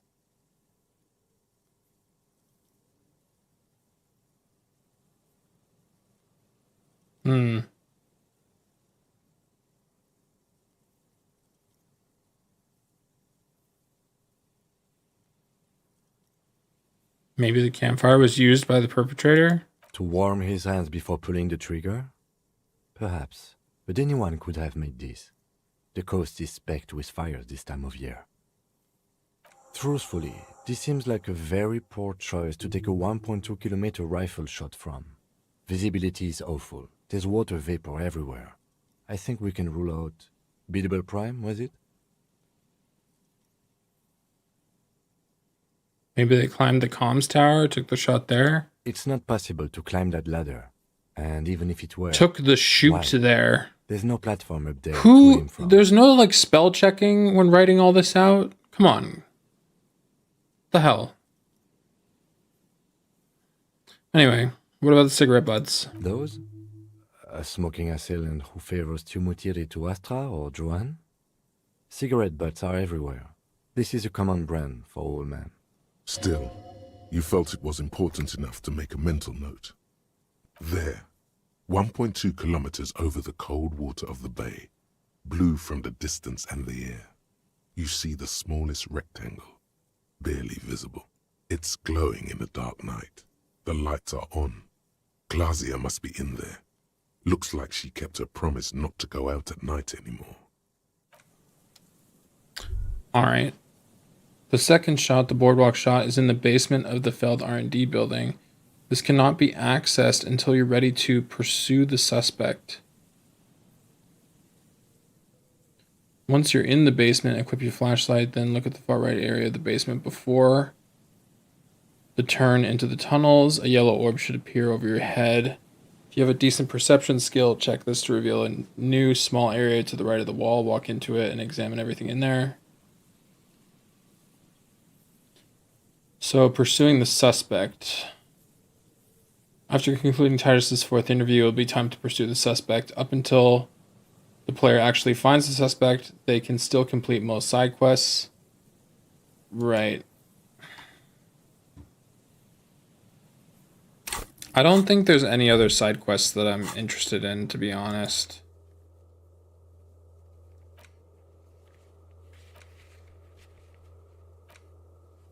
I got all my police stuff back. I feel like that's good enough for me.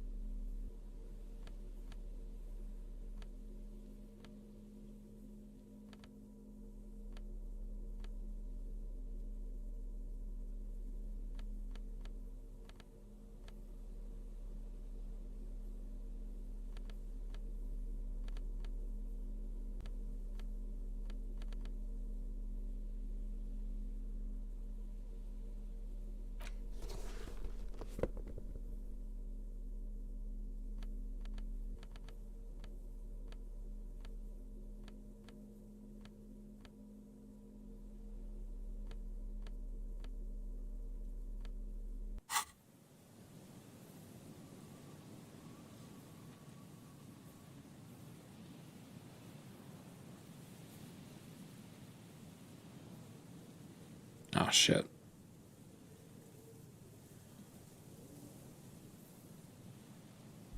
What's this? An old door, worn. From here to the whirling? Oh, okay.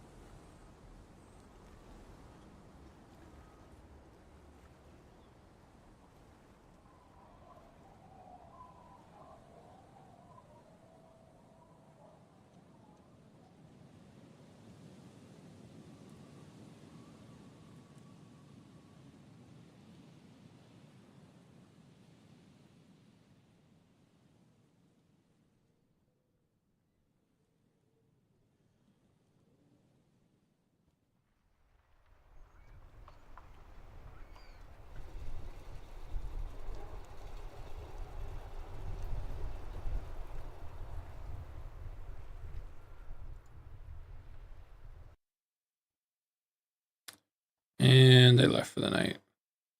God damn it. Well then.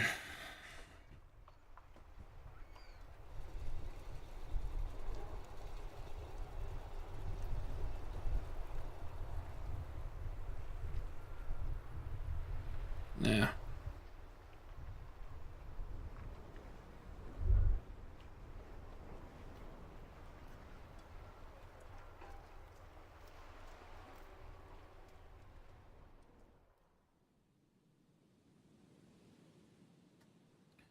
So I guess now I can use my gun. Equip this when times are most dire. Every time is dire. Holding the gun feels natural and satisfying. It's like an extension of your arm, the polished wooden handle almost fusing into your palm. Yeah. It reminds you of the day you first held it, with fear and respect, hoping you don't have to use it in vain. Sheathe your sidearm, officer. A serious law official, cop by the book, should know to only unholster their service weapon when using it is unavoidable. No. It's fun to run around with my gun.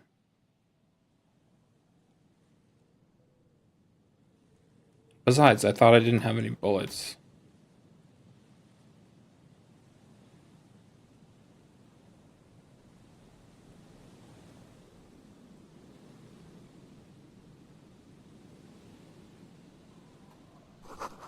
Shot couldn't have been made from here. A tree blocks the way. Why would I... Anyway.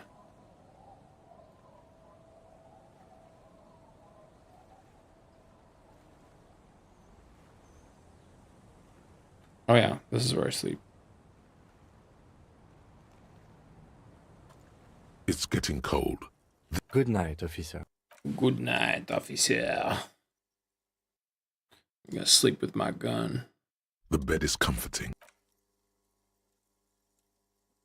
The bed underneath you is soft, if lumpy. Waves wash the sand underneath the hut, then grow distant to your ear. In the quiet hum of the organic heater, you fall asleep. Dot, dot, dot. Like a deftly cast fishing net, sleep pulls you out of the world and into its dark shore. The rough mesh chafes. Tightening around you, it digs into your brain. Great, this is gonna be really chill. How have things been going for you out there? Helped anyone lately? Saved anyone lately? Murdered anyone lately? Because you know you are a murderer. A disco music listening psycho killer who offs poor people and then forgets about it. Forgets about it. I don't care. Hear that? You are naive to think he's afraid of his bloodied hands. Soul brother. Oh no, I see inside his amygdala and his hippocampus. The thing he's really scared of. Okay. Is much, much worse than that. Right. Don't tell him, sister. It's too bad. They're right. This is their function. To keep you from it. I just want to sleep. We're trying to help you. All these processes, these tortures, voices and tremors are all just distractions, flares and countermeasures to keep you from the last dream. The worst of them all. The last dream? The last dream will be total annihilation. Cinders peeling off the fuselage. We won't be there to help you anymore, Harry. We will be dormant. You will be naked and alone.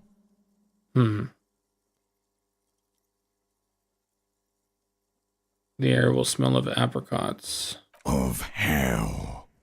An ancient sadness, brother. Brother. 10,000 years later, in front of the video rental, there is a warm breath on your face again. Everything is okay again. Everything is so okay. Doesn't sound like it'll be okay. Your eyelids flutter open for a moment.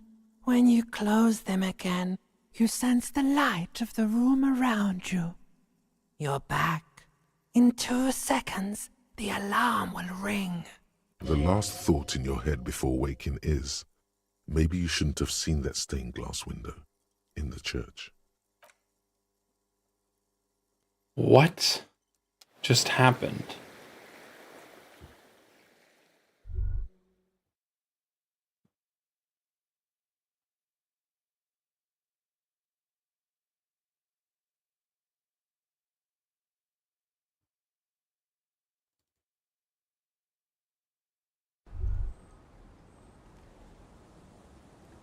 The fuck? Why did he come out of there? Well, anyway.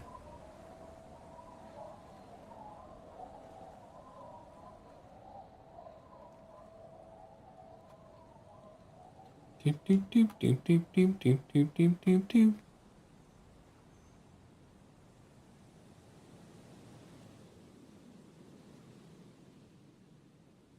Oh.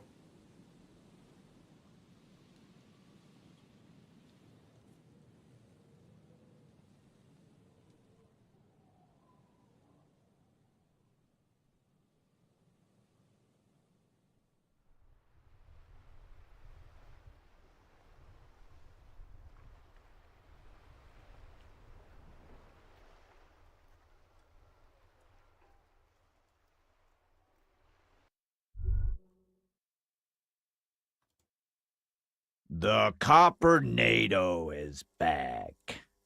What do you want? There's an old catatonic lady in the old fish market on the other side of the bay. She needs help. What's that, Copper? You want us to help little old ladies now? You're local law enforcement, aren't you? Helping troubled civilians should fall under your jurisdiction. Yeah. We'll send someone out. Who is? Wait. It's the pigs, isn't it? Yep, it's her. God, poor lady. Don't worry. We'll handle this. I think she got some family in Kuron or something. Bastards left her alone when she got sick. We've been getting complaints. Hey, wasn't Everott's B team looking for her the other day? They said something about her, I don't know, finding something? Yeah, I think you're right, Gene. She have something of yours, Pig? Whatever you do, do not admit to these punks you lost your gun. You will suffer if you do. Nope, nothing of mine. No? Well, whatever then, Copper. No. They totally said what it was. What was it? Anyone remember? I don't remember. I was fucking drunk. Let me know if you figure it out back there. Now, anything else we can help you with? What's her name? Her real name? Auntie LaPlante. We always called her. Something LaPlante. Marianne, amigo. Marianne Amigo LaPlante. Fuck you, pig. What the fuck you are playing at, huh? Easy, Al. Nothing, amigo. Don't let him get to you. Have one for Auntie LaPlante, huh? Don't disrespect Miss LaPlante, Copper. She's good people. We all get a little crazy sometimes. Who was she? Was. Like before. Just an old lady. Her kids moved away years ago. Never come to visit. Never took her calls. She gets out every now and then. She did ride by lots of us when we were kids. Always was a little off, but still. The children kept her together. How'd she get like this? Wanted to be a cop, you mean? Well, shit.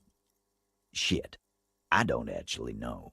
Anyone know why she started acting like a pig? No fucking clue. It's gotta be the crazy. Who'd want to be a pig?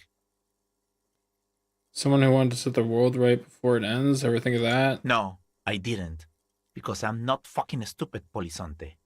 Yeah, Carl. That's some pretty fucking weird shit to say. The pigs level weird. But whatever gets you through the day. Where'd she get all her cop gear? Dunno. She lives by the water. Shit washes up all the time on the beach. Police paraphernalia doesn't just wash up on the coast, people. It's not like we dump it at night. She bought it, collected it. Station 41. A man carries a crate of rusted, unused badges. You think these would net us something at the annual auction? A balding detective drags a comb futilely across his head. Shit, who'd want those? Just dump them into the river. It's a made-up story. Thanks for helping out with this one. No problem, old cop. Sure enough, we're the real heroes on these streets. Yeah.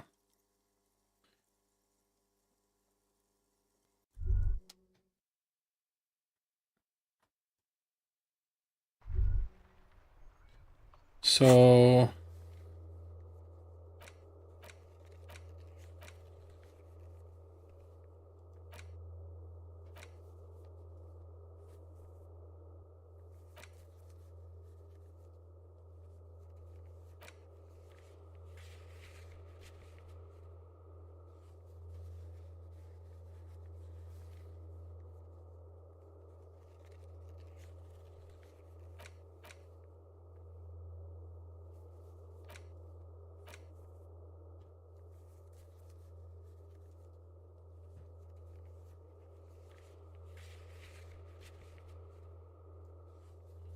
Titus's fourth interview.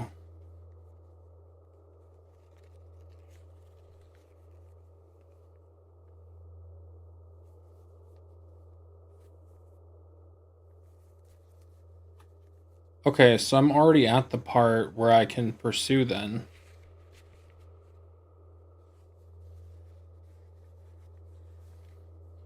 Head west across the canal, speak to washerwoman. See if she's seen the suspect. Her answer won't be helpful. Go inside the shack, the character's room if he's been provided with a key. Look for some floorboards in the northeast corner of the room. Did I do that already? I feel like I did.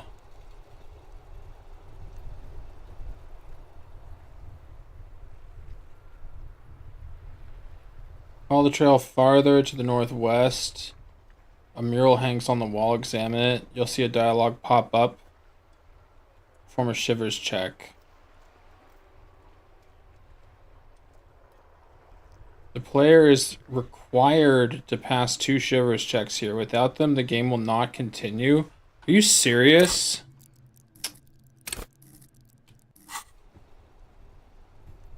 That's dumb.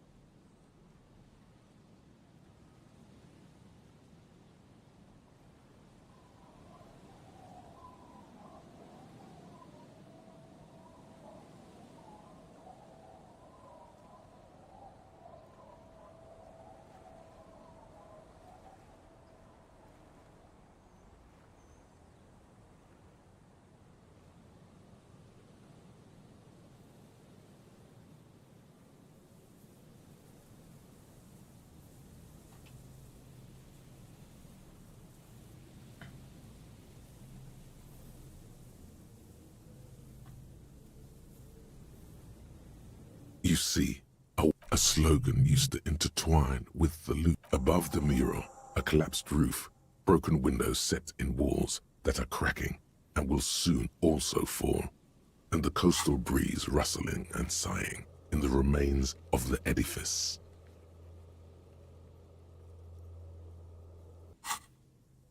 There's something in the wind. Sometimes the only way to go forward is to fail first.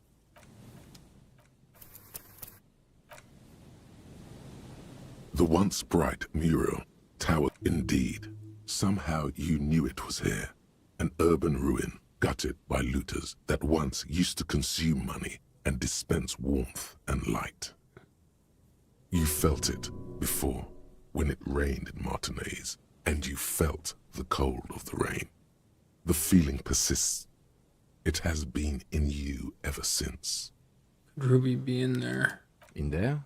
She could. Or she could be in the identical room over there, or in that boat shack. Impossible, is it? Maybe.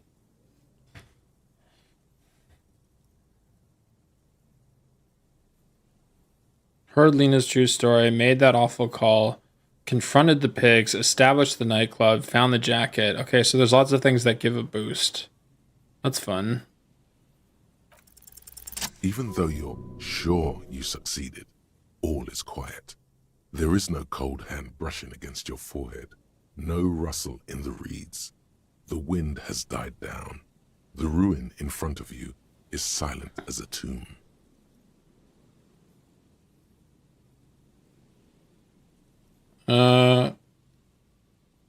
What was I even attempting to do here? Trying to talk to the wind, the city. Whatever you thought would happen did not. And now you're just standing there in the pale of the morning, with your hands fallen to your side. A prayer of sorts to Revachol. She could be anywhere. How do we find her? How do we? I was really hoping she'd be in the village. Okay. She's probably north of the village, and this place is a peninsula. We already scanned most of the outdoor areas on our wild cryptid hunt, so we have an understanding of the geography, at least. And then there's the church. We've already searched that and can rule it out. I know it doesn't feel like progress, but exclusion is a step too. Anyway, we do it the old-fashioned way, sector by sector. Go over the whole peninsula, ask the locals, enter the places where we can enter first, like we did in the village. And if that fails, if we don't find her? Then, if we're desperate, we can look where we can't enter. Bunkers, storm drainage, this place. I'm sure it won't come to that. Walk the coast, the old boardwalk, the reeds. You can always come back here and talk to the wind again. Look where it already got you. Buckle up and raise your collar. This search is going to be wet and cold. Let's do it again.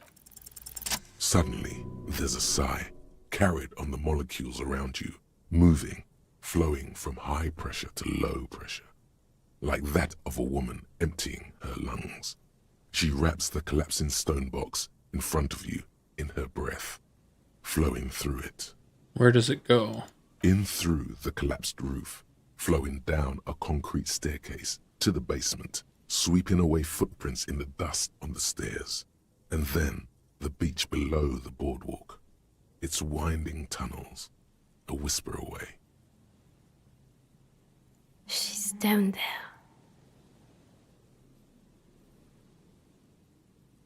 Good evening.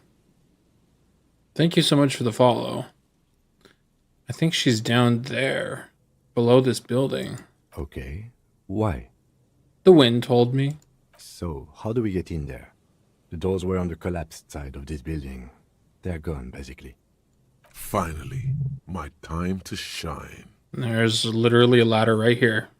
Perhaps you can climb them. We are not climbing anything. I'm 43 years old, and I plan to live to see 70. Would you believe this is one of my comfort games?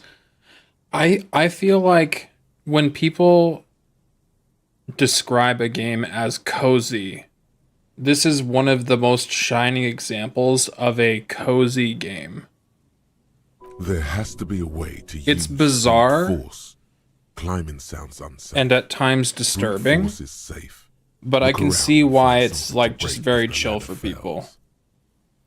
If I didn't have enough energy similar to how I did yesterday, I almost fell asleep in my chair just because of how, like, sedated I became playing it. A rusty ladder leads to the rooftop. Some of the rungs are missing. Yeah, that doesn't look good at all. Assess the situation. The distances between the remaining rungs are rather wide. You'd have to use the mounting brackets. However, they seem corroded and the peeling rust is razor sharp. In addition, but I'm wearing gloves. The first rung is going to be tough to reach. It's what, 3 meters above the ground? And you're 180? 180 seems about right. Not to mention that the roof is collapsing and the wind gets pretty brutal up there. Dismounting from the ladder is going to be hard. Perhaps if you were to not climb the ladder. Instead, astral projection. Be open-minded about this. Astral projection. What if I don't climb? What if I just teleport? Teleportation is not a thing. Where's your adventurous spirit, Kim? This really has nothing to do with adventure. We are dealing with basic physics here. Won't hurt to try. Oh yes. No. He is restraining himself from using a parental tone with you right now. Teleport to the roof. On second thought, maybe teleportation isn't a thing because you're just standing there. God damn it. Your buttocks and nothing is happening. Kim, it isn't happening. I'm not teleporting. You're not. Please, don't try to climb the building. We'll get in another way. Son of a bitch.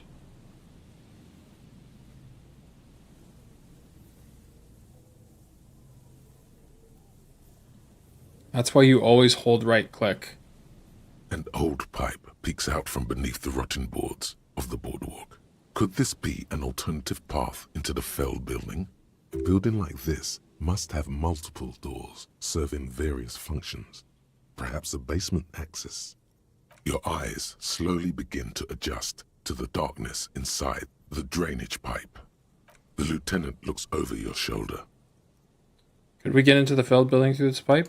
Given that this isn't a martial arts thriller, it's highly unlikely, and not without risk to our health either. However, the pipe suggests there may be an entrance to the basement around. Alright. Oh, duh. Why didn't you think of that? Fucking Kim. Maybe I wanted my Shawshank Redemption moment, but... And it's right here. A maintenance door. Boring. Oh yeah. Big boy time. This needs you to put your back into it. Can I change my clothes from here? No. I can't remember if I'm already wearing my physical instrument thing. I don't think I am. No, because there's like the wife beater. Yeah, white tank top. So there's that. And... oh, I have bullets? I didn't even realize. Okay.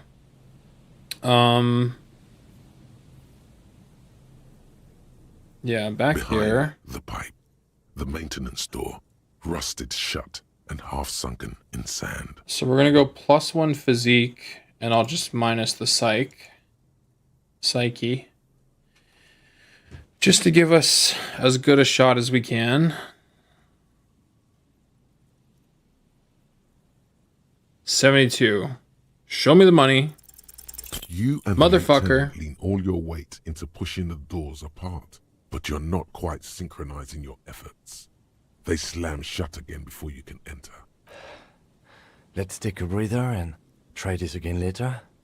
It's very tough. An ordinary drainage pipe, as your eyes adjust. And nothing. Broken glass from bottles thrown against the walls of the pipe. A syringe.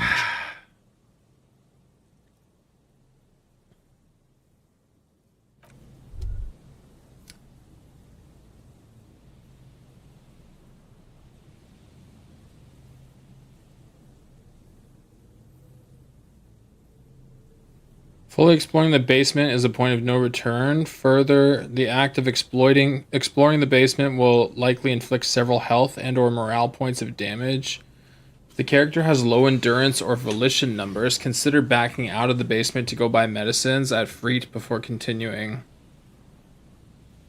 This is also the player's last chance to finish any Part 1 side quests.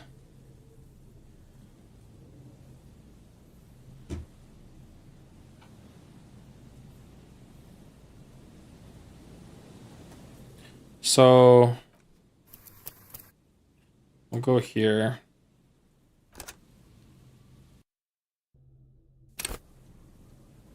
The once bright in there? She could. Even though you're sure. How do we? She's and then anyway, we do it the old-fashioned way. Then if we walk the buckle up and raise your collar. Suddenly, in through. Okay. So finally, perhaps you there. A rusty lad. Yeah, that doesn't know. The distance is in a not to mention astral projection. Teleportation is really. Oh yeah. He is restraining himself from you. All you need to do is close your eyes and concentrate. Darkness enfolds you. You can feel the distance between the bench and the first rung of the ladder. All you need to is zoot, zap, pow, crinkle. It's like magic. You feel yourself disappear, your atoms fading out of existence. Okay, well, that's impressive, but... Bam! You find yourself on the roof, having mastered the art of physical displacement. What the fuck? I did it. I teleported. I just saw you climb the ladder. You just climbed it like a regular person. No. The wind at the top of the building starts howling loudly, blowing away the lieutenant's voice. Faintly you hear. Never mind. Find a way to let me in when you get inside. Don't go adventuring without backup, especially if we think the suspect may be hiding here.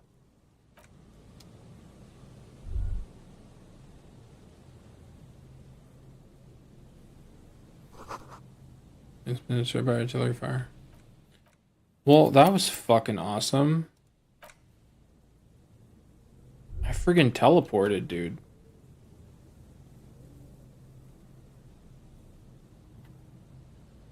Stone Fall, it's a long way down.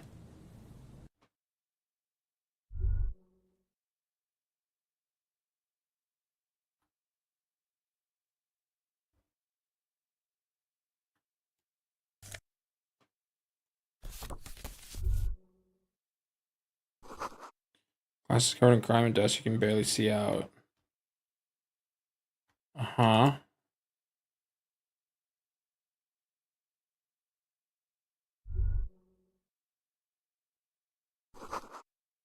Collapse near a sealed... Okay, so I shouldn't fully explore this yet. Two rusty metal plates that slide apart form a crude door. Who is it? Under the board. What do you mean, who's there? It's me, Kim. Stop playing around and help me get the door open. No solicitors. Officer, are you okay in there? You really ought to open this door. It's dangerous to go ahead alone. Alright, fine. Two rusty metal...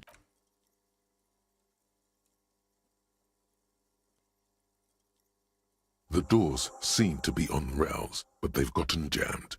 You grab a side and put some strength into prying it open. With the help of your partner, the two metal panels slide open with a creak. Huh. I hope no one dangerous heard that. How did you even get there? After you climbed up to the roof, you mean? There's a maintenance entrance under the boardwalk. It's next to a drain pipe, possibly a storm drain. It was easy to miss before. He's quite proud of himself. Well, at least we know a quick way in and out. Yes, we have an exit, so let's get going. Time to investigate these passages. Okay, but like... As it described, I need to go get some... materials. Some materials for fortification of my health.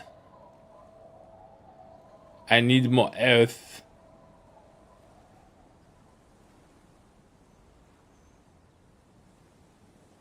Because without health, I won't be happy.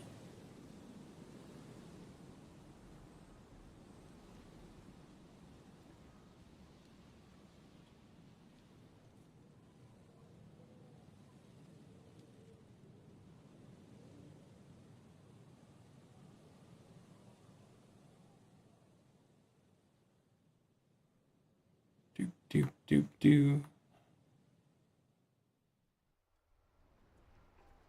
Mm-hmm. Mm-hmm.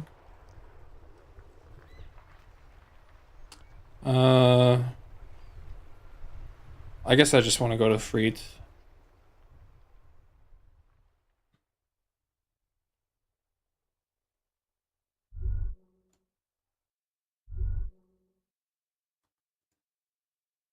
A small cabinet on the wall is filled with various medicine bottles, nasal. Okay, here.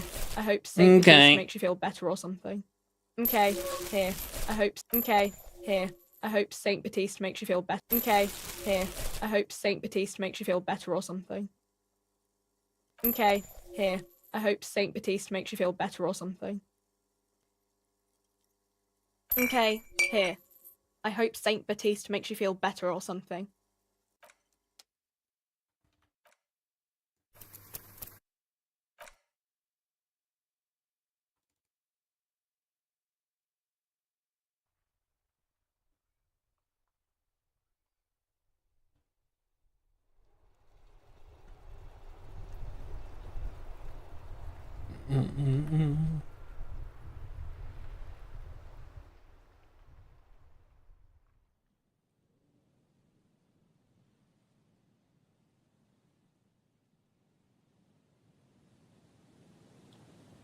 There is so much excitement. It will be so crazy to find the murderer.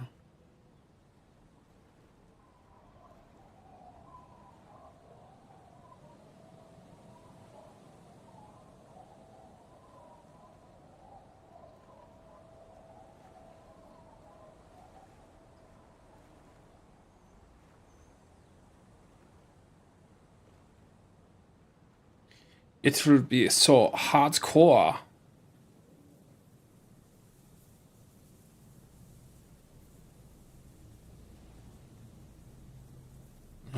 Here.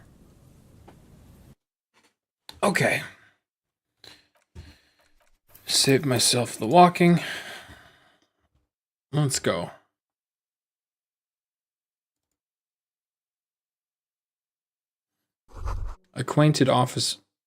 Antiquated office furniture, last century maybe. Brought down and forgotten so long ago. This overturned table is covered in orange mildew, crawling with something. Ugh. Old file folders in the cart, documents silvery with mold. Lovely. A series of thick, dusty panes of glass. All right.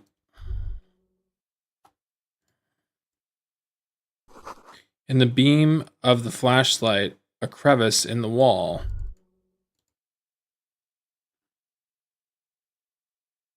Wow. Revolutionary's hat. Mazovian socioeconomics.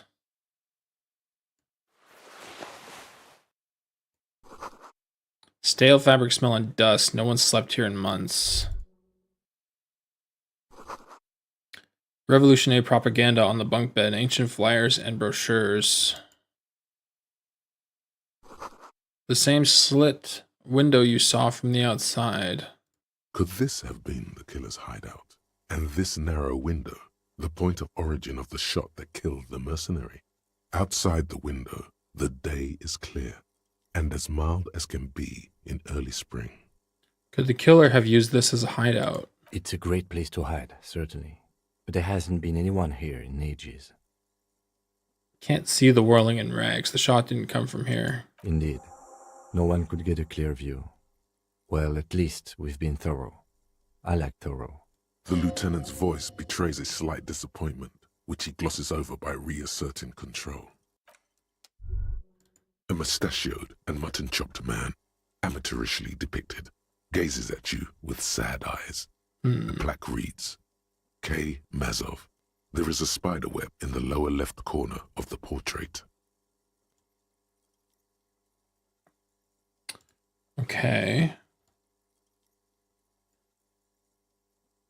Brush the dust off. Years' worth of dust is shaken off. The full head of hair, matched by an ample moustache and sideburns, look a bit silly. Someone crouches, heels digging into wet sand. Hands sweep across the sand, grains sticking to the frayed skin of the fingertips. An old man sits on a slab of concrete and taps his fingers against the glass of a scope. It's Kras Mazov. What a troublemaker he was. Yes. Looks like some latter-day radicals were hiding out here. They left a long time ago.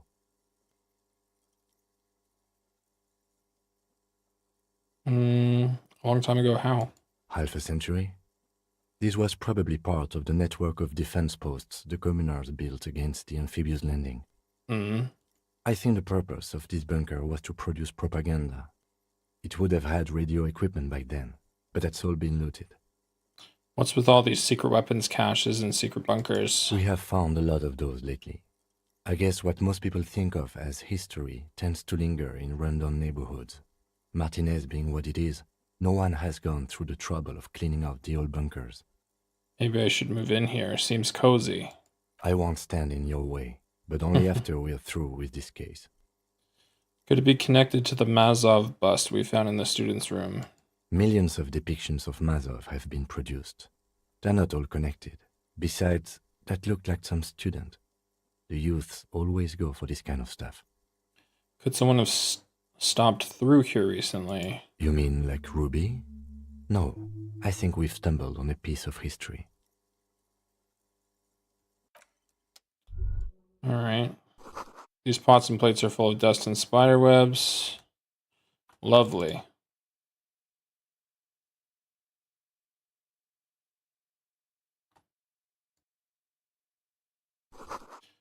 Boot prints in the sand. One of the soles appears more worn than the other. Oh. I guess I missed this box.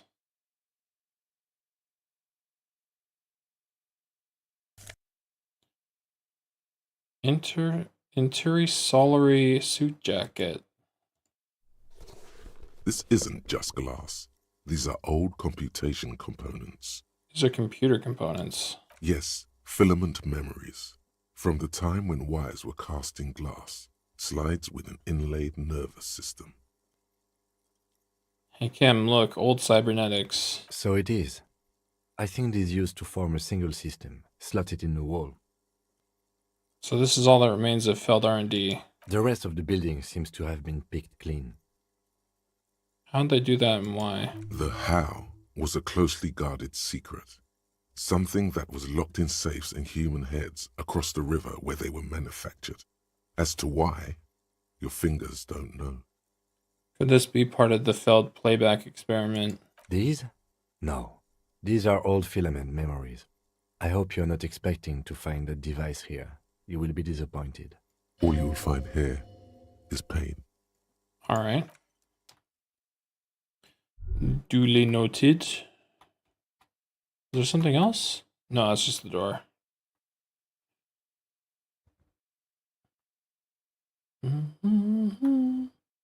Oh. Something in the air, an unnatural buzzing. Tunnel collapsed, you'll have to find another way around. Okay.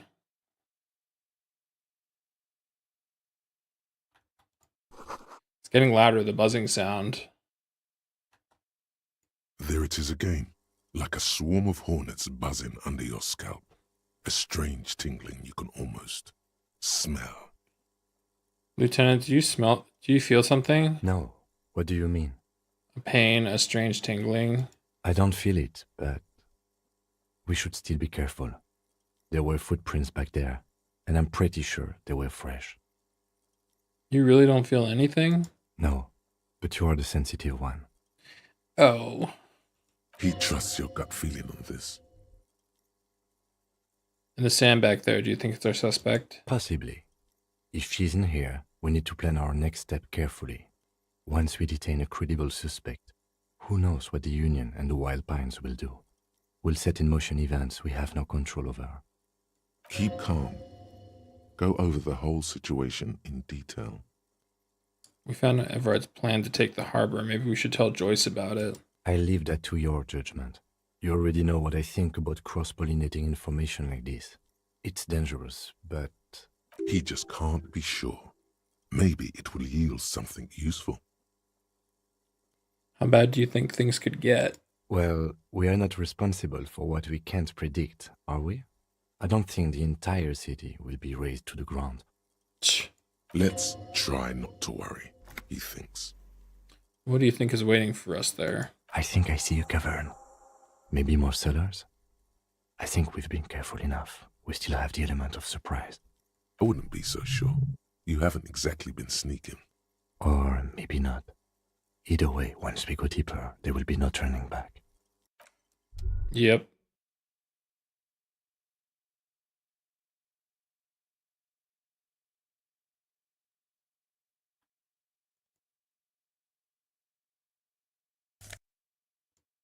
Money. Delicious money. Concrete pipe burned in the sand and dust. Okay. Oh, there's something there. It feels strange. Oh. Insightful stuff. Suddenly, your entire body is paralyzed. Aggressive white noise fills your skull. A strange pain, like you've never felt before. Through the static, you hear a woman's voice. It's like 1,000 radio stations are being blasted into your head all at once. What but the her words fuck? are the only ones you can make out. I know you're feeling pretty uncomfortable right now. Don't move too much or fight it. That'll just make it worse. Can't say it's a pleasure, officer. I was really hoping not to make your acquaintance. But here we are. As she says the word officer, you feel a spike in the agony.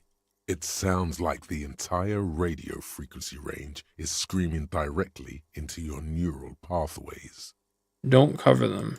That's an awful decision. Why Shit. would you not want to shield yourself from it? I don't know. It's an entirely new type of experience. Don't focus on the pain. Focus on doing your job. Tell her she's under arrest.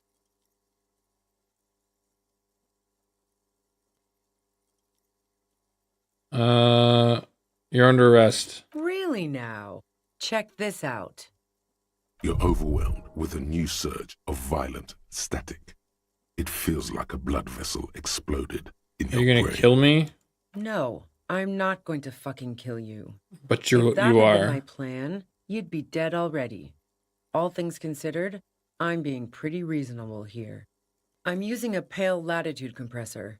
You and your partner have been caught in its field. It's the ULAN frequency. Saw my equations? You've been sniffing through my lorry, right? I expected as much. I am a bit surprised you knew what you were looking at.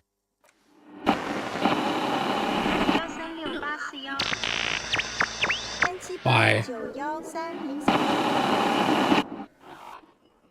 Why? You should probably check on Kim. That's what good partners do. Look back at Kim. Right behind you, officer. A pale latitude compressor is used to sort of make the pale more manageable. With a lot of these, you can force a radio signal grid on the pale, literally crunch the distance across it. Signals are relayed across a series of repeater stations fixed to buoys. Not a fun job manning those stations. All alone out there in the pale, people lose their minds in just a few years. Sounds like she knew someone who used to man one of those stations. But she won't tell you about her. Boy, you're one empathetic police officer to have guessed even that right now. So, What we are experiencing is a concentration of radio waves.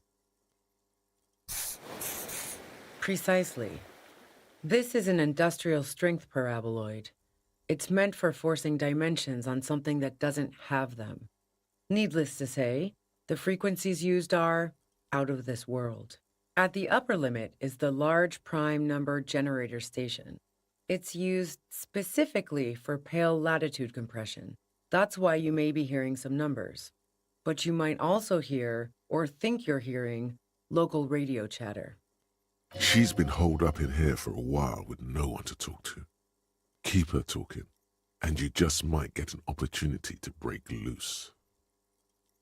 How'd you get your hands on this thing? I built it myself. That's illegal. I'm guessing it's patented. But we are beyond that, aren't we? Oh yeah. Way beyond. Will I stay like this forever? No. Once I shut down the compressor, the pain will end. It may take a few minutes for you to steady yourself, though. It's a bit like waking out of a very confusing dream. Why? What the heck? It's saying numbers in Finnish?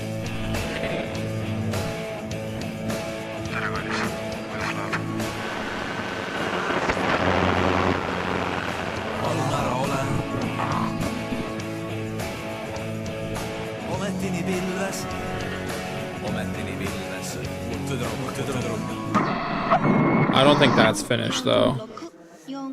That might have been Estonian.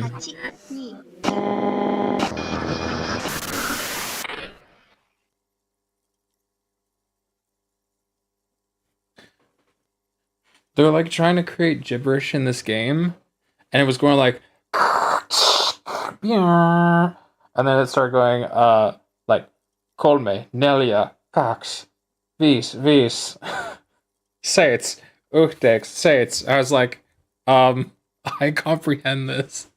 It's funny. Anyway, have you experienced the compressor yourself? Yeah, I stuck my head in there before using it on you. It seemed like the ethical thing to do. Can't say that I enjoyed it. The field was weaker, but I can imagine what you're going through.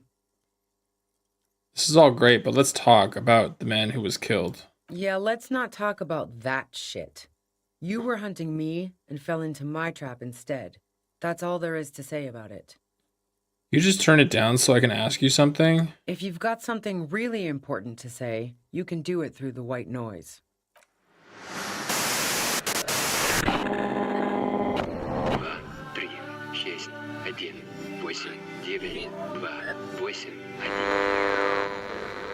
That was Russian by the sounds of it. For a deal on mattress.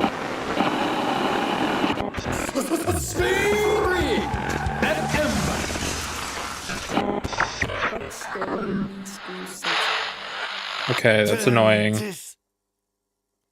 God damn it. Fine. If you really want to talk, I can dial it down. I've also got a gun, by the way. The gun she's carrying is a two-barreled front loader, not like the murder weapon. Well, it doesn't feel much better, but you can form sentences now. Thinking doesn't seem to hurt as much. Just keep her talking, and you'll get through this. There's only 3 meters between you and the machine. If you keep her distracted for long enough, maybe. Be careful when you make your move. That'll be it for questions. Bide your time.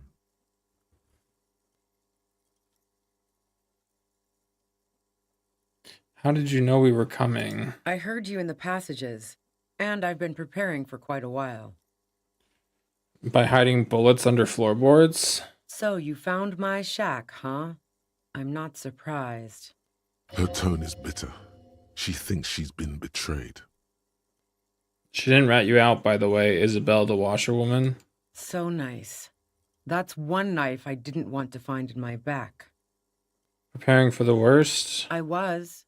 Before I caught you in the pale latitude compressor. I'm fine now. It was dark in the shack. The waves outside had calmed down. She looked at the loaded gun, then she cracked the barrel open and took the bullet out. Not today. Did you shoot Layla? No, I didn't do it. I only helped stage the lynching, though I doubt that makes much of a difference to you. So she says she didn't do it, and she doesn't trust you. Is it you specifically, or the citizens' militia that she distrusts? Who ratted me out, by the way? Was it Titus? No, he wouldn't have broken first.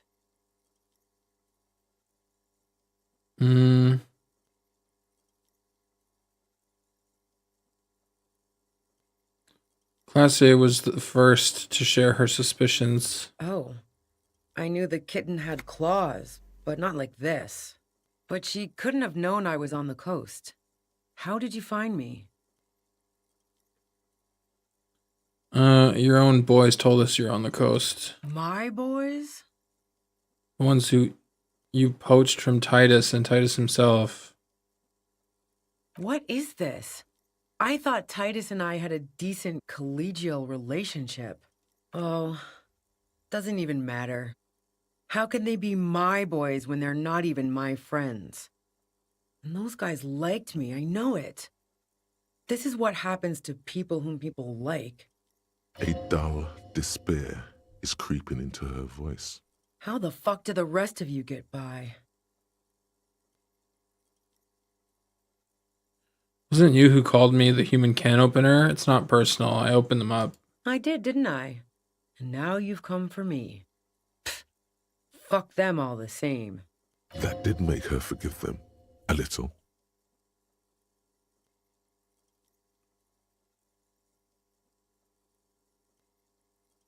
I don't know how I do it.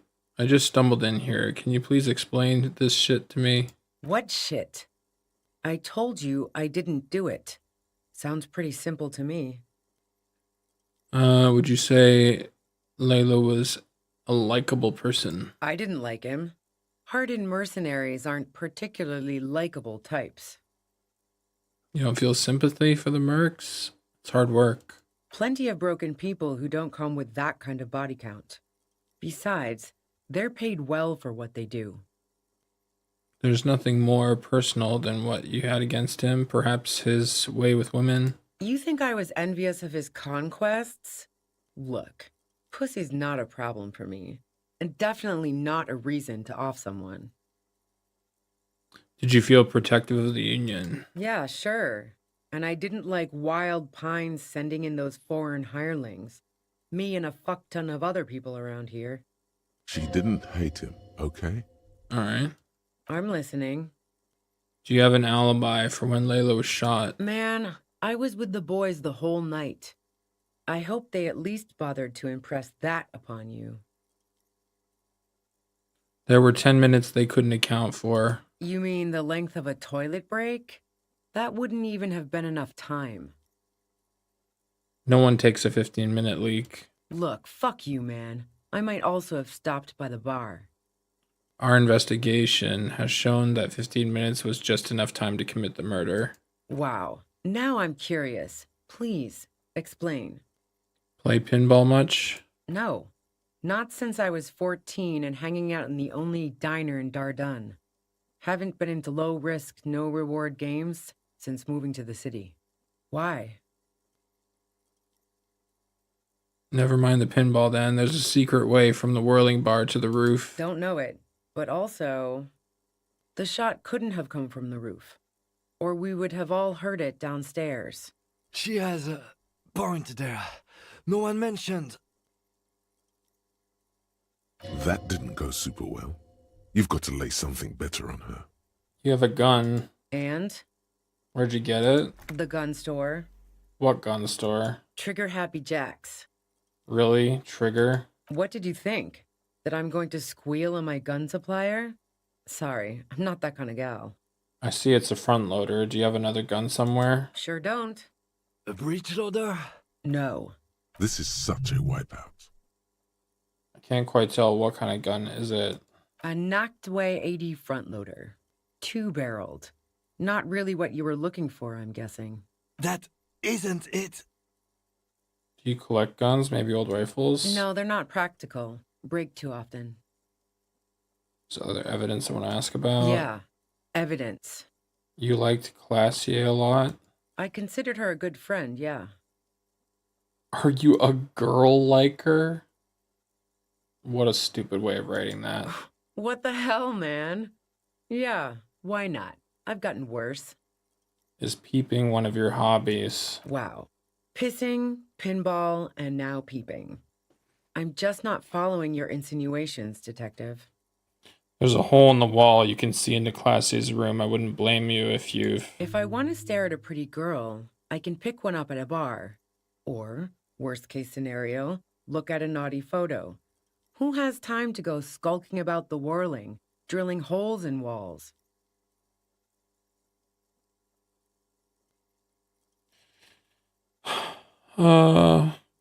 Classier looks like a girl in one of your posters. She seems to be your type. What the fuck, man? She's everyone's type. She's your type. Are you sure you're not the one who was excited about the peephole? She's beginning to suspect you've broken into her lorry now. Actually, I did get pretty excited. Cool, man, cool. I'm glad you got off on it. What the fuck are we talking about? Seriously. So you haven't been watching Classier through a hole in the wall? Nope. Look, she has an effect on people. That je ne sais quoi that makes it impossible not to look at her when she walks into the room, and very difficult to look away. But travel enough and you realize, for the same reason that she's everyone's type as an object of desire, she's not irreplaceable. But you want it to be more than just friends. Oh, so that's where you were going with this. She said you wanted to run away with her. That's a very sentimental way of putting it. We both had pasts we didn't want to catch up with us, and we enjoyed listening to music together. Why not go on a road trip? The lieutenant watches her expectantly, occasionally shaking from the pain. Okay, fine. I was into her. Clausy was into me too for a time, I know it. We even fooled around once. And yeah, after that I thought maybe we could make a go of it. Then? She rejected me with some wishy-washy bullshit about how she was confused because she felt so close to me and valued my friendship so much, and how guilty she felt for leading me on. Okay, now I sympathize with Ruby. I knew that wasn't the whole story, but thought, fine, I'll take it and move on. No ill will there. It wasn't a problem for her. Classier said you got very angry when she started seeing Layla threatened her. Yeah. One time when we'd both been drinking, I said some heated things about how dangerous her patterns with men were. I was a little worried she'd blow it out of proportion in her head. All the drugs she was doing can make you feel like you're living in a DeLorean tragedy. And despite everything, you helped her by staging the lynching. Yeah, the girl seemed terrified. The merc was beyond caring what happened to his mortal coil. It was a no-brainer. Other Go ahead. things? And mine too, he thinks. But keep on. This must be done. Do you like to hang out on rooftops? Who doesn't? Oh, you probably mean Clausia's rooftop. Sure, I've hung out there. She's got this great antenna. Is that the only reason you hung out on the roof? The view's pretty bomb, too. But you might say the antenna was the main attraction there, yeah. What's so great Along about with her Claudia. antenna? It's very powerful. I used it to tune into RCM frequencies. That's how I knew to be prepared for your arrival. Oh my god. Yes, I'm sure. And anyway, as I said before, the shot had to have come from afar. Did you leave any flowers for Classier on the roof? No. Gifts of flowers and candy aren't really my style. They weren't just flowers, they were symbols of revolution. So now I'm leaving revolutionary symbols around? Come on. Was that pity? For you? She sees you're grasping for straws here. Classier was mourning. I never did understand why, when someone dies, a hothouse's worth of flowers has to die too. So, you didn't leave Maybelle's? No, I did not. Okay. Yeah? More questions before doing anything. Who killed the merc if it wasn't you? How should I know? Those rings around her eyes, her tired voice. She's been staying up late, listening in on the conversations crisscrossing Martinez. Police radio? You've been following the case? Who hasn't? You know, I can still see him there, in Clausia's room, lying on his side. He was still warm, but the bluish light coming through the broken window made him look as though he'd been dead for a good long while. What happened Sunday night? She eyes you warily, as though gauging your sincerity. She's refusing to adopt the demeanor of a cornered animal, a leader with no one to lead. She still wants to retain some control of the situation. It's okay. We just want to... All right, don't kill yourself over it. I was shooting the shit with Hardy and the boys over a few beers, like always. Then Clausia comes in, all pale and shuddering. She sits down with a drink, trying to steady her nerves. So I grab a seat next to her. Did she also seem high to you? Oh yeah, super. But I didn't think too much of it at first. I'd seen her party hard before. I said you knew something was wrong immediately. No, I really didn't. She's not that easy to read. I just assumed she'd done too much blow. It wouldn't be a first for her. But no such luck. She was in some deep shit. She asked me to come upstairs. The merc she'd been going with was lying on the bedroom floor, dead. I knew she couldn't get the authorities involved, so yeah. You made it look like he'd been hanged. Classe said you seemed to have a plan prepared when you got there. What? No. Faking a lynching was her idea. Oh. She looks shaken. She wasn't surprised to be ratted out, but framed. Yeah, in cold blood. It really surprised me how quickly she was able to get a hold of herself once we got up there. It was like she was another person. The party girl was gone. She asked me to help her drag him into the shower so she could wind the shower head around his neck to fake lividity. Then she dressed him while I went to get the Hardy Boys. Clausia knew exactly what she was doing. You can't remain calm under pressure otherwise. Showerhead, resourceful. Yeah, I wasn't sure whether to admire her or be disturbed. So do you think she killed Layla herself? As I keep telling you cops, we didn't hear anything downstairs. No gunshot, nothing. But even if this is true, weren't you worried this lynching might lead to... War? The thought crossed my mind. But the mercenary's death was going to have repercussions either way. Although the way things are going... fuck it. I'm not responsible for these people after what they did to me. If you didn't kill him, why hide? I saw you roll into town. I wasn't about to stick around for questioning by a goddamn la puta madre agent. That strange, distant fear is getting close now. It's a fear of yourself. What do you mean, la puta madre agent? Doesn't that mean bitch mother? Yes, you. Everyone says you're his peon, his human can opener. Through the sudden sharp pain in your head, you hear the lieutenant mumble something to himself. Fucking hell. And why me? Oh, I can't save. God damn it. It's especially bad suddenly. Felt like a vein exploded. How do you know this? Everyone in Jamrock. The cops, the criminals. Why do you think I'm holed up in here with a goddamn death ray waiting for you? He's dangerous, right? Is that a joke or a threat?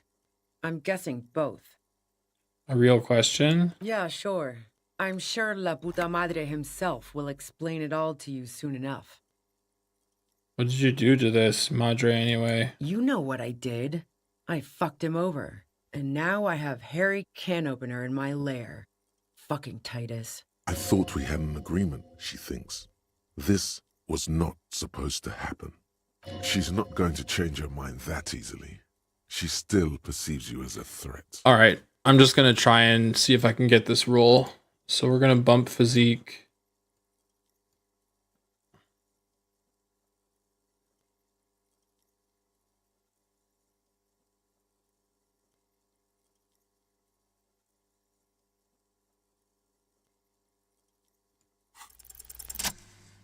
Okay.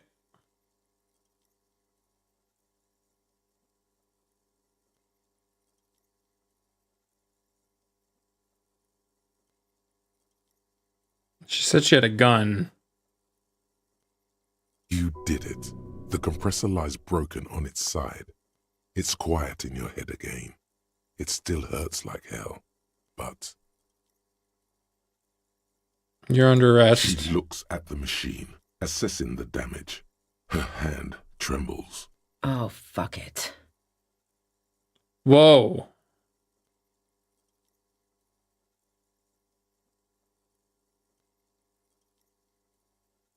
Dude. What are you doing? She's truly desperate. She thinks she has no other Jesus. options. You need to give her options. You know. And I still can't save.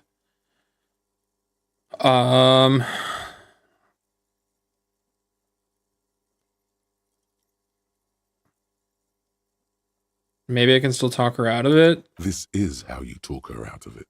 It's the only scenario in which she lives.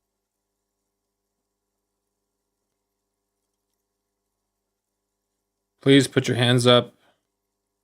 Just walk away. She stares at you, frozen, the gun still in her mouth, eyes filled with dark intensity. That's not in her Then mouth, for something the shifts record, but in anyway. her.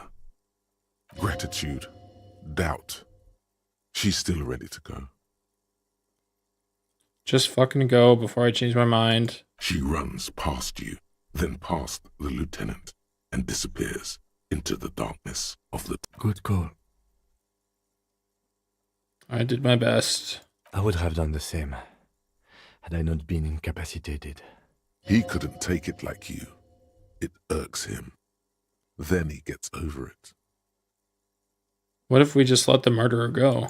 I have a feeling we didn't. Her tent. We should check it out. Holy, that was intense. I thought she was about to blow her brains out in front of me.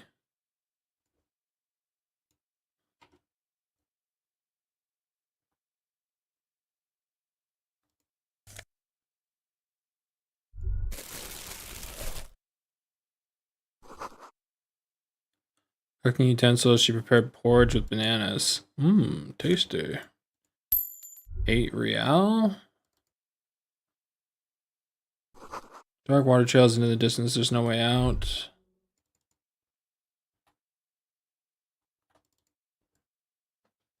The plain red tent. The tent looks old, but well maintained. In the darkness of the tent, a rolled up sleeping bag, cooking utensils, some books, and a kerosene lamp. It reeks of cigarettes. Shine your flashlight on the books. Assorted soft covers, mostly pulp horror. A motor carriage lies buried in the snow on one cover. On another, a ghost airship. You also see a collection of radio enthusiast magazines.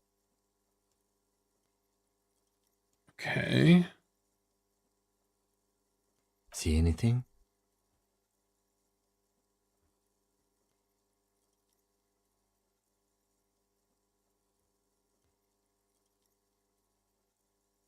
Rager Monthly, Journal of Material Science. More Technological Digest. One of the magazines doesn't have images on the cover. It's not a magazine, it's a leather notebook.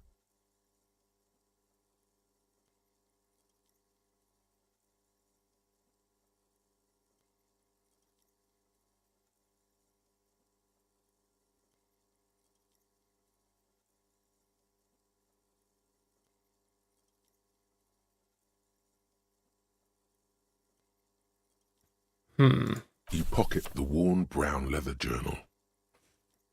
A trusted friend left behind. We should read this immediately, like right now.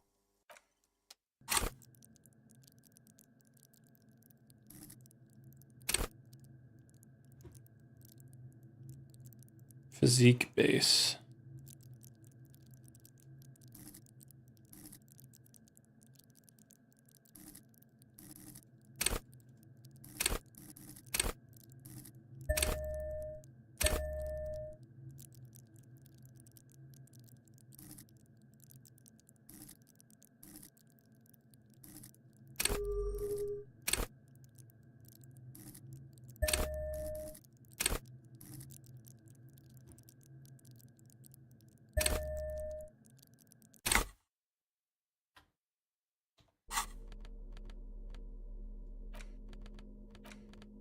A thick journal.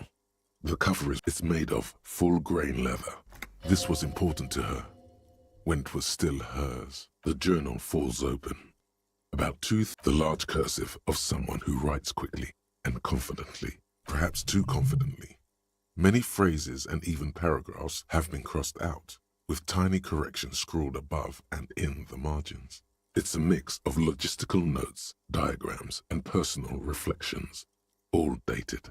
It's good she left in a hurry. We could learn a lot from this. What kinds of logistics? Hard to tell exactly. It's mostly noted down in code.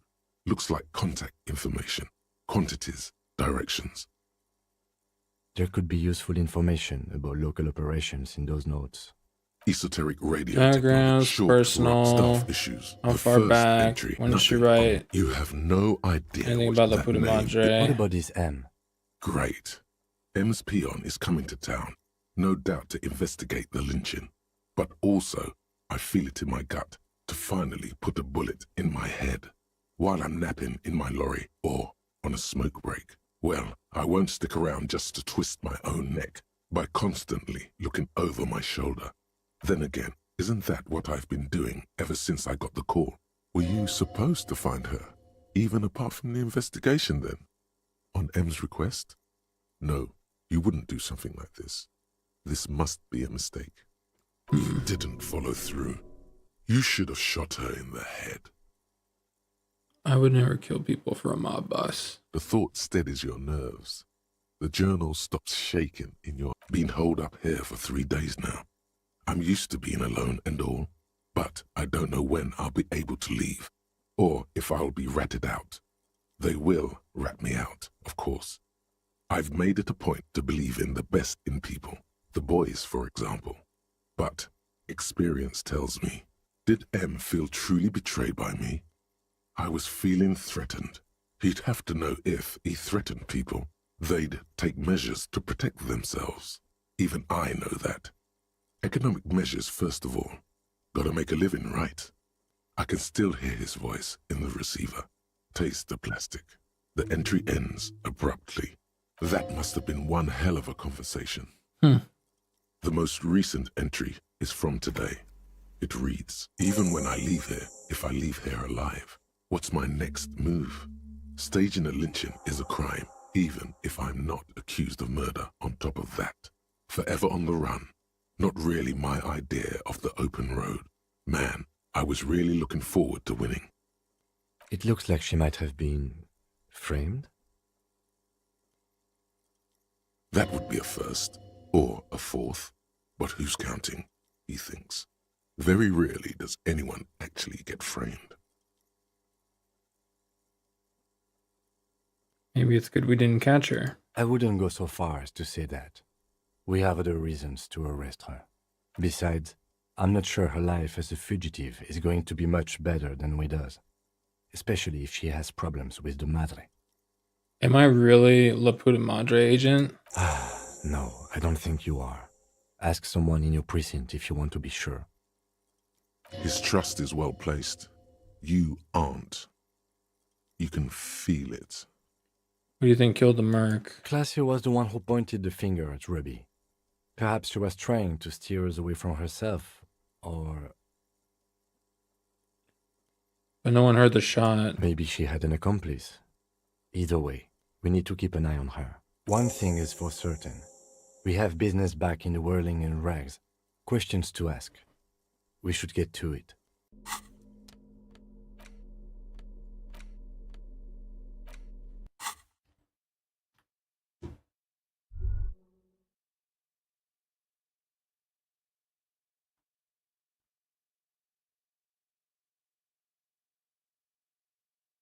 I still can't believe I fucking teleported. That was sick.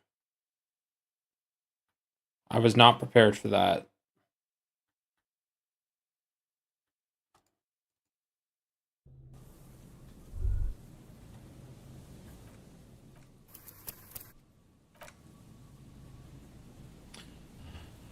But I think that is where I'm going to call it for now. I definitely want to play more because there seems to be so much to discover now that the guide helped me get over the hump of like what the hell I had to do next. Now it's actually intriguing. So after I conclude working on the project with my partner and I can take care of just like the general daily ritual, then yeah, we'll play some more. That'll be fun. Thanks everyone for lurking, following, hanging out. Appreciate all of y'all, and I'll see y'all soon. Peace out until then. Be good.